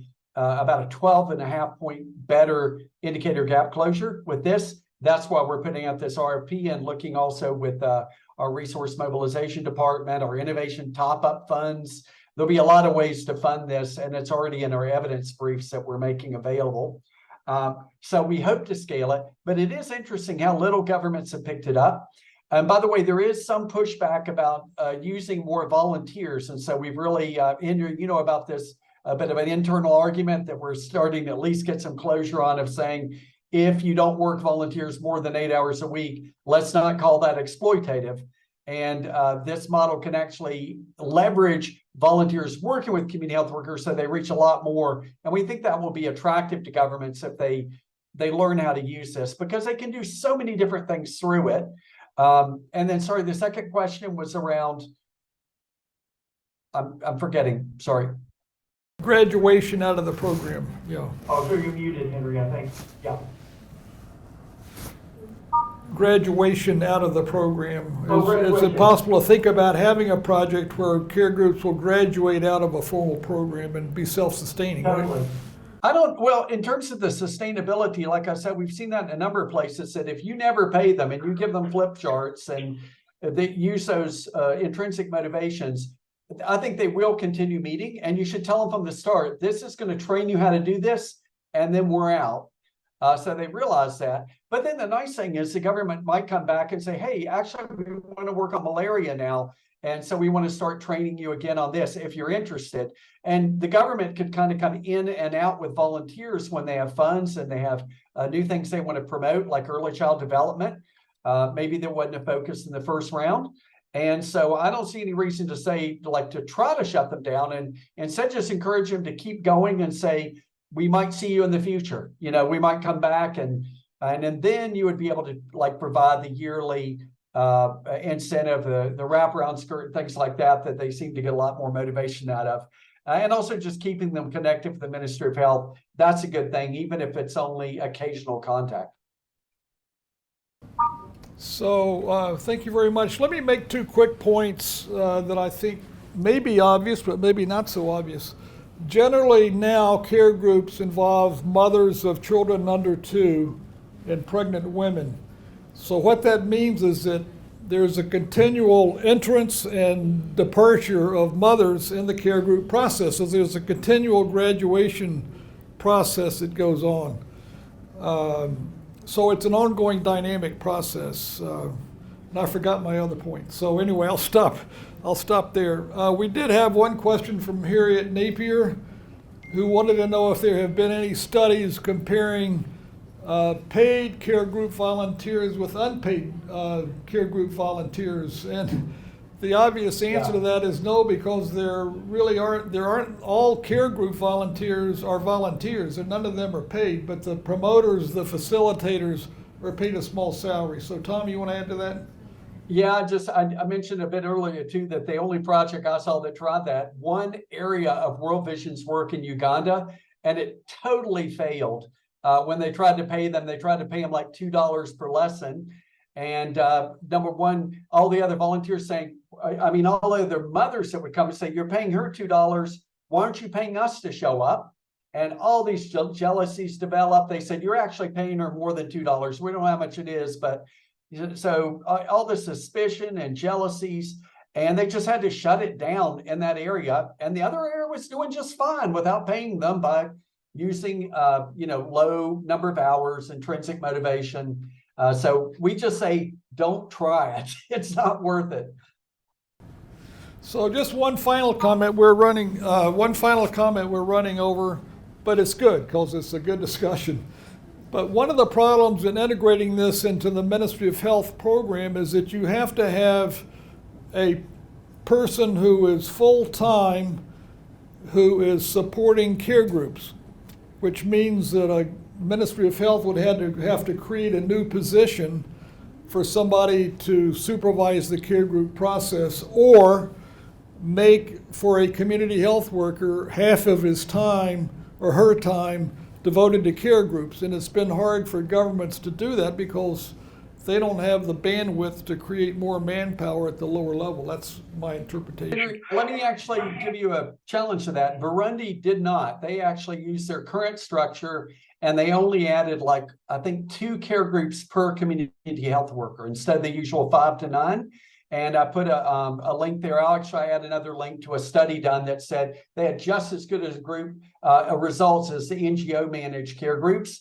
And I don't think they changed their structure at all. They just gave them training, materials, and a little bit of money to do it. But they couldn't go with the usual 5 to 9 groups. It's only like 1 or 2 groups per community health worker when you do it that way.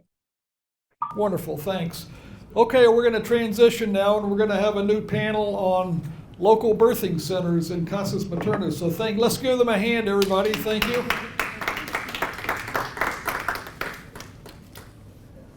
Okay, we're going to move right on with this next session.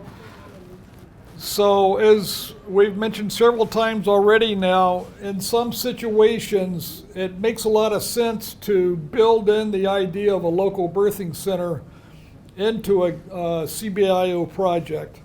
And in the case of Guatemala, it was a practical necessity to create these because of the context in which the project was operating. And so Mario Valdez and Juani Valdez and Alma Dominguez have been champions of this approach and have really done an amazing job in a very difficult circumstance of creating these casas maternas and making them something that is effective within the local context. The Kenya context is a little bit different, but they have taken the idea of the local birthing center and applied it within the Kenyan context. So Juani Valdez is a supervising nurse for the project in Guatemala, and we'd like for her to share with us briefly her own experience with birthing centers and explain a little bit about how they work. Juani. Muy buenas tardes para cada uno de ustedes. Primero, pues agradecerle a Dios la oportunidad que nos da de estar en este lugar con tantas personas y tantos países.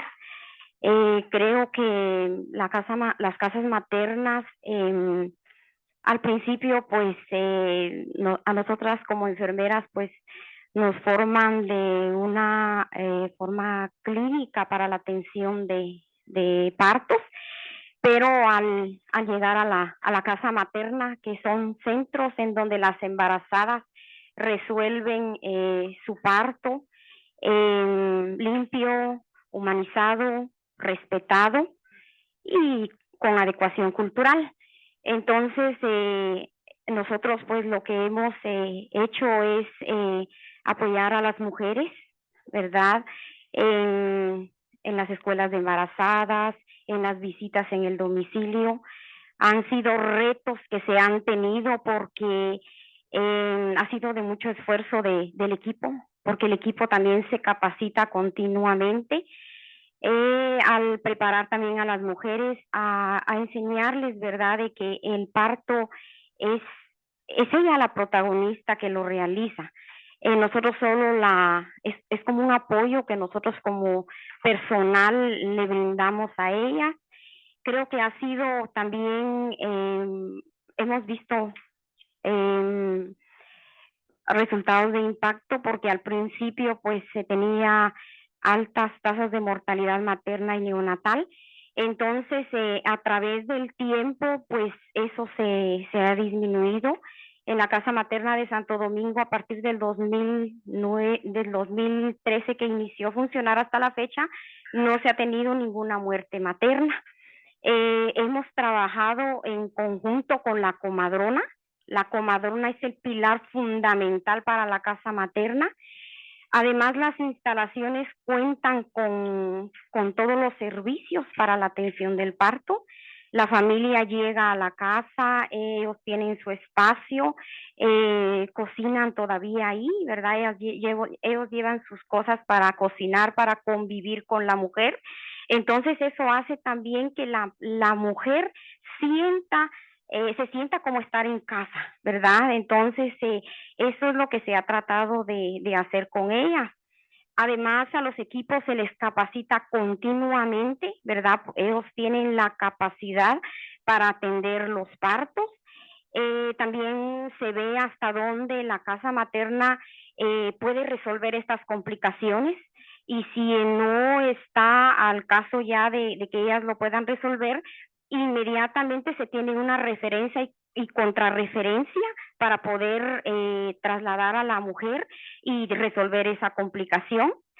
Las casas maternas, además de ello, son un centro de excelencia porque se han tenido voluntarias de muchos países para que ellas puedan hacer su práctica.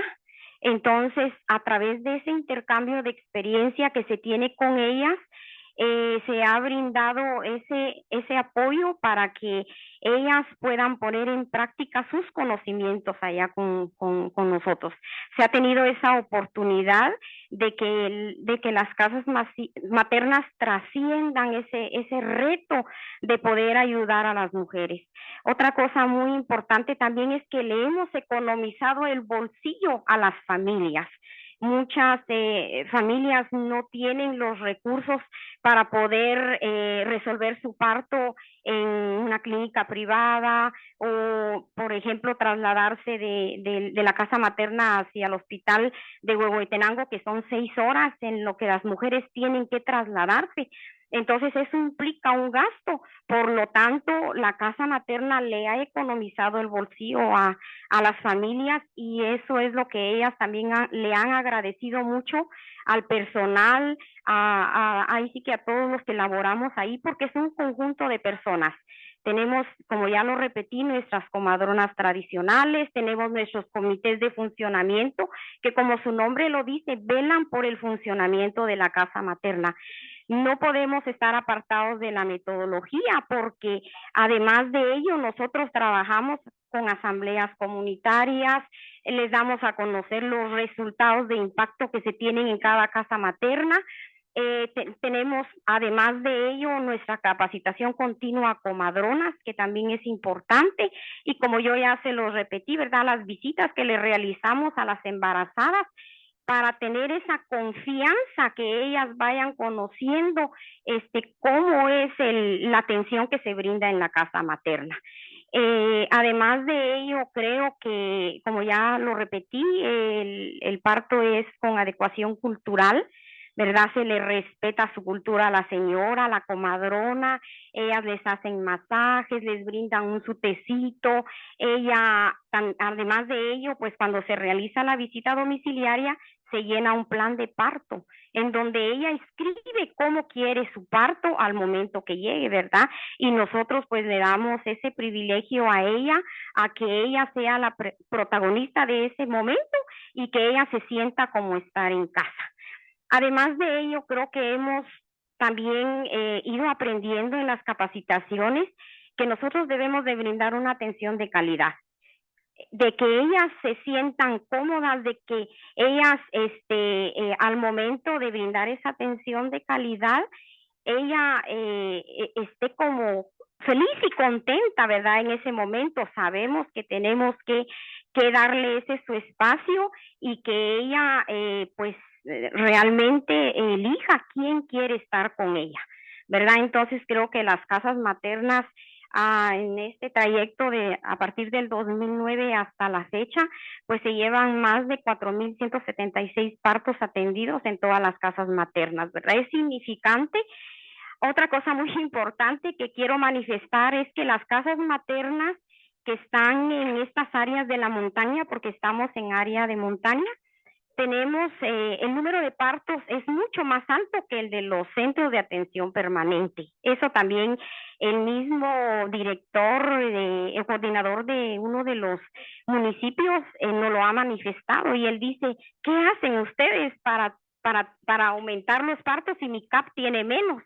¿Verdad? Entonces siempre le hemos dicho que primero es la atención que uno brinda. A veces estamos comiendo o estamos haciendo otra cosa y llega la señora e inmediatamente se le atiende. Dejamos por un lado lo que estamos haciendo y rapiditamente se le atiende y como les vuelvo a repetir, creo que nace de nosotros hacerlo. Para estar en la casa materna tiene que tener uno ese carisma, esa habilidad de poder atender a la señora y de tener empatía, ponernos en el lugar de ella, ¿verdad? Porque a nosotros no nos gustaría que llegásemos y que nadie nos haga caso, o estemos con el celular o estemos con otras. Ahí sí que yo creo que la atención que brindamos es lo más importante.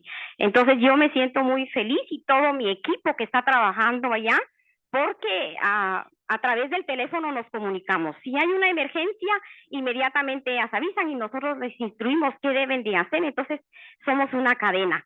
No importa la hora, no importa si es viernes, si es sábado, si es domingo, si es día festivo, nosotros siempre estamos pendientes de las casas maternas. Entonces yo creo que eso ha hecho que esto sea grande y nos sentimos muy orgullosos todos de brindar una atención y de sentirnos satisfechas cuando las mujeres se van y se van con su niño vivo. Yo he tenido la oportunidad de que nunca se me ha muerto ni un bebé. Hemos dado RCP y lo hemos sacado, entonces la gente se va contenta y creo que esa es la satisfacción más grande que hemos tenido como equipo. Muchas gracias.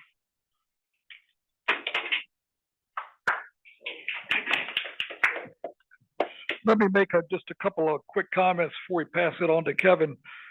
The first thing is that these are local birthing centers, which are not to be confused with maternity waiting homes, which many of you have heard about.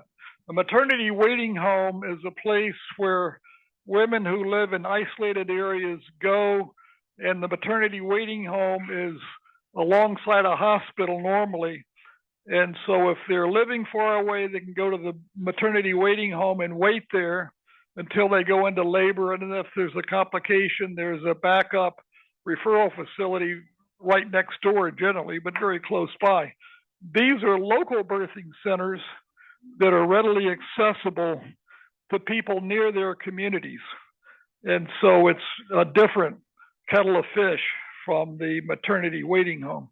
The second point is that they're created in such a way so that the traditional midwife can continue to be a part of the birthing process. So many of these programs end up alienating the local midwife because they don't want her to be a part of the process. And that's not our case here with Cure Americas Guatemala. The cultural aspect is terribly important to women, and the comadronas are an integral part of the culture.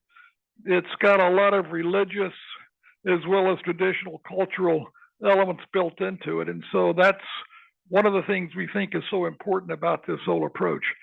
So Kevin, tell us how you all are modifying this local birthing center concept in the context of Kenya. Once again,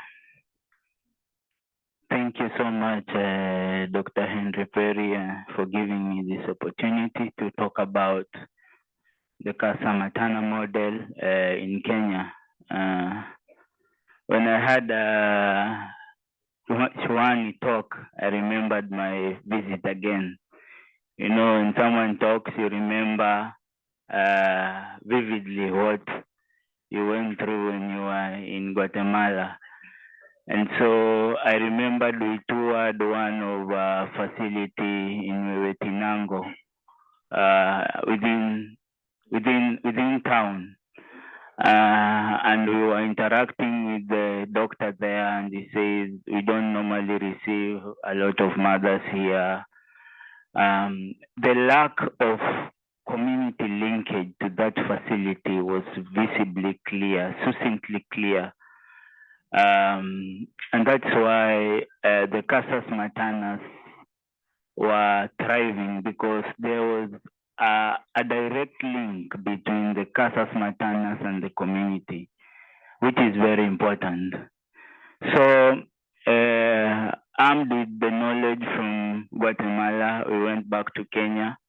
The Ministry of Health had already selected 3 birthing centers.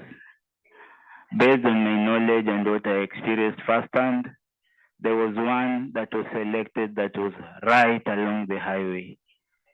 So we disputed that and explained to them that the community birthing center model is supposed to be in a local community. That brings me to the community-based birthing center aspect.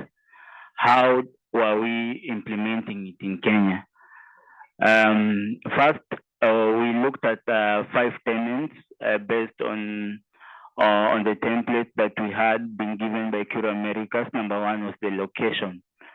The location had to be in an area with high maternal mortality rate, an area with easy referral to the next referral center in case of obstetric emergencies. And then for services, most facilities in Kenya operate like offices. From 8 to 5, it ends there. Leaving a whole 14 to 15 hours for TBS and unskilled birth attendants to thrive. And so we had to find a way of making our birthing centers work 24/7. And that's why the idea of engaging nurses, kick-off nurses, to provide round-clock 24-hour services came up. Another aspect is the infrastructure. A birthing center has to have 24/7 power supply. We had challenges when we started, frequent erratic power outages. Power could disappear for almost 3 to 4 days. And then Cure Americas came up with the solution of solar power. And that's how we were able to provide round-clock power. Another aspect for a community birthing center is community linkage. As I said, a facility without linkage to a community is not a facility. It's a facility for the doctors, the facility for the nurses, it's the facility for the clinicians there. It is not a facility for the community. But then we try to find a way of how to link this now empowered facility with infrastructure, with power, with 24-hour nursing services. Before we started, we were the facilities, for example, in our pilot catchment, the number of deliveries in a facility that was averagely not really badly equipped was 2 to 3 per month. After just 6 months of implementation with comprehensive community education. And then Cure Americas engaged 23 community health volunteers in that area to provide routine home visitation to pregnant mothers and refer them to the facility. And also, Cure Americas co-opted traditional birth attendants. That was a game changer. These were the people delivering women. We realized these are the people delivering women in communities in bare hands, without gloves, without linen, a very risky affair both to the mother and to the traditional birth attendant. So when we train them on home-based, on basics of maternal care, how mothers are supposed to be handled, the risks involved, our traditional birth attendants became our friends. They became friends to the mothers. They became friends to the whole kick-up community. And the advantage of it was that now they became our referrals of the mothers. We recorded a 400% increase from average of 3 per month to 19, average of 19 per month deliveries. This went on, and it in turn helped Kick-Up improve on its project indicators, which was number 1, improve attention to obstetric emergencies, improve postpartum care, improve essential newborn actions, which were totally not being done. Things like proper cord care, things like baby weighing and measuring, those are things that were unheard of at the community level. The community birthing center model then rolled out to a second catchment of Iranda, which was a little bit of more of a referral hospital with better facilities, but with an average delivery rate of around 15 to 16. Iranda Hospital, as we speak, delivers around 30 to 40, thanks to the linkage with the community health volunteers. And then in 2021, we went to our third catchment and rolled out the same concept of community birthing centers. Nagoto was very bad because there were no, a lot of things were not happening there.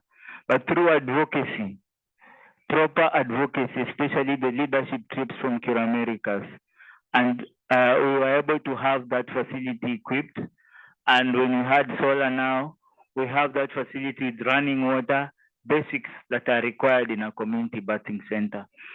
So to cut the long story short, community birthing center model are, to me, in my opinion, the only way to reversing increased maternal mortalities in Africa and specifically sub-Saharan Africa.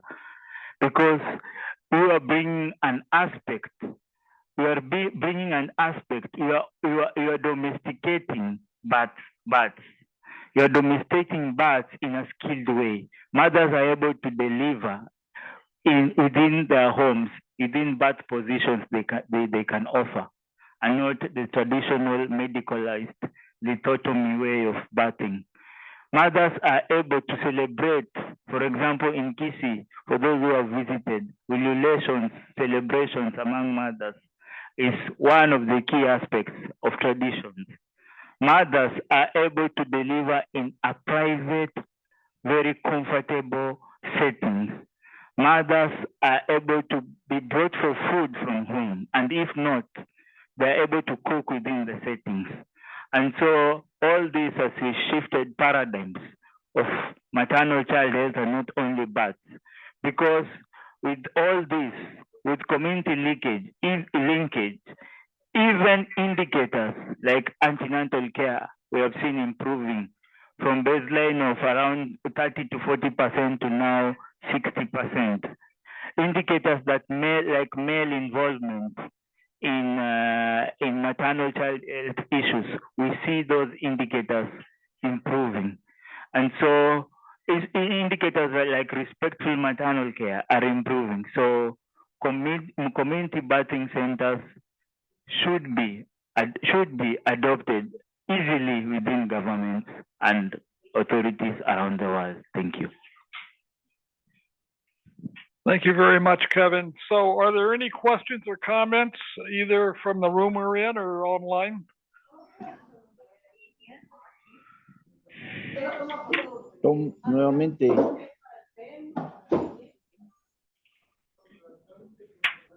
Tom, tengo un comentario. Danilo, are you speaking? So Yes. speak, habla. I'm speaking slow Spanish. Okay. Está bien, habla en castellano. Ok, realmente nosotros como San Marcos hemos tenido una experiencia bastante agradable y sobre todo podríamos decir exitosa con la cuestión de las casas maternas. Sí, hemos tenido algunos inconvenientes, algunos problemas, pero yo creo que se han ido superando en este sentido. Precisamente en el área donde se instaló la última intervención de la casa materna fue un área donde era la que le daba a San Marcos aproximadamente el 50% de mortalidad materna. Y hace un mes se analizó la parte donde realmente había disminuido de forma bastante dramática esa curva de muerte materna, ¿va? Y eso se debió a la intervención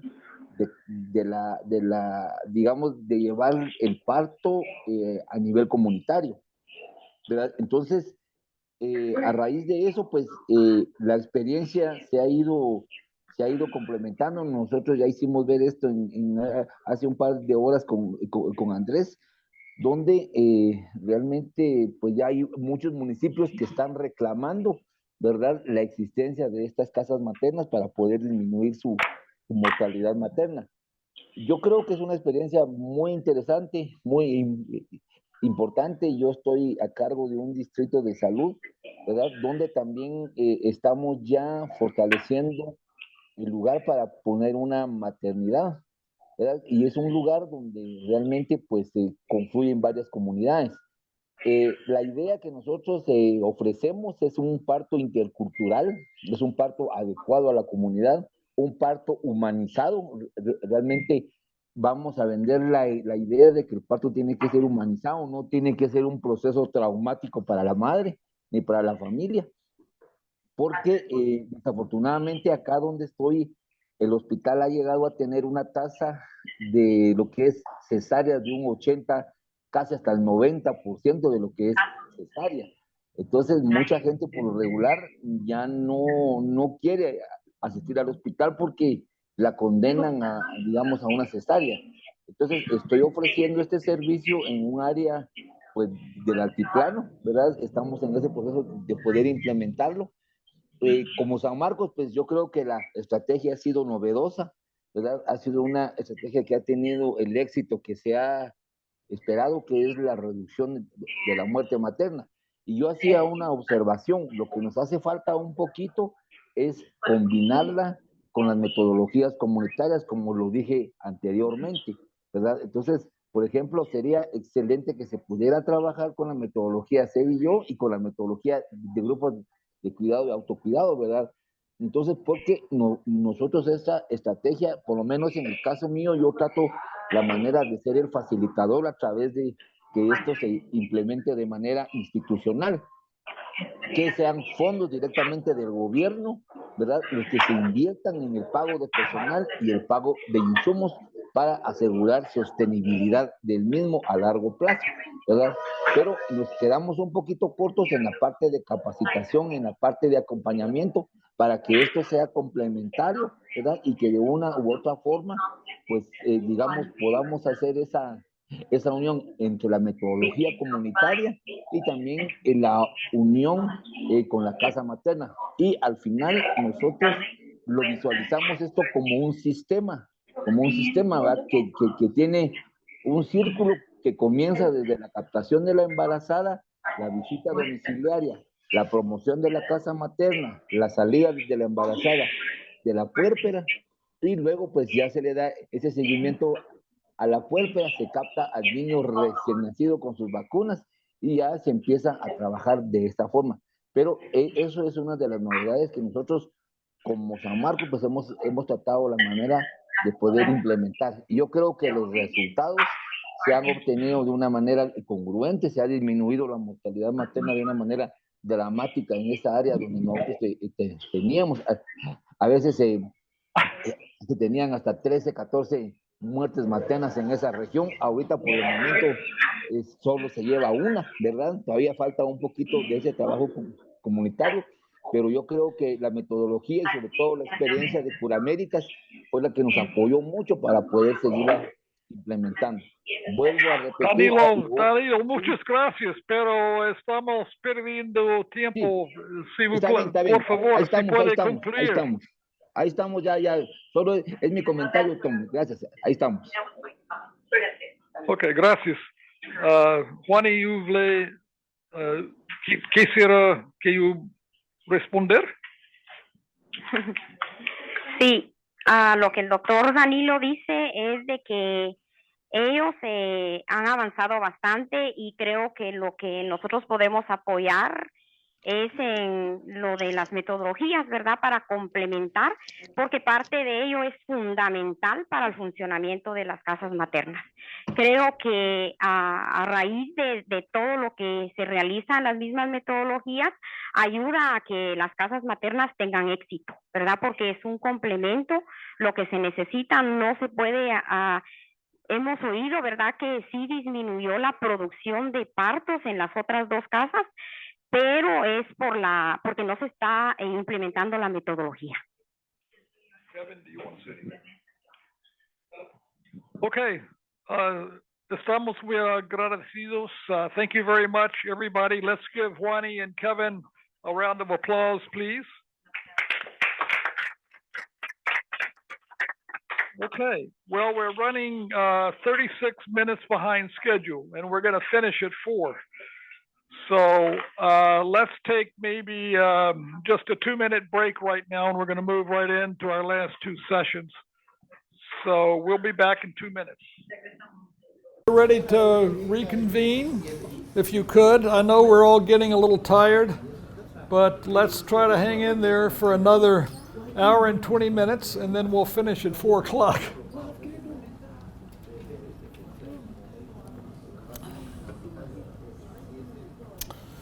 So this next session is on vital events registration, verbal autopsies, and mortality rates. So it's going to be a little bit more technical.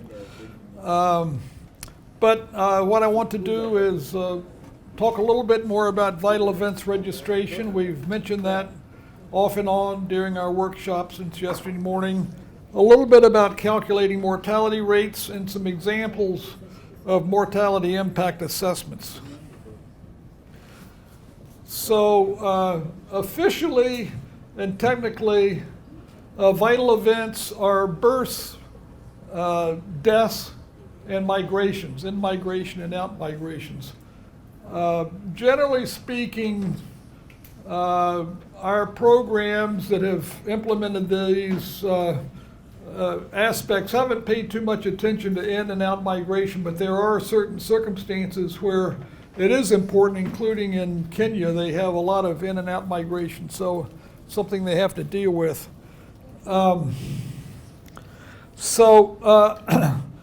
I mentioned here at the bottom, pregnancies are not officially vital events, but they're important to register for programmatic purposes so that special attention can be made to identify the outcome of the pregnancy and follow up with the family and the mother about what happened to the pregnancy. Did it turn out to be a miscarriage, a stillbirth, or a live birth?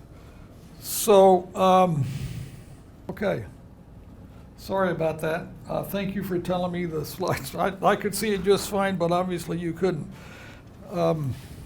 So a stillbirth, technically speaking, is a birth of a fetus that's 6 months of gestation or more. And the practical way of identifying a stillbirth is whether or not when the baby is born, you can identify any parts, arms or legs or a head.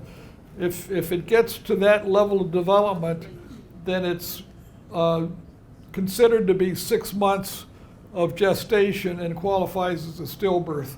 Of course, there are technical ways of determining if it's a gestation of 6 months duration or longer, but we're speaking about very practical approaches to these issues without ultrasound and all kinds of things like that. So obviously a stillbirth is the birth of a child that showed no signs of movement, no breathing, no heartbeat at the time of birth. And a live birth, as I mentioned, is the birth of a child who showed signs of life after the delivery. And for purposes of calculation of mortality rates, it's very important to make the distinction, because an infant mortality rate, a neonatal mortality, an under 5 mortality is based on the denominator, which is the number of live births, not the number of live births plus stillbirths, but the number of live births. That's the technical way in which mortality rates are calculated. So I've talked a little bit earlier about the difference between prospective home visitation and registering vital events through ongoing repeated visits to homes and retrospective pregnancy histories in which you can ask mothers what happened during a previous period of time. The demographic and health surveys that are used throughout the world, they go through the entire reproductive history of the woman who's being interviewed from her first pregnancy all the way up to the current date. You can ask in shorter periods of times if you want to, and there are a number of cases I know of where people ask about what's happened in the last 6 months. There are many technical problems with all this, not the least of which is helping mothers remember what time 6 months was, just as one small example. So I should have asked Abhay Bang about this when he gave his keynote address, but I have considered for a long time the approach that Search has taken to registration of vital events to be a gold standard for vital events registration. And the reason I say that is because their community health workers visit every home every month and they register vital events. But they also have, I don't know how many they have, but they have a couple of people who are working full-time only on visiting households and asking households what vital events occurred in the previous 6 months. So they have a dual system of registering vital events, and when they discover a discrepancy, they can do one of two things. They can go out to try to resolve the discrepancy by visiting the family, or there's a demographic formula which can be used, which I don't really understand. I've looked at it, but you can actually look at that discrepancy and then estimate the accuracy of your vital events registration system. So in the case of Search, they claim that they have a 97% accuracy of their vital events through that dual system. In KeyCop, they have a dual registration system too, in which they're collecting vital events through the care group program, but they're also doing an annual census at which time you're obtaining vital events as well. So they have a somewhat similar system, and they have their own process for trying to resolve any discrepancies that that come forth as a result of these two approaches.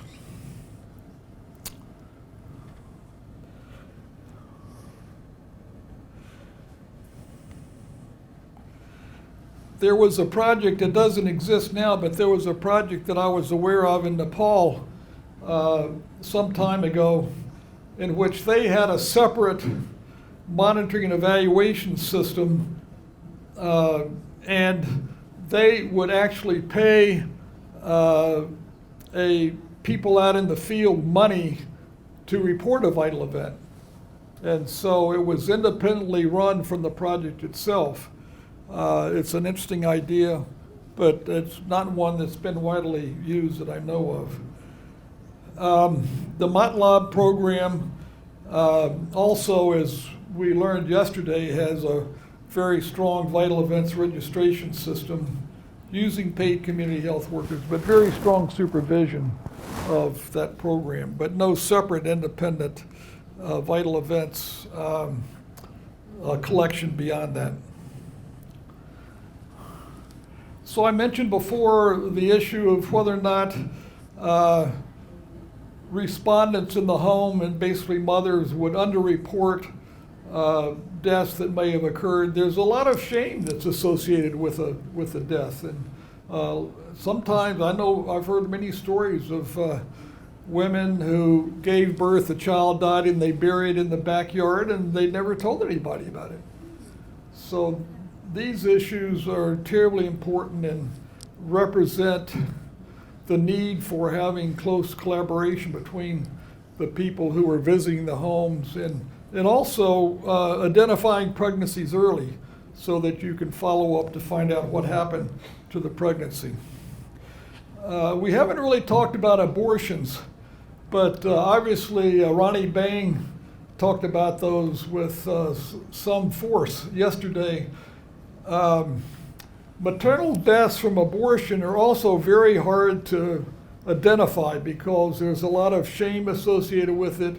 They're illegal in a lot of situations. And so identifying maternal deaths that are related to abortion is a challenge. But we have to do the best we can with what we can. I don't know if there may be some comments that will come out when I finish about this issue. But if we're going to get into vital events registration, we've got to do it right. You can't do it half-baked. And if people don't have confidence in the results, if the staff themselves don't have confidence in the results, then who else is going to have confidence in the results? And if you're reporting mortality, the cynic is going to say, you're just not registering all the deaths that are taking place in your population. So real rigor and strong supervision are essential in order to be confident, and you can show with confidence to the rest of the world that what you're showing is in fact true.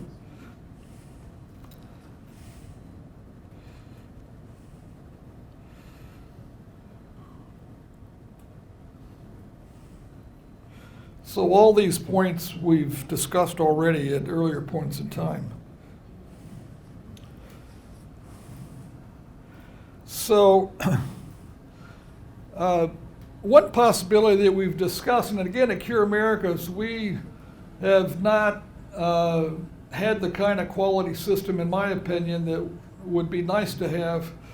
But one alternative to visiting every home in a retrospective way every 6 months is to visit a sample of homes every 6 months, and then with that sample compare what you registered through prospective home visitation with what was obtained with a sample of visits from. So there are various ways of thinking about this. And this is the approach that's used. This data here can be used to plug into a formula which can tell you the percentage of deaths that are estimated to have been collected through the system, but we won't spend time on this. So it's commonly believed that you need a big population to calculate mortality rates. But I've looked into this a bit, and if you're visiting every home, then you don't have to worry about the issues of confidence intervals that are based on sampling. If you're sampling a population, then there's all ways in which you can develop confidence intervals and levels of significance based on sampling statistics. But if you're visiting every home, you're measuring the universe of what is actually happening, so there's no sampling issue. But there is an issue of small numbers. And so there is a formula for estimating a probability that's really based on the instability of small numbers. And there's a formula for that. So in our reports, we have calculated confidence intervals for the universe of deaths and births that we measure, but that's because the numbers are small and the confidence intervals reflecting an instability of the small numbers. So as I mentioned here, if you have 40 deaths that you measure from an entire population, then you can have a 95% confidence interval that the rate that you measure is plus or minus 1/3 of the rate that you actually measure. Generally speaking, from what I've read, it doesn't make sense statistically to calculate a mortality rate if you have fewer than 30 deaths. It's a rule of thumb. But it gives a justification for calculating mortality rates in relatively small populations that isn't widely appreciated. We produced this document 10 years ago, which is available online to use as a tool for calculating mortality rates that's readily available. I'm not going to go into any detail on that, but there are ways to get technical support to give you confidence in what you're doing. So now let me just move briefly to verbal autopsies. Verbal autopsies have been around a long time, and there has been a lot of work in strengthening the methodology of verbal autopsies.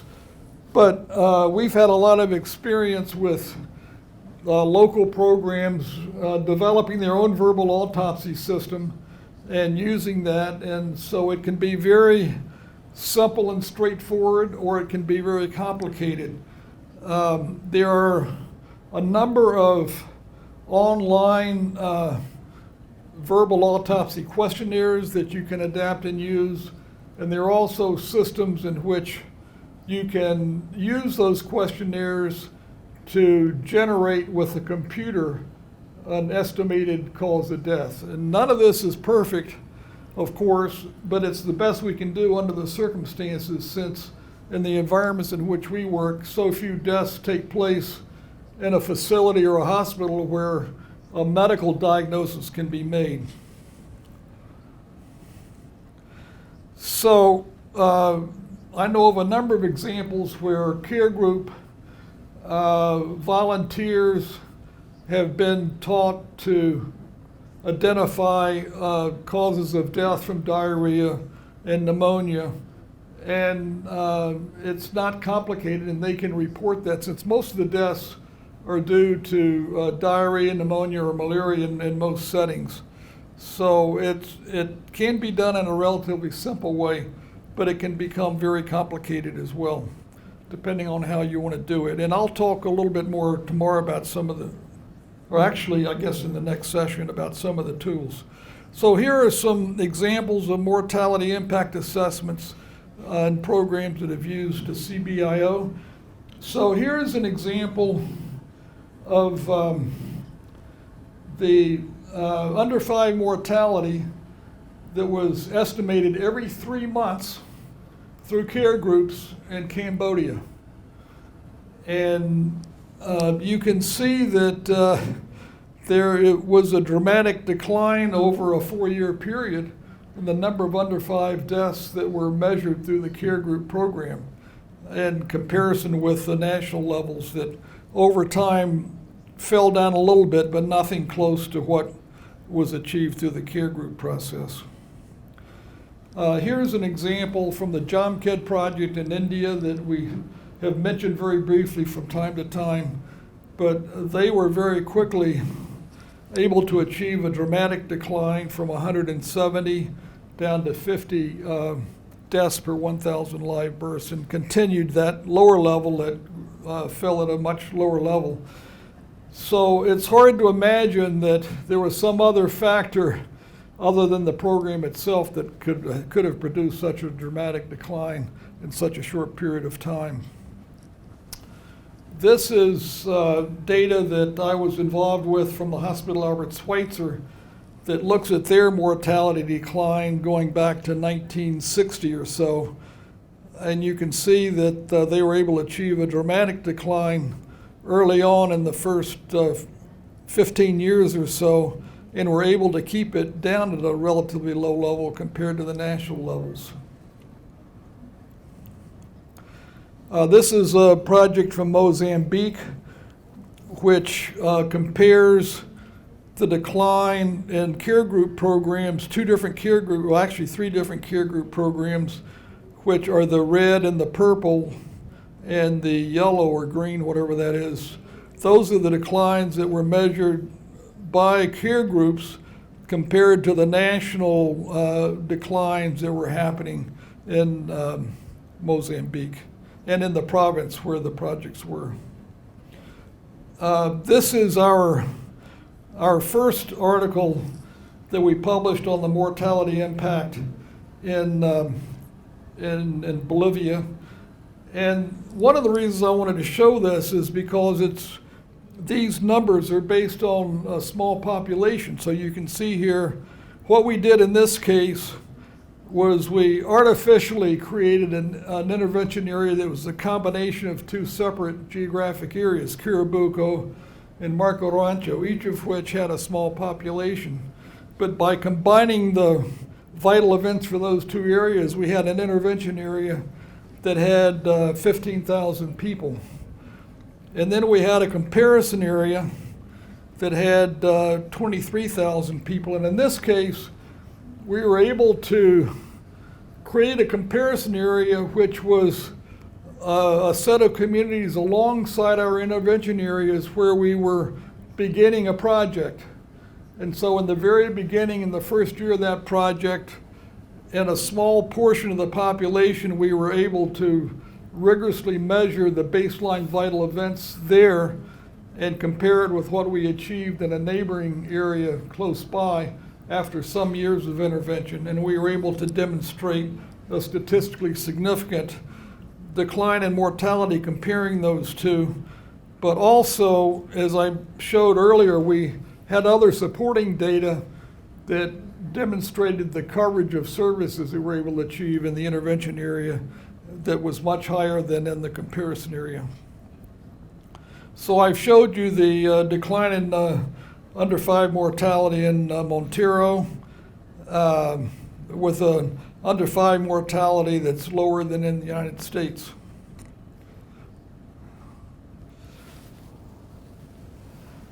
So I think I'm going to skip this slide in the interest of time. So my conclusions in this is that mortality assessments are feasible for projects and programs at the district level, or even smaller if they're high mortality. Field program staff are capable of collecting mortality data to make it possible to assess mortality impact. It requires leadership, attention to detail, and it's time consuming. But saving lives and demonstrating that lives have been saved is worth the effort. That's my opinion. So since we're running so far behind, I'm going to skip. Well, let me back up. Maybe I shouldn't skip. If anybody has a burning question or comment about this, we'll take a couple of minutes to hear them. Question, Pat? The one on Guatemala. The slide on Guatemala. This one here? Yeah, I just wanted to look at it. Oh. Yeah, actually, so this is the gymnastics that we went through to calculate decline in under 5 maternal mortality in Guatemala. So it's a population of 100,000 people. Over a 4-year period of time, we collapsed the mortality data for the first 2 years and compared it to the mortality data for the last 2 years. And we had two different numbers.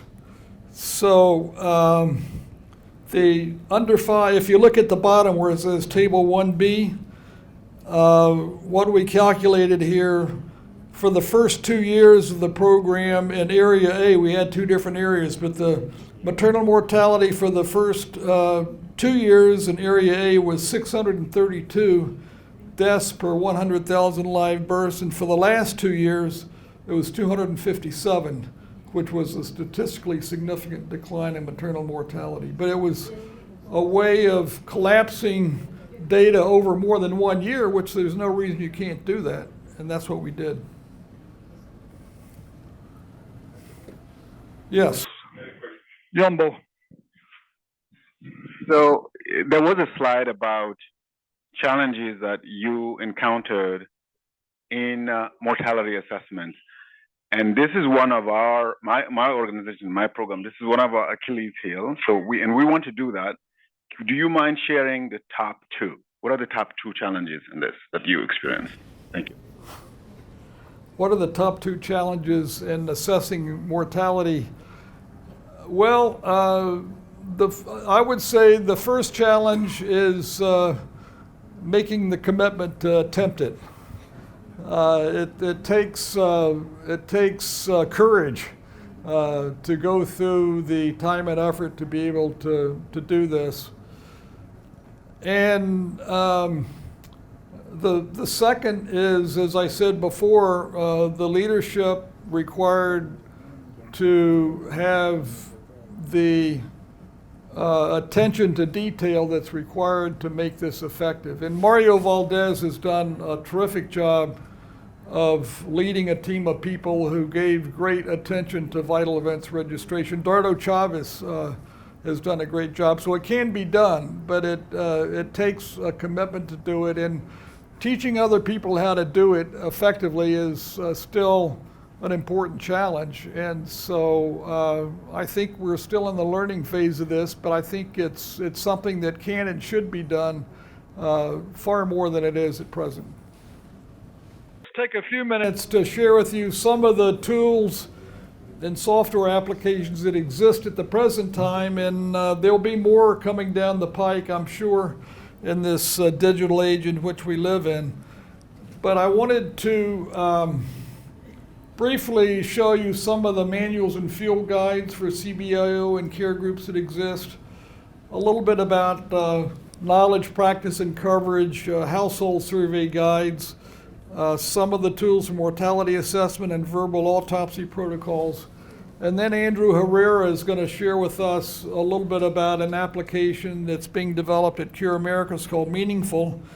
And then a colleague of mine, Michael Larby, is going to be talking about the website that we're developing for CBIO Global Health Initiatives. So back in 2005, a manual was developed for CBIO that's available for downloading that has a lot of detail about forms and practical aspects of implementing this approach, which is readily available to you. Mario and his team have developed a wonderful field guide that's in Spanish that you can download as well, which he calls it the Documento Popular of CBIO. So it's sort of the people's manual for CBIO, which is really terrific. There are a number of different care group manuals out there which provide a very straightforward guide to implementing care groups, and those are available to download online as well. There are a number of different manuals related to carrying out household surveys, and they're very good and very easy to understand and to apply. This one is widely used throughout the world. It's on the core group website that I'm sure some of you know about. The UNICEF has a whole system of regular household surveys that is called MIX, MICS, M-I-C-S, Multiple Indicator Cluster Survey. That's also an approach that can be used, and that's readily available as well. So this is an example of the field guide for household surveys that is readily available to download. So I mentioned this mortality impact assessment system that we developed. It's downloadable now, and it's specifically for registering vital events using the care group model. So it's based on the prospective vital events system, and it gives a whole set of guidelines for how to calculate mortality rates that's very simple and straightforward and fully explained in the manual. I mentioned earlier about verbal autopsies, and I did check up on this a little bit before our workshop about what the current status of all this is. And so there's been a fair amount of research on this, but still no widespread uniform approach to doing this. But I'll show you. Well, we did this when I lived in Haiti. We developed a verbal autopsy protocol that we reported, which I put this in here just to show you the kinds of steps that the questionnaire goes through to identify a cause of death. So in this case, we're talking about a neonatal death. And you can see here the questions that are asked in the process of the interview to arrive at what was the best estimate of the cause of death. So you have to go through a series of questions that eliminate certain kinds of conditions right off the bat. And then you get down to other more complicated things to diagnose. In this case, what's called here confirmed acute lower respiratory infection and or confirmed neonatal sepsis. So this is for neonates. So they have a separate protocol for newborns that's different from the protocol for infants and children who died at more than 1 month of age, but less than 60 months of age. If you're talking about children 1 to 59 months of age, then you go through a somewhat similar set of steps, but it differs a little bit. And so I don't have time to go into this anymore, but we have worked on this in Freetown, Sierra Leone, using this as a collaborative way to work with communities to help them identify what the leading causes of child death were. And this is an example of a verbal autopsy questionnaire for adults.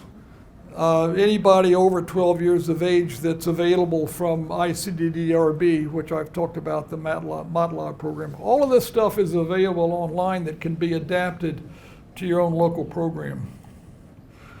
And then the World Health Organization has a computerized verbal autopsy protocol that you can also use that's been developed and tested with research. So I'd like to ask Andrew to come forward now and share a little bit about the meaningful software that Cure Americas has developed.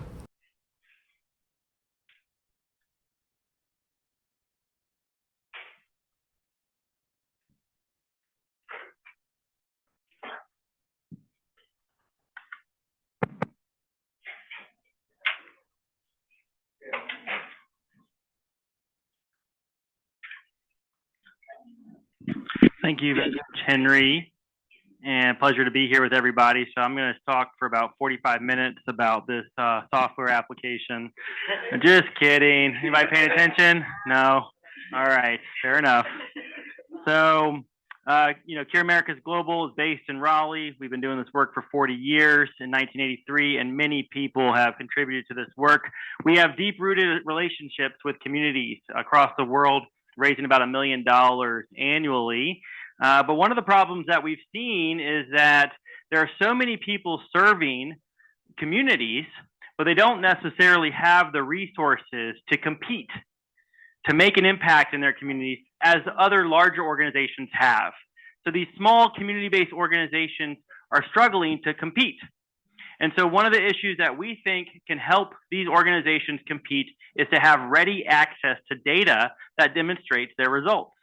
And so instead of having a high-tech, super expensive, white-collar, behind-a-desk data system, we looked at creating a system that is for users in the field. This app is called the Meaningful app.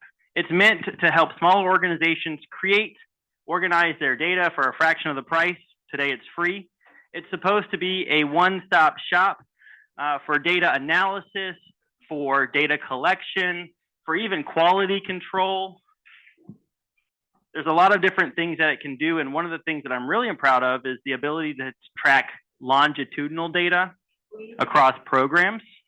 It's also available offline without internet, and it's program agnostic. So we created this along with Microsoft Research and with the state of North Carolina, the city of Durham as being some of our original partners. So now let's see if it works. Oops. The video to work, you have to have the full screen up. Yeah, no video. I'm just going to log into the app. So this is the app right now. It's live. It's available, and people are using it. We've been using it since the pandemic started. So I'm going to log us in first as a CHV. So the idea here is, again, agnostic. This for your organization to sign in, to create your account, and to do any type of data tracking that you want to track. And it's supposed to work across languages. You can put in any language that you want it to work in. So French, Spanish, Swahili. Of course, we have to create that. We have to create the forms. But just like any other data collection app, you'll have to create the forms.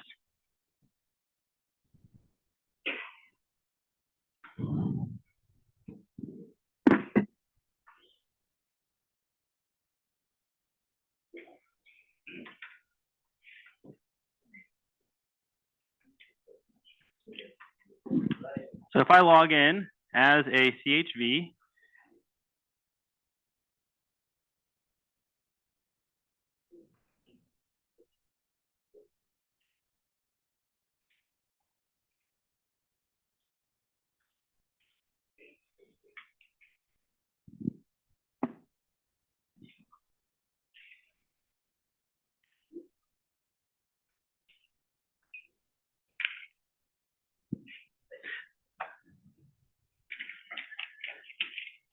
this would be what they can see on their tablet. Again, offline, we have already created forms for them to collect information. So if you have a new mother in the field, you can start putting your data in for your mom. So I'm not going to go through all of this, but there's lots of forms that you can create. Just like any complicated data collection that you might want to collect in the field, skip logic, et cetera, et cetera, et cetera, that can all be tracked here. So we are using this now with, how many is it, 104 CHVs? Yes. 104 CHVs in Kenya are currently using this app. They've been trained. We've been rolling it out in stages with tablets, with the idea to, instead of doing paper data collection, it's digital data collection in the community. That's the key, is in the community. So I just want to show you, we have these tools in place. You'll ask questions, and you can even include, one thing that Barbara made sure we could do is you could include job aids for your CHVs or for your workers. So your workers might have a question that says, has your baby been sick recently? Yes, the baby was sick. What was it sick with? Did it have a cough? Well, if it had a cough, here's what you're supposed to do. It tells the CHV, don't forget. Here's what you're supposed to talk about. You can include pictures. So it comes with almost a preloaded visual aids for your CHVs to do their work. So let me just log in 2 more minutes.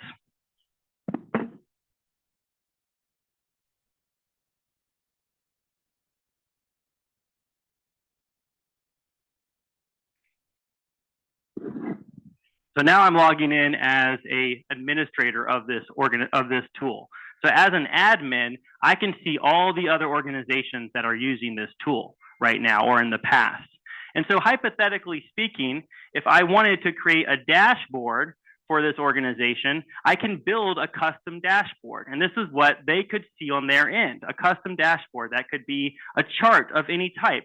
Let's call it a chart for activities. Let's select a bar chart, and let's select the question that they wanted to answer. This is all something that you can, it's already pre-created. And it shows up and you can create the chart. You can move this chart around on your dashboard. Different widgets are available. This is just a very quick demonstration that is something that is working currently in the communities that we serve. Now, how do I get out of here?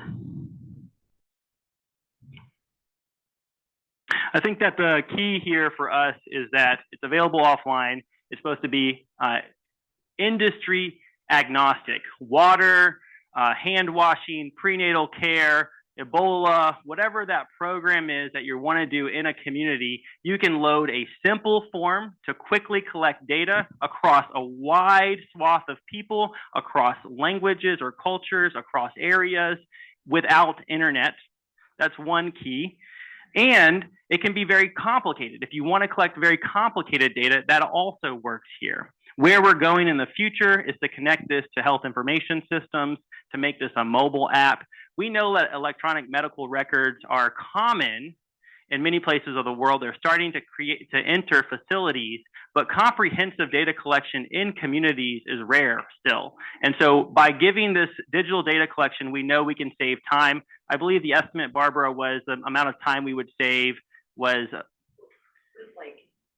it was like multiple staff members worth of time. Yeah, so multiple staff. You can save staff because you're only putting the data in once. It analyzes the data for you immediately. That's the key to the meaningful app. We've tested it, we're using it, and we welcome you all to join us. Test it with us for free. Help us build this. Help us make it better for your community. Thank you very much, Henry. Thank you. Thank you, Andrew. So now we're actually have gained a lot of time very quickly here. So, so now I'd like to give Michael Larby a chance to speak. He's joined us online now. Michael is a Methodist minister who became a friend of mine, and he has helped me in the last couple of months now as we've developed a website for our CBIO Global Health Alliance, we call it. And Michael, could you go ahead and identify yourself, and we'll get your get you on our screen here. And I know you're going to want to show a slide or two. So Andrew, if you can help with that. My video, I'm not allowed to share my video to start my video. Yes, we can share your screen. Okay. So let's see you first. I see your name here, but I don't. Is your camera on? My camera is on. It says the host has stopped my camera. Try again. What's that? Tell them to try again. Yeah, there you are. So yeah, this is Michael Larby. He's a Methodist minister in Eastern North Carolina, and he has a long-standing interest in the computer and internet application of interactive learning. And so he has helped me so far in the early stages of a website that's going to be about CBIO, that's going to be dedicated to making broader awareness of CBIO and its various tools and resources. So Michael, welcome. Thank you. So Henry and I have talked a lot about this. In fact, we've had interactions with Andrew as well, who just presented. And so Michael, speak very slowly and very clearly, because this is being translated into Spanish and French, and the interviewers, the translators, get very frustrated when they can't keep up with you. So talk very slowly and speak very clearly. Thank you. Yes, sir. So Andrew and I and Henry have talked about this quite a lot in the past. And essentially what Andrew has shown, which is the meaning It's more on the data collection side. It's more on helping people to capture data as they do their work in the field. What we are working on now is complementary to the Meaningful app. So Henry has shown you the website. We just started working on it, as Henry said, a couple of months ago. But the diagram you see on screen shows our vision, where we are trying to go with this. So the idea is that this will become a platform overall, where people can come in here and create CBIO projects. And you can marry stakeholders. So stakeholders are people in the field like yourselves who want to start projects and be able to engage other people to support that project. So it involves data collection, it involves creating a project, it involves raising funding for CBIO projects. So there are many sides to this. The things you see on this diagram is for CBIO to be able to support conferencing at a local level and at a regional level, and for workshops like we are doing now. Also, for you to be able to create a project in your local community. And when you create a project, what's involved? Who are you inviting to be involved? And if you look on the left side and look at the stakeholders, a good CBIO project we envision can involve even your National Ministry of Health.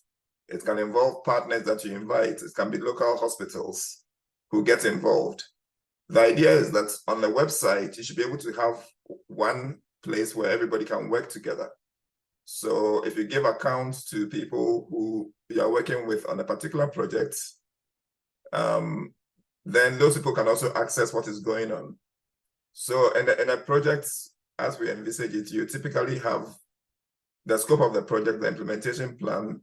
Let's say you are creating a new birthing center somewhere, and you want to involve the local hospitals. You want to involve your Ministry of Health. You want to involve some people to help with funding, whether they are local or international. So you create the whole project on the website, and there'll be a mobile app to go with it as well, which is on iPhone, Android, etc., tablets. And all those people can work together on the same projects.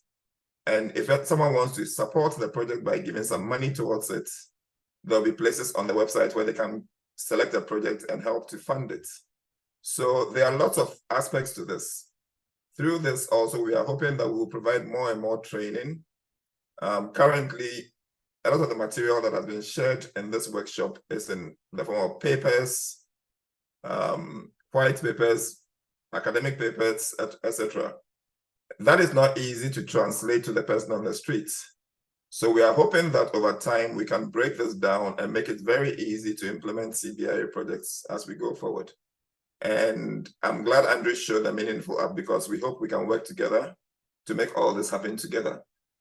So that is in essence what we are trying to do. And over time, as more and more people implement CBIO projects, we hope that some of those who have succeeded will become mentors for new projects that we launch. And the website and app vision is to make sure that on the platform, mentors can be registered, mentors can be selected for particular projects at the regional level, at the country level, who get involved, whether it's on a free basis or on a paid basis, whatever the model you come up with, that we want to be able to support you. So this is what we are building, and it's an ambitious project. We are taking baby steps. We are going step by step. We started with branding the whole CBIO, so you can see the brand that we have, the logo, the coloring, all that. We've now created a website. The next thing is to begin to do more and more with it. So everyone who is registered for this workshop is going to be given an account on the platform. And we'll put a lot of material there, and all the videos and everything will still be on the platform. And you can use that to start your own projects. And as you start projects, there'll be support for the projects on the software, in the software as well. And we are hoping that this will be a very easy to use mobile app that you can use wherever you are in the world to create a project, to bring stakeholders on board, to train people you are working with on projects, and then also to connect with things like, to interact with things like the Meaningful app to collect data for your projects, and eventually to be able to make CBIO an easy to implement thing. So if you want to think about the vision we have, think about Airbnb or Uber, where you can get a taxi to come and help you on a journey simply by going on an app and finding the nearest place where you can get you can just put your details in, and in 15 minutes you have a car to pick you up. We are hoping that CBIO projects will be easier and easier to implement as we make some of these concepts easy to use, easy to implement, and also hopefully profitable for your local communities. Thank you.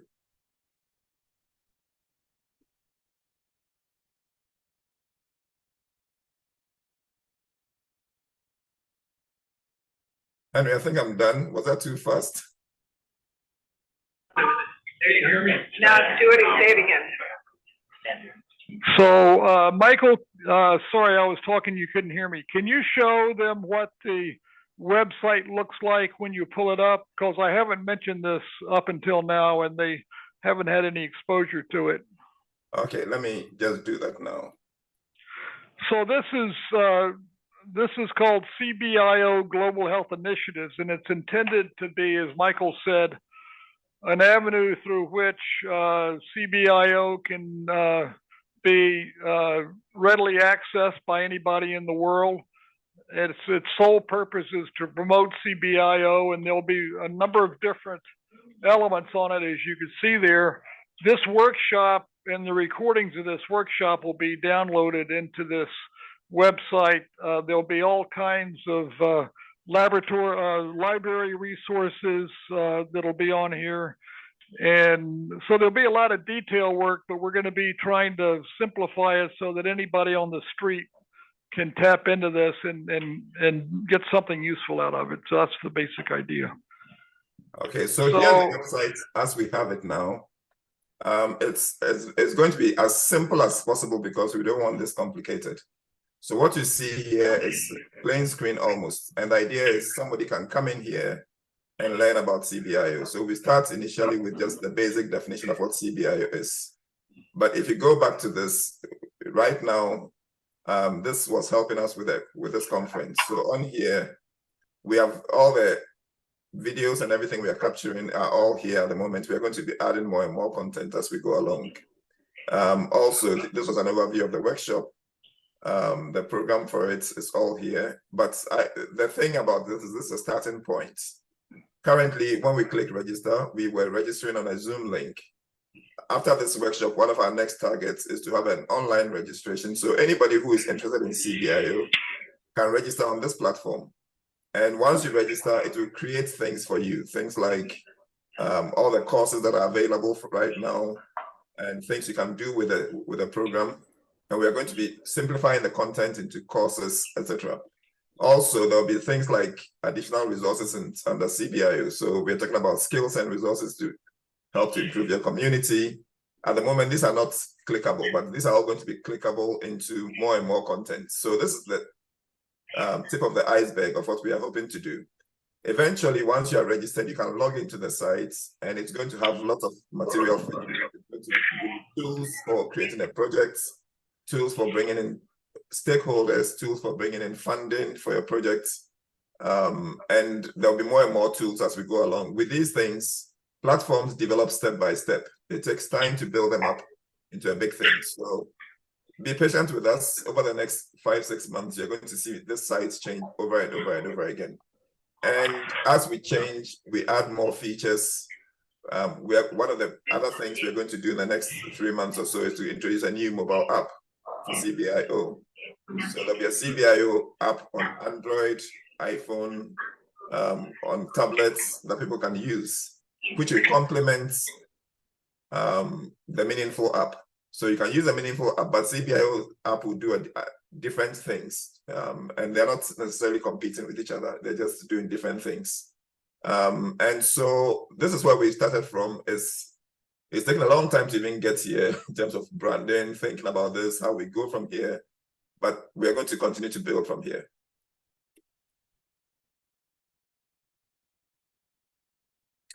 I think that's it from me.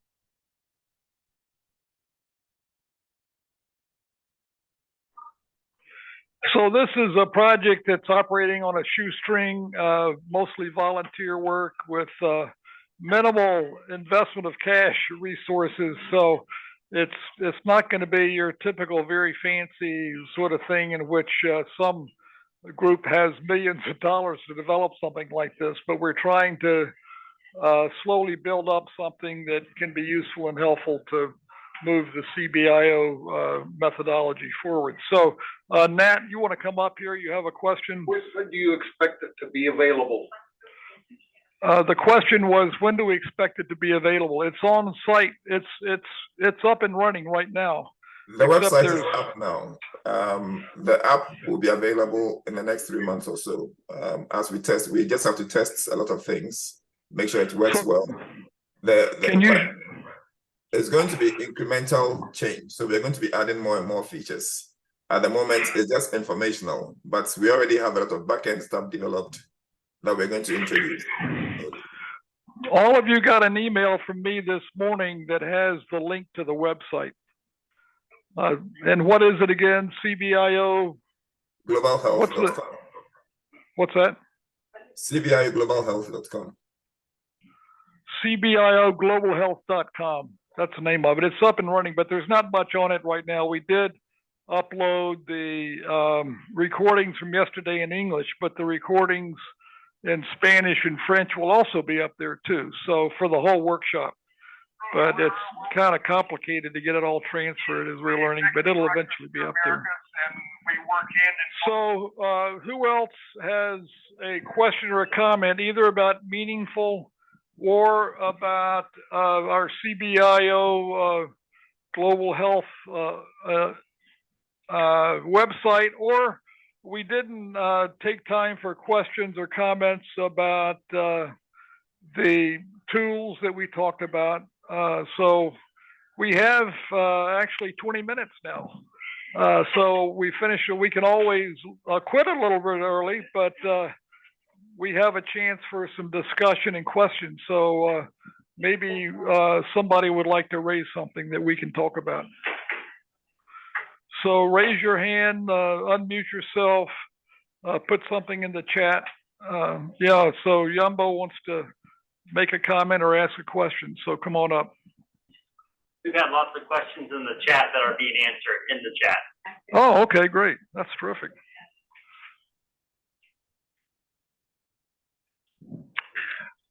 Thanks, Michael Larby, for this website. I'm trying to tie it to the group work that we did, the question that you posed. How do we get CBIO scaled up? How do we connect that question to this website? Yeah. So that's precisely the interest that Michael has in helping us do this. So you want to elaborate a little bit more about how this website can help to expand the use of CBIO around the world? So you said you did a group workshop, group thing. There are lots of things that are involved in implementing CBIO successfully. It's very complicated right now because to even understand the methodology, you have to read lots of papers. You have to understand, how to start a project, how to go through it step by step. You have to choose your project. Is it a birthing center you're doing? Is it whichever part of the whole program we've gone through that we've talked about. And once you've selected that, the next thing is, how do you move it forward? What are the steps? How do you recruit people, volunteers, and all that to join on the particular program?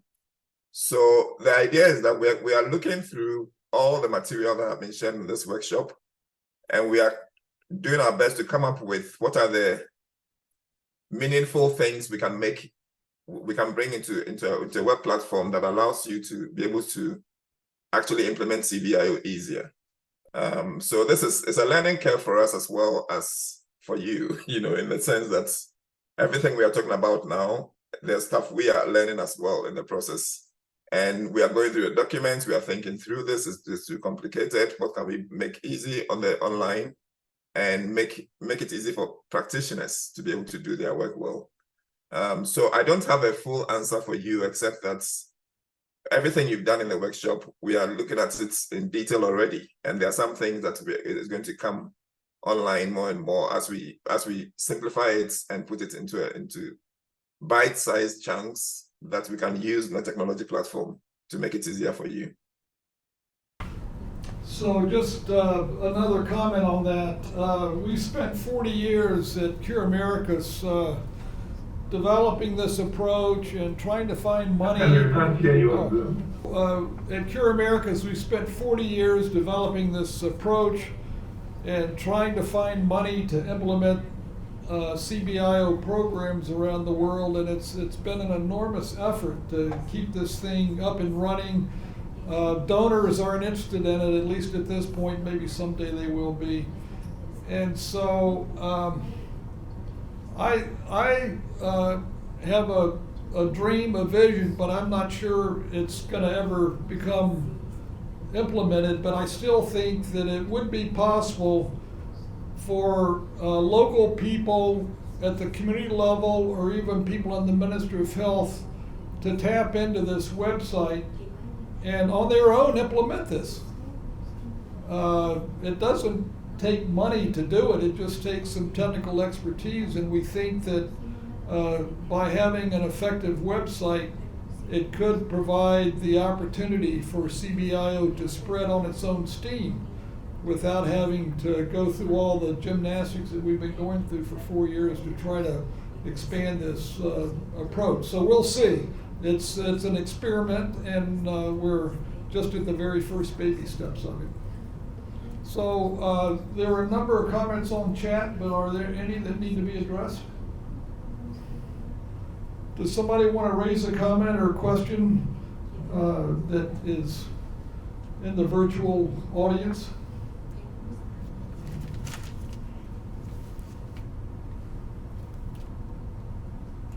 No? I think we're worn out.